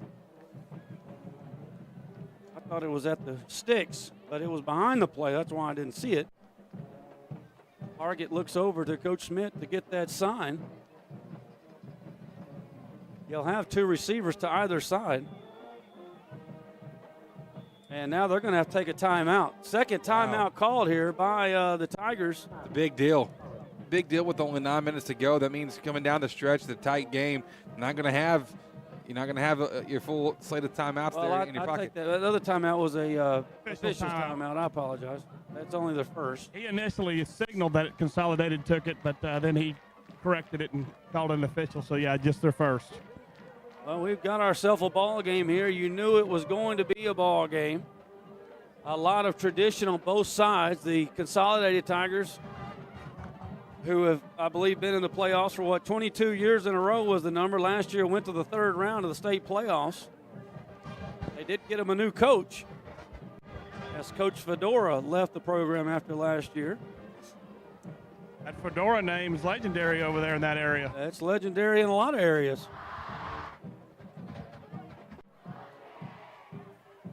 And let's see here, 2nd and 14 after the timeout. St. Luke's Health Memorial timeout. Here comes motion left to right, fake the jet screen, now roll out to the right. Hargett wants to go deep. Got a man in his face, throws it up for grabs. It's underthrown, and it is tipped away. If that ball was thrown far enough, it could have been a touchdown, but being underthrown gave us time to recover, and I believe Rogers and company got back there and broke it up. Hargett had a lot of time. That's one of the longer times that he's had in the backfield to make a play there, and he just underthrew it. Ran that naked bootleg, faked it to the left, and ran a bootleg out to the right. And you're right, he had all kinds of time, but a little underthrown. And it's going to be 3rd down and 14, back at their own 40-yard line. Pistol formation for Hargett. Taylor the deep back. Rush to the line of scrimmage. Change the play. Barks it out to the big guys up front. 2 receivers either side now. His favorite receivers out left. Looking that way. Flush from the target. Menifee came inside. He gets outside but throws it up for grabs. Incomplete. Wow. Boy, Menifee took a bad angle there. He thought he was about to knock him into the middle of next week, but he lost outside contain. Luckily, the secondary for Lufkin was in phenomenal position. Campbell was right there perfect, along with the sophomore Waters, and they will have to punt. Defense, baby! Yeah, you're right. Menifee was coming in on a blitz there, and he got caught going inside, and Hargett went outside. He would have had him, but luckily he overthrew that ball, and Lufkin is set up here to have good field position. All right, going to get the ball with 9 minutes to go? Man, this guy can kick it. I'm telling you. Would you back up Murphy here from the 20 down back to the 10? I don't know. No, I'd scoot him up to the 25. That's what he did. Panthers appear to be setting up a return, and that's we are to their bench. The kick is that way. Murphy goes that way, and again, it hits at the 25-yard line and takes a substantial Tiger bounce. And the Panthers will be back at the 12-yard line with this one. But, hey, it's 3 yards closer than it was last time when our boy took it to the yoke.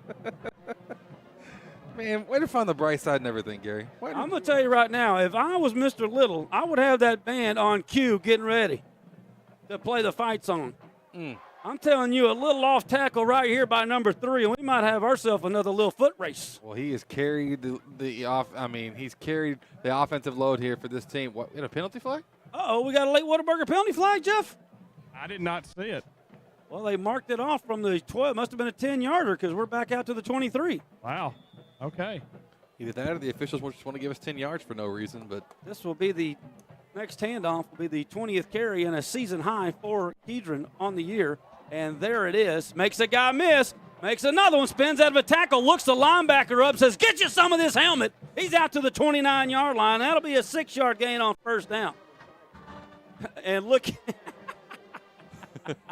Bellard, the free safety, getting up after that little tap with the helmet there from Kedron. He's going to make a business decision on the next one and not get up in there so tight. He got 7 yards on that play? 6 yards on that play. Dadgum. We'll give him 7, but it's closer to 6. And we're going to go right back to number 3, bouncing it outside. Now, he's not going to go out of bounds. Look him up again, baby. First down for Kedron. He is not going to go out of bounds. You better hope he doesn't. Oh, he is making some people miss. He is stopping on a dime, cutting back inside, and season high 21 carries for Mr. Kedron Young. What's his total at now? 183. That matches his season high as well. Goodness gracious. Better snap it quickly. Back to the Beast. The Beast stumbles forward. The Beast still on his feet out past the 45-yard line and picks up another 7 yards. I mean, every time he touches the ball, it's 7 yards right now. His nickname is the Bull. I keep saying the Beast, but they call him the Bull. I think that's what we need to call him, the Bull. Over 190 season high now for Kedron in both carries and yards. And we're going to go back to him. This time there's nowhere to go, but somehow he gets out to the 46. It's going to set up 3rd down and 2 as this is eating some time up. There's only 7:20 to go in the ball game. I was going to say that, I mean, at this pace, I mean, Kedron finally going to get him a much-deserved break here on this one play, but at this pace, we might can just take out the clock the rest of the game, it seems like. Well, we should have taken a break on 2nd down. We need him in there on this one. Oh, boy. 3rd down and 3. They mark him down at the 45. We need the 48 for a first down. This is a huge play. 3rd and 3. Hammond's in the gun. Watch it. And we're going to throw it. Going right side, and nobody. What? That was not on the same page. I don't know who was wrong, but I can tell you this. Hammonds thought that Preston was going to run a curl route, and Preston ran a go route. It was actually Taylor he was looking for. I'm sorry, Taylor, you're right. And just like that, the hard work by Kedron on the first 4 plays goes for naught, and we got to give it back to him. That's demoralizing.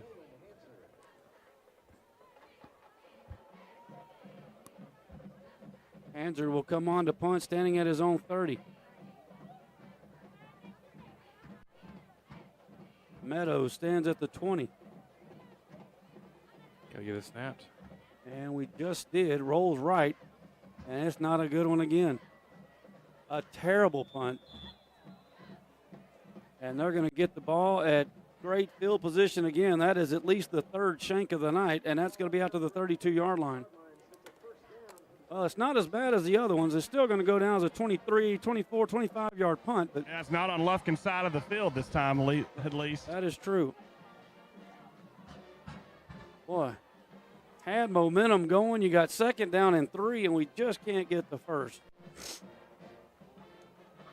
And we got to lean on this defensive unit again. Boy, have they done a considerable job tonight. Kedron had to prove that he was slightly human and had to get – I mean, listen, the dude did all the work, you know. He didn't ask out, I can promise you. Yeah.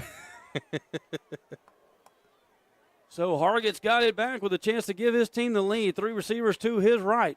Ball on the left hash. He wants to throw that way. Steps up in the pocket, and Zion's being held. Throw the flag. He's sacked anyway, but Big Williams was being held, but Hargett goes down, and he goes down hard. Conrad gets him. And Hargett is slow to get up. He does get up, however. He is tough. But that is a huge loss all the way back to the 26-yard line. It's going to be 2nd and 16.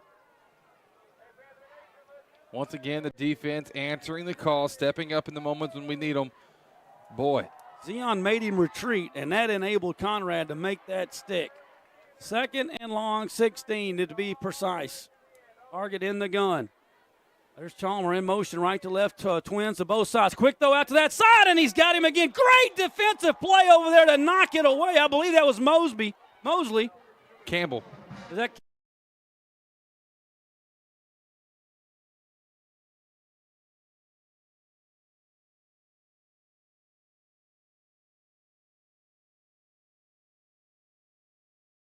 play that Camellia, they put him in a wheel route.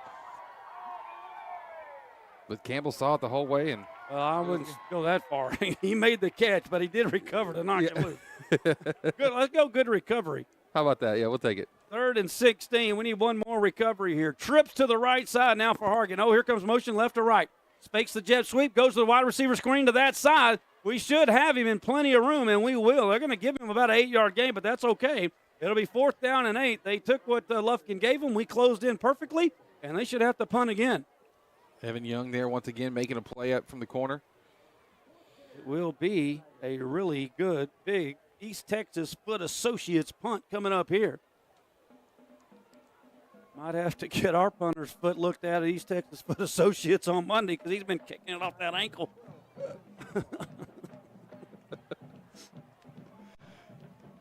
The metatarsal swollen up.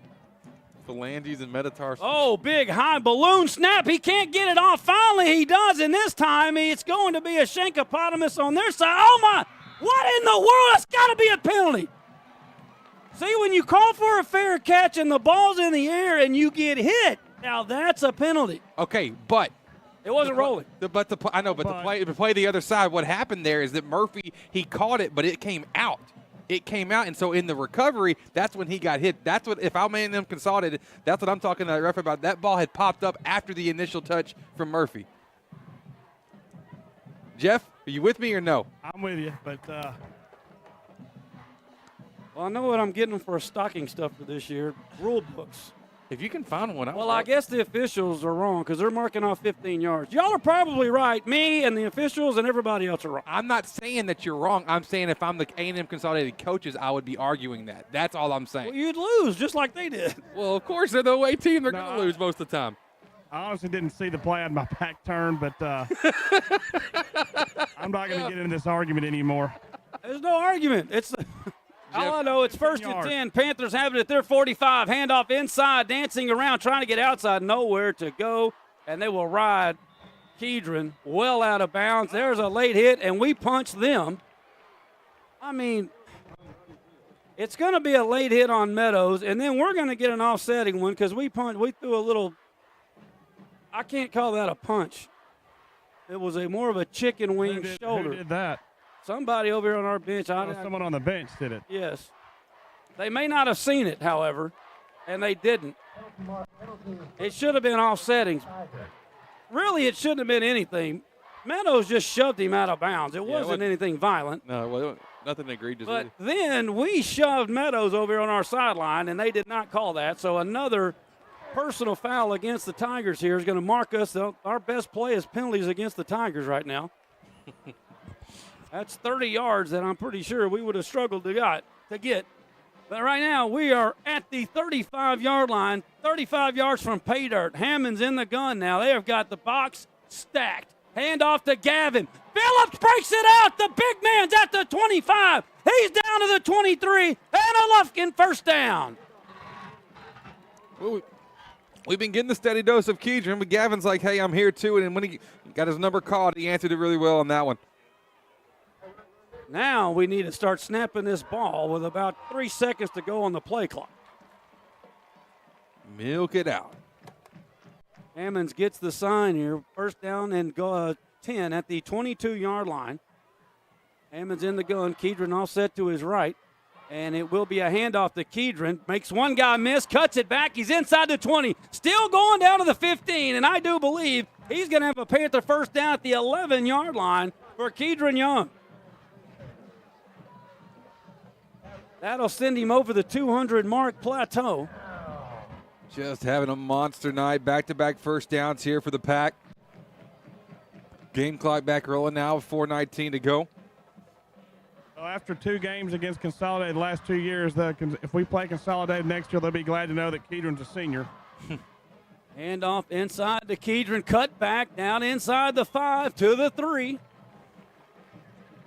And we are snapping that clock at that call with about 13 seconds to go on the play clock. 2 plays in a row. At just under 4 minutes in the game to go and running. You're right. I'd like to see us run a little more time as Consolidated believe they've got an injury over there. That's cramps. what it is. You got a cramp over there. It's hot, isn't it? Not hot tonight. Feels good out here. 3:44 remaining in the contest. We are tied, but the Panthers are threatening here to take our first lead of the ball game. Boy. We do have a St. Luke's Health Memorial timeout. Gary, any question about who's going to be our offensive player of the game? I don't think there's many questions at all. I can tell you it's not going to be one of us. Yep. Oh, man.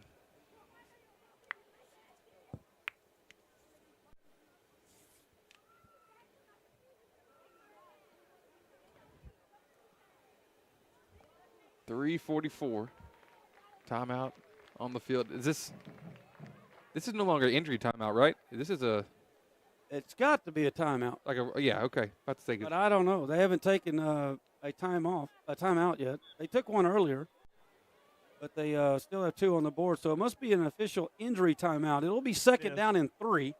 Panthers can get a first down without a touchdown. There you go, Mr. Little. Cue that band up. I got a feeling we're finna need the fight song. 3:44 remaining. The Panthers have not led tonight. We've trailed by as many as 10, but we are 4 yards away. Clock is now rolling, and we snap it with 17 seconds left. What are we doing? He's in. Now they're going to call him down at the 1. Kedron takes the handoff. We have 17, 30, 50 seconds in the last 3 plays. We could have knocked off of this thing, but hey. He's down just outside the 1 yard line there. Well, then it's got to be first down and goal to go if that's the case. Yes. First down, yes, sir. First down, goal to go. Well, somebody needs to tell the chain marker over there it's first down. Now he gets it. 3:20 remaining in the ball game. Panthers first down, goal to go. The big man is offset to the right for Hammonds. Handoff goes inside to Kedron. He's going to lose a yard.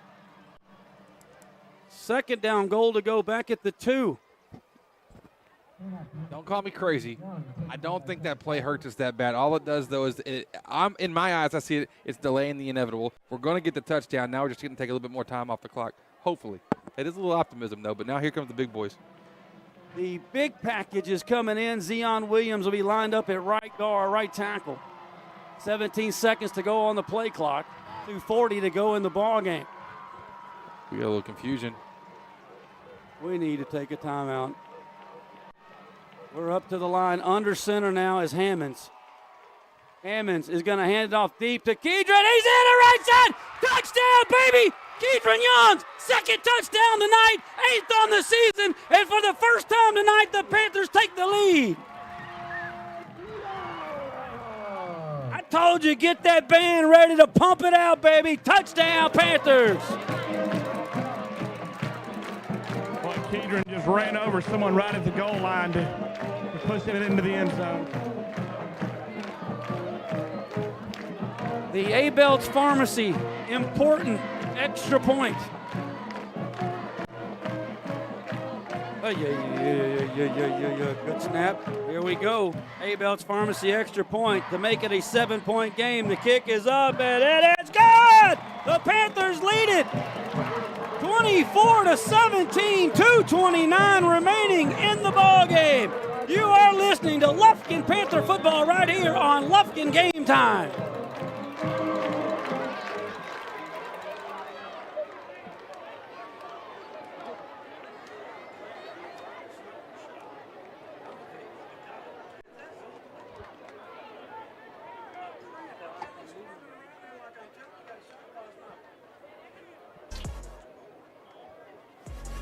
Panther fans, it's game time. Need to make a winning play in the mortgage game? Shane Sepulveda with K&G Capital Mortgage has got your back.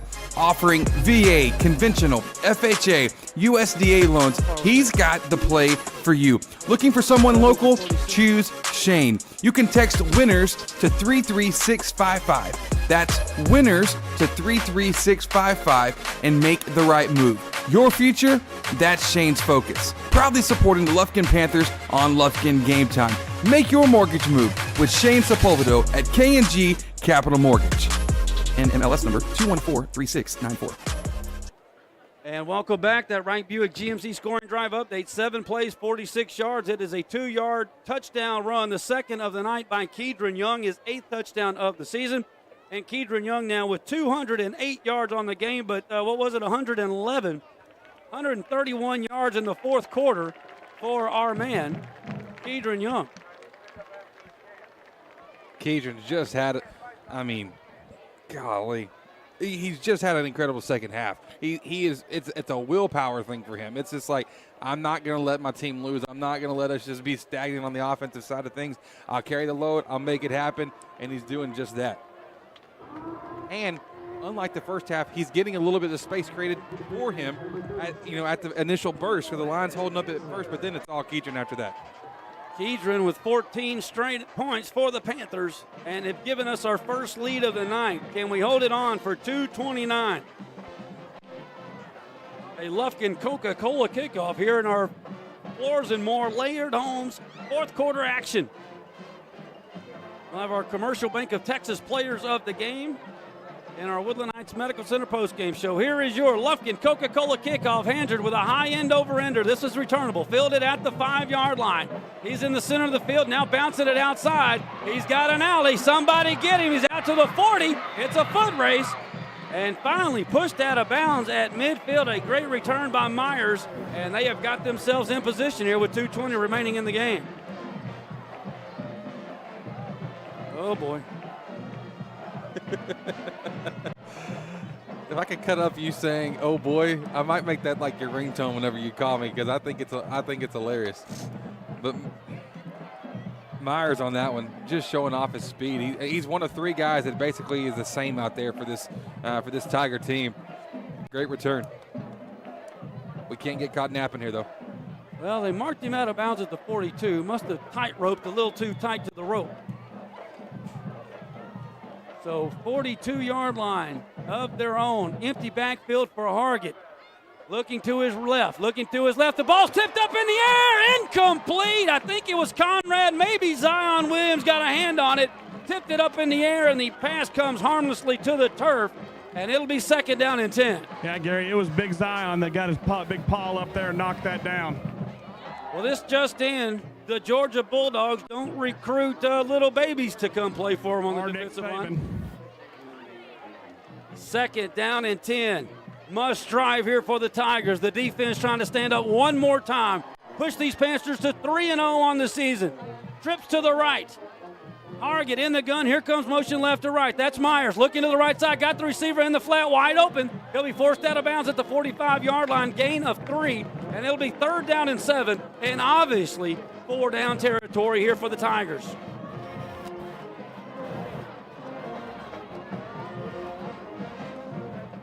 Defense.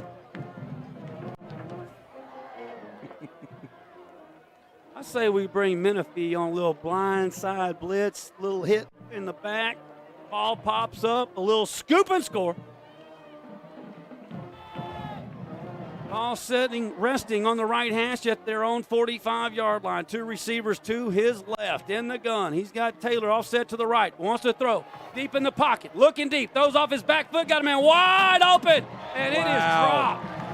Myers got behind the defense. Don't get up and stand up like you did something. He dropped it, or it would have been a huge play.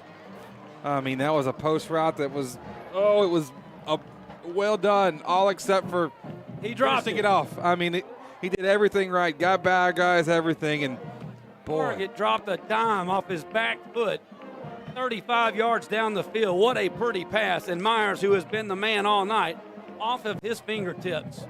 Unfortunate for him, but fortunate for me.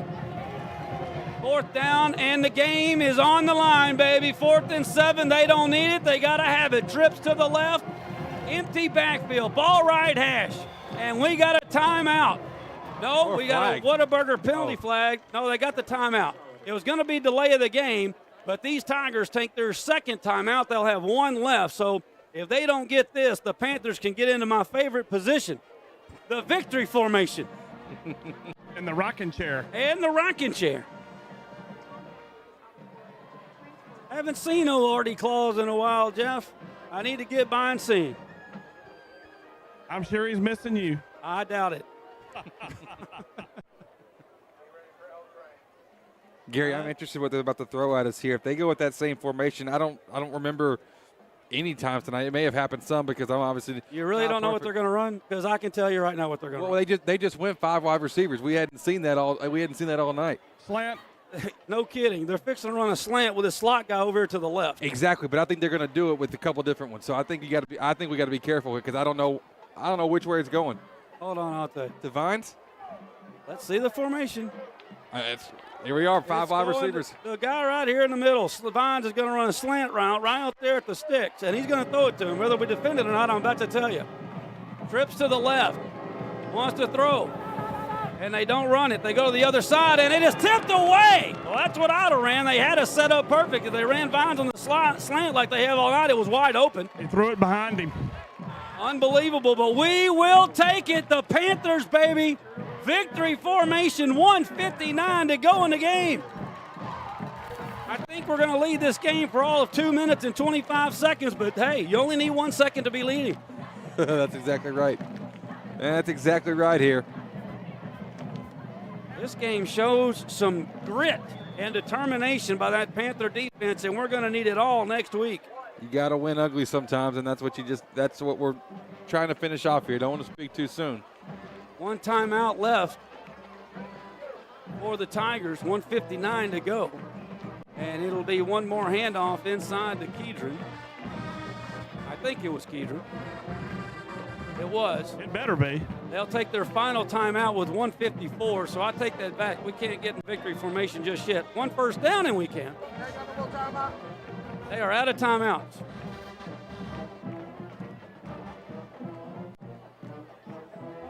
I think I was going to help the official with that one.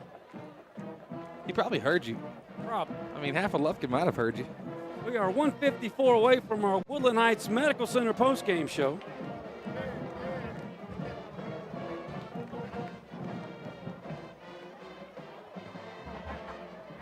What a turn of events here. It's been ugly, y'all. It's been ugly. On the offensive side, for sure, it's been ugly, but, man, finding a way. Well, if you got number 3 back there, you can do a lot of things. It's not over yet.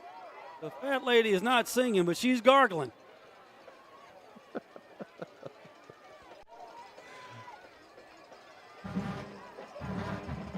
Second down and about 8. 8 yards would definitely put this baby to bed and move us to 3-0 on the year.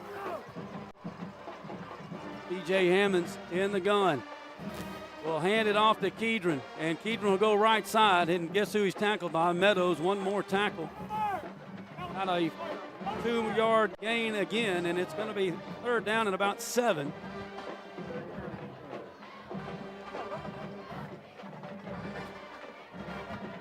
Game should be. Well, doing the math game? No, I quit doing the math game on the last possession. 3rd down coming. We should just let this go down to 0 and take a timeout. That's what we're doing, I think.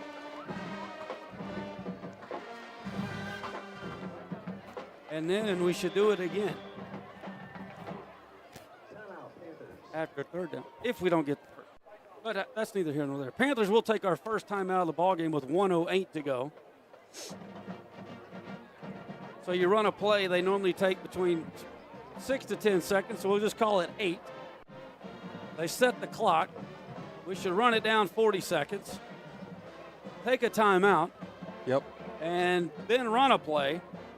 And at best case scenario, we should punt it down there high in the air, and they get the ball back inside their 10 with about 15 seconds left if my Crockett math is correct. I'll trust it. I'm with you. I think you're right. But again, if we can pick up 7 yards here on this carry, it won't matter. It will not matter. Shouldn't Jeff be a good math guy? Well, he is. Okay. All right. Depends on your definition of good.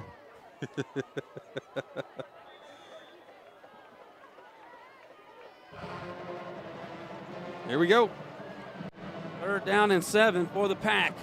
Trying to run this clock out. One more on the ground to Kedron. He breaks it outside. Oh, baby. Oh, he's just going to go down. That is a smart move, and that is ball game. I don't know if he could have got to the end zone, but what he did was lock down another win for the Panthers. Man, oh, man. It's only appropriate that he's the one who seals the deal and puts this thing away. Yeah, I don't know who was more fired up down here after that, the coaching staff or the kids. I saw one of those coaches take off. Who was it? That's Coach Soda going.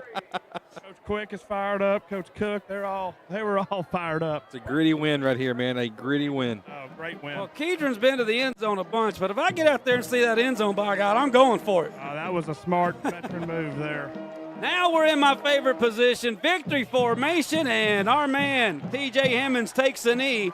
And that will be the final snap of this ball game and a win that the Panthers are very fortunate to get out of here with. Wow. Just. That does it. It wasn't pretty. 15 seconds still going here in our Floors and More Layered Homes fourth quarter. And a great fourth quarter for the Panthers. The final 14 points of the ball game, courtesy of the Bull, number 3, and that does it. Panthers win it 24-17, and it is our third consecutive win. And we want to welcome you into our Woodland Heights Medical Center post-game show. Woodland Heights taking care of you, and actually I'm hoping to stop by there in a little bit and talk to the Big G. I'm sure he's still up listening. Woodland Heights Medical Center post-game show here live from Abe Martin Stadium. Panthers get the win. 14 unanswered points to finish the ball game and improve to 3-0 on the season and set up a match with top 5 Longview Lobos next Friday night at Lobo Stadium.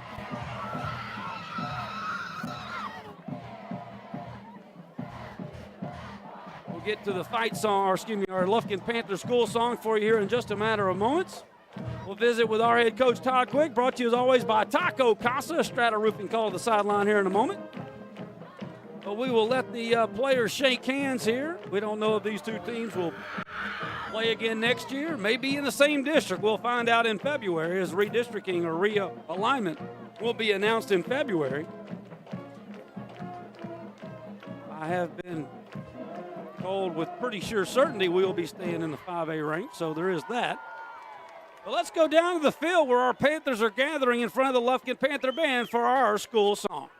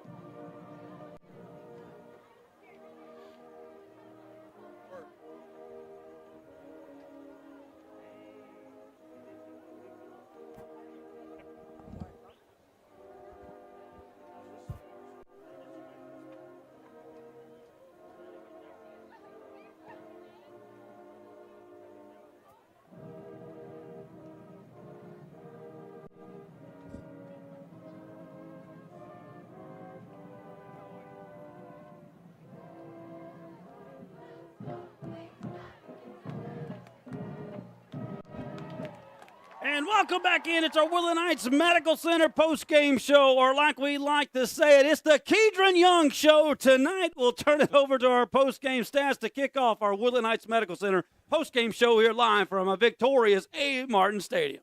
Our post-game stats are brought to you by Shane Sepulveda with K&G Capital Mortgage. Let Shane Sepulveda be your guy to help you out with your mortgage. We talked about Kedron Young. Yeah, he was the dude. He was it. 32 rushes tonight for 226 yards, 2 touchdowns on the evening. Gavin Phillips got a couple carries as well, 3 carries for 18 yards.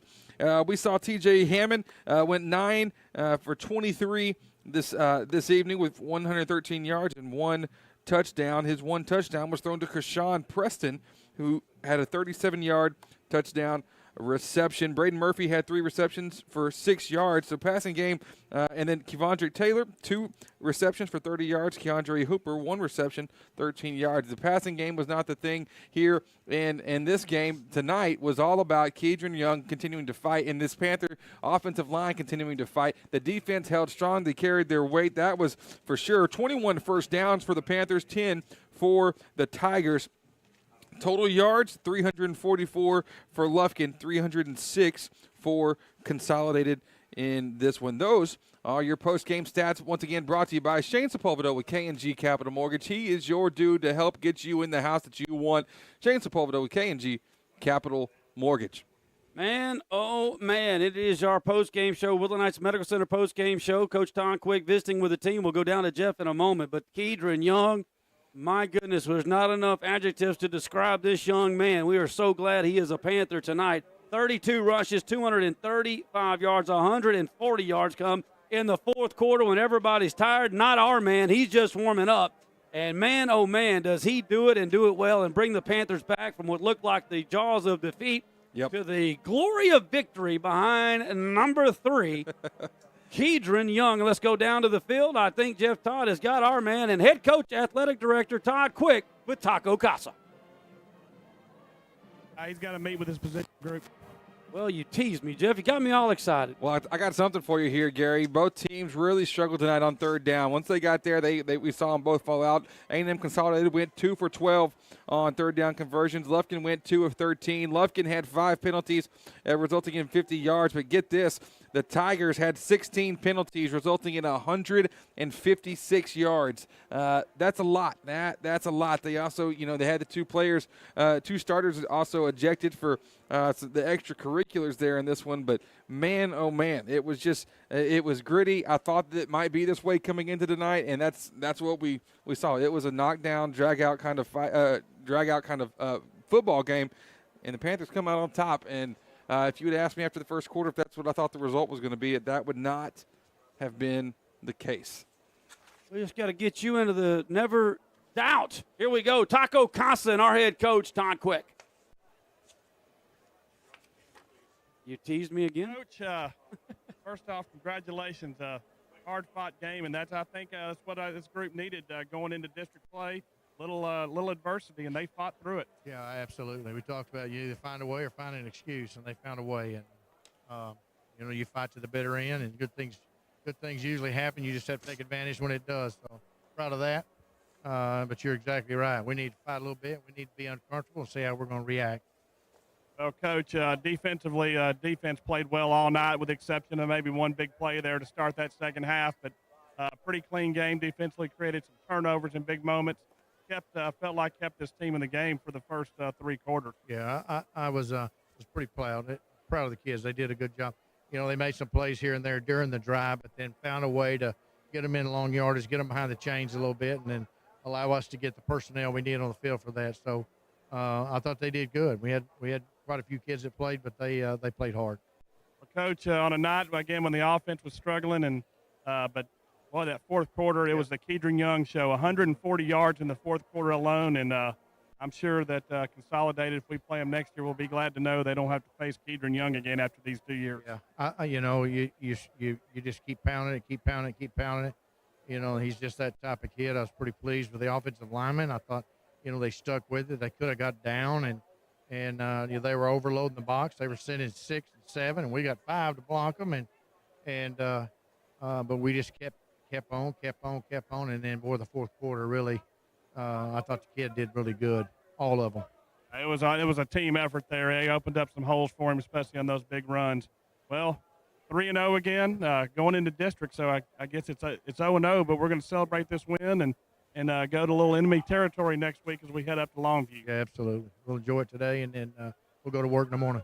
Coach, congratulations on the win, a hard-fought win, and a great win. Let's go celebrate that win, and we'll get back to work tomorrow. Appreciate it. Thank you. Thank you for your time. That was Coach Todd Quick with our Taco Casa post-game interview. Thank you, Jeff, and a victorious Todd Quick collecting our 3rd win of the year. Kind of apropos that it's our 3rd win of the year, and number 3 goes off like a bottle rocket tonight as we segue right into our Commercial Bank of Texas Players of the Game. And again, offensively, it is no doubt. It is number 3, Keydron Young. He also threw a catch in there, I thought. Yeah, one catch for I thought he had a catch. Maybe it got called back. But either way, he didn't need it. 32 rushes, 235 yards, including the final 2 touchdowns and the big 91-yard run that tied the ball game up. And then he pretty much did it all on his drive outside of those penalty yards that Consolidated gave us to get the winning touchdown with about 2:29 to go in the ball game, and the defense did what they did. It was show out all night. They really did, and there's a lot of guys defensively. I'm not sure which way you're leaning on this, but, man, there were some guys who really came to play. We saw Campbell have a good game tonight. We saw Keith and Davis have a really good game tonight. Got to talk about, Big Hoop out there as well. So you got your hands full which one you want to go with, and then you had Zion that there in that fourth quarter, he was causing he's just one of those guys. He's got to wear you down. Like, throughout the course of a game, he's just so big and so physical, and you saw him be able to get through in the fourth quarter.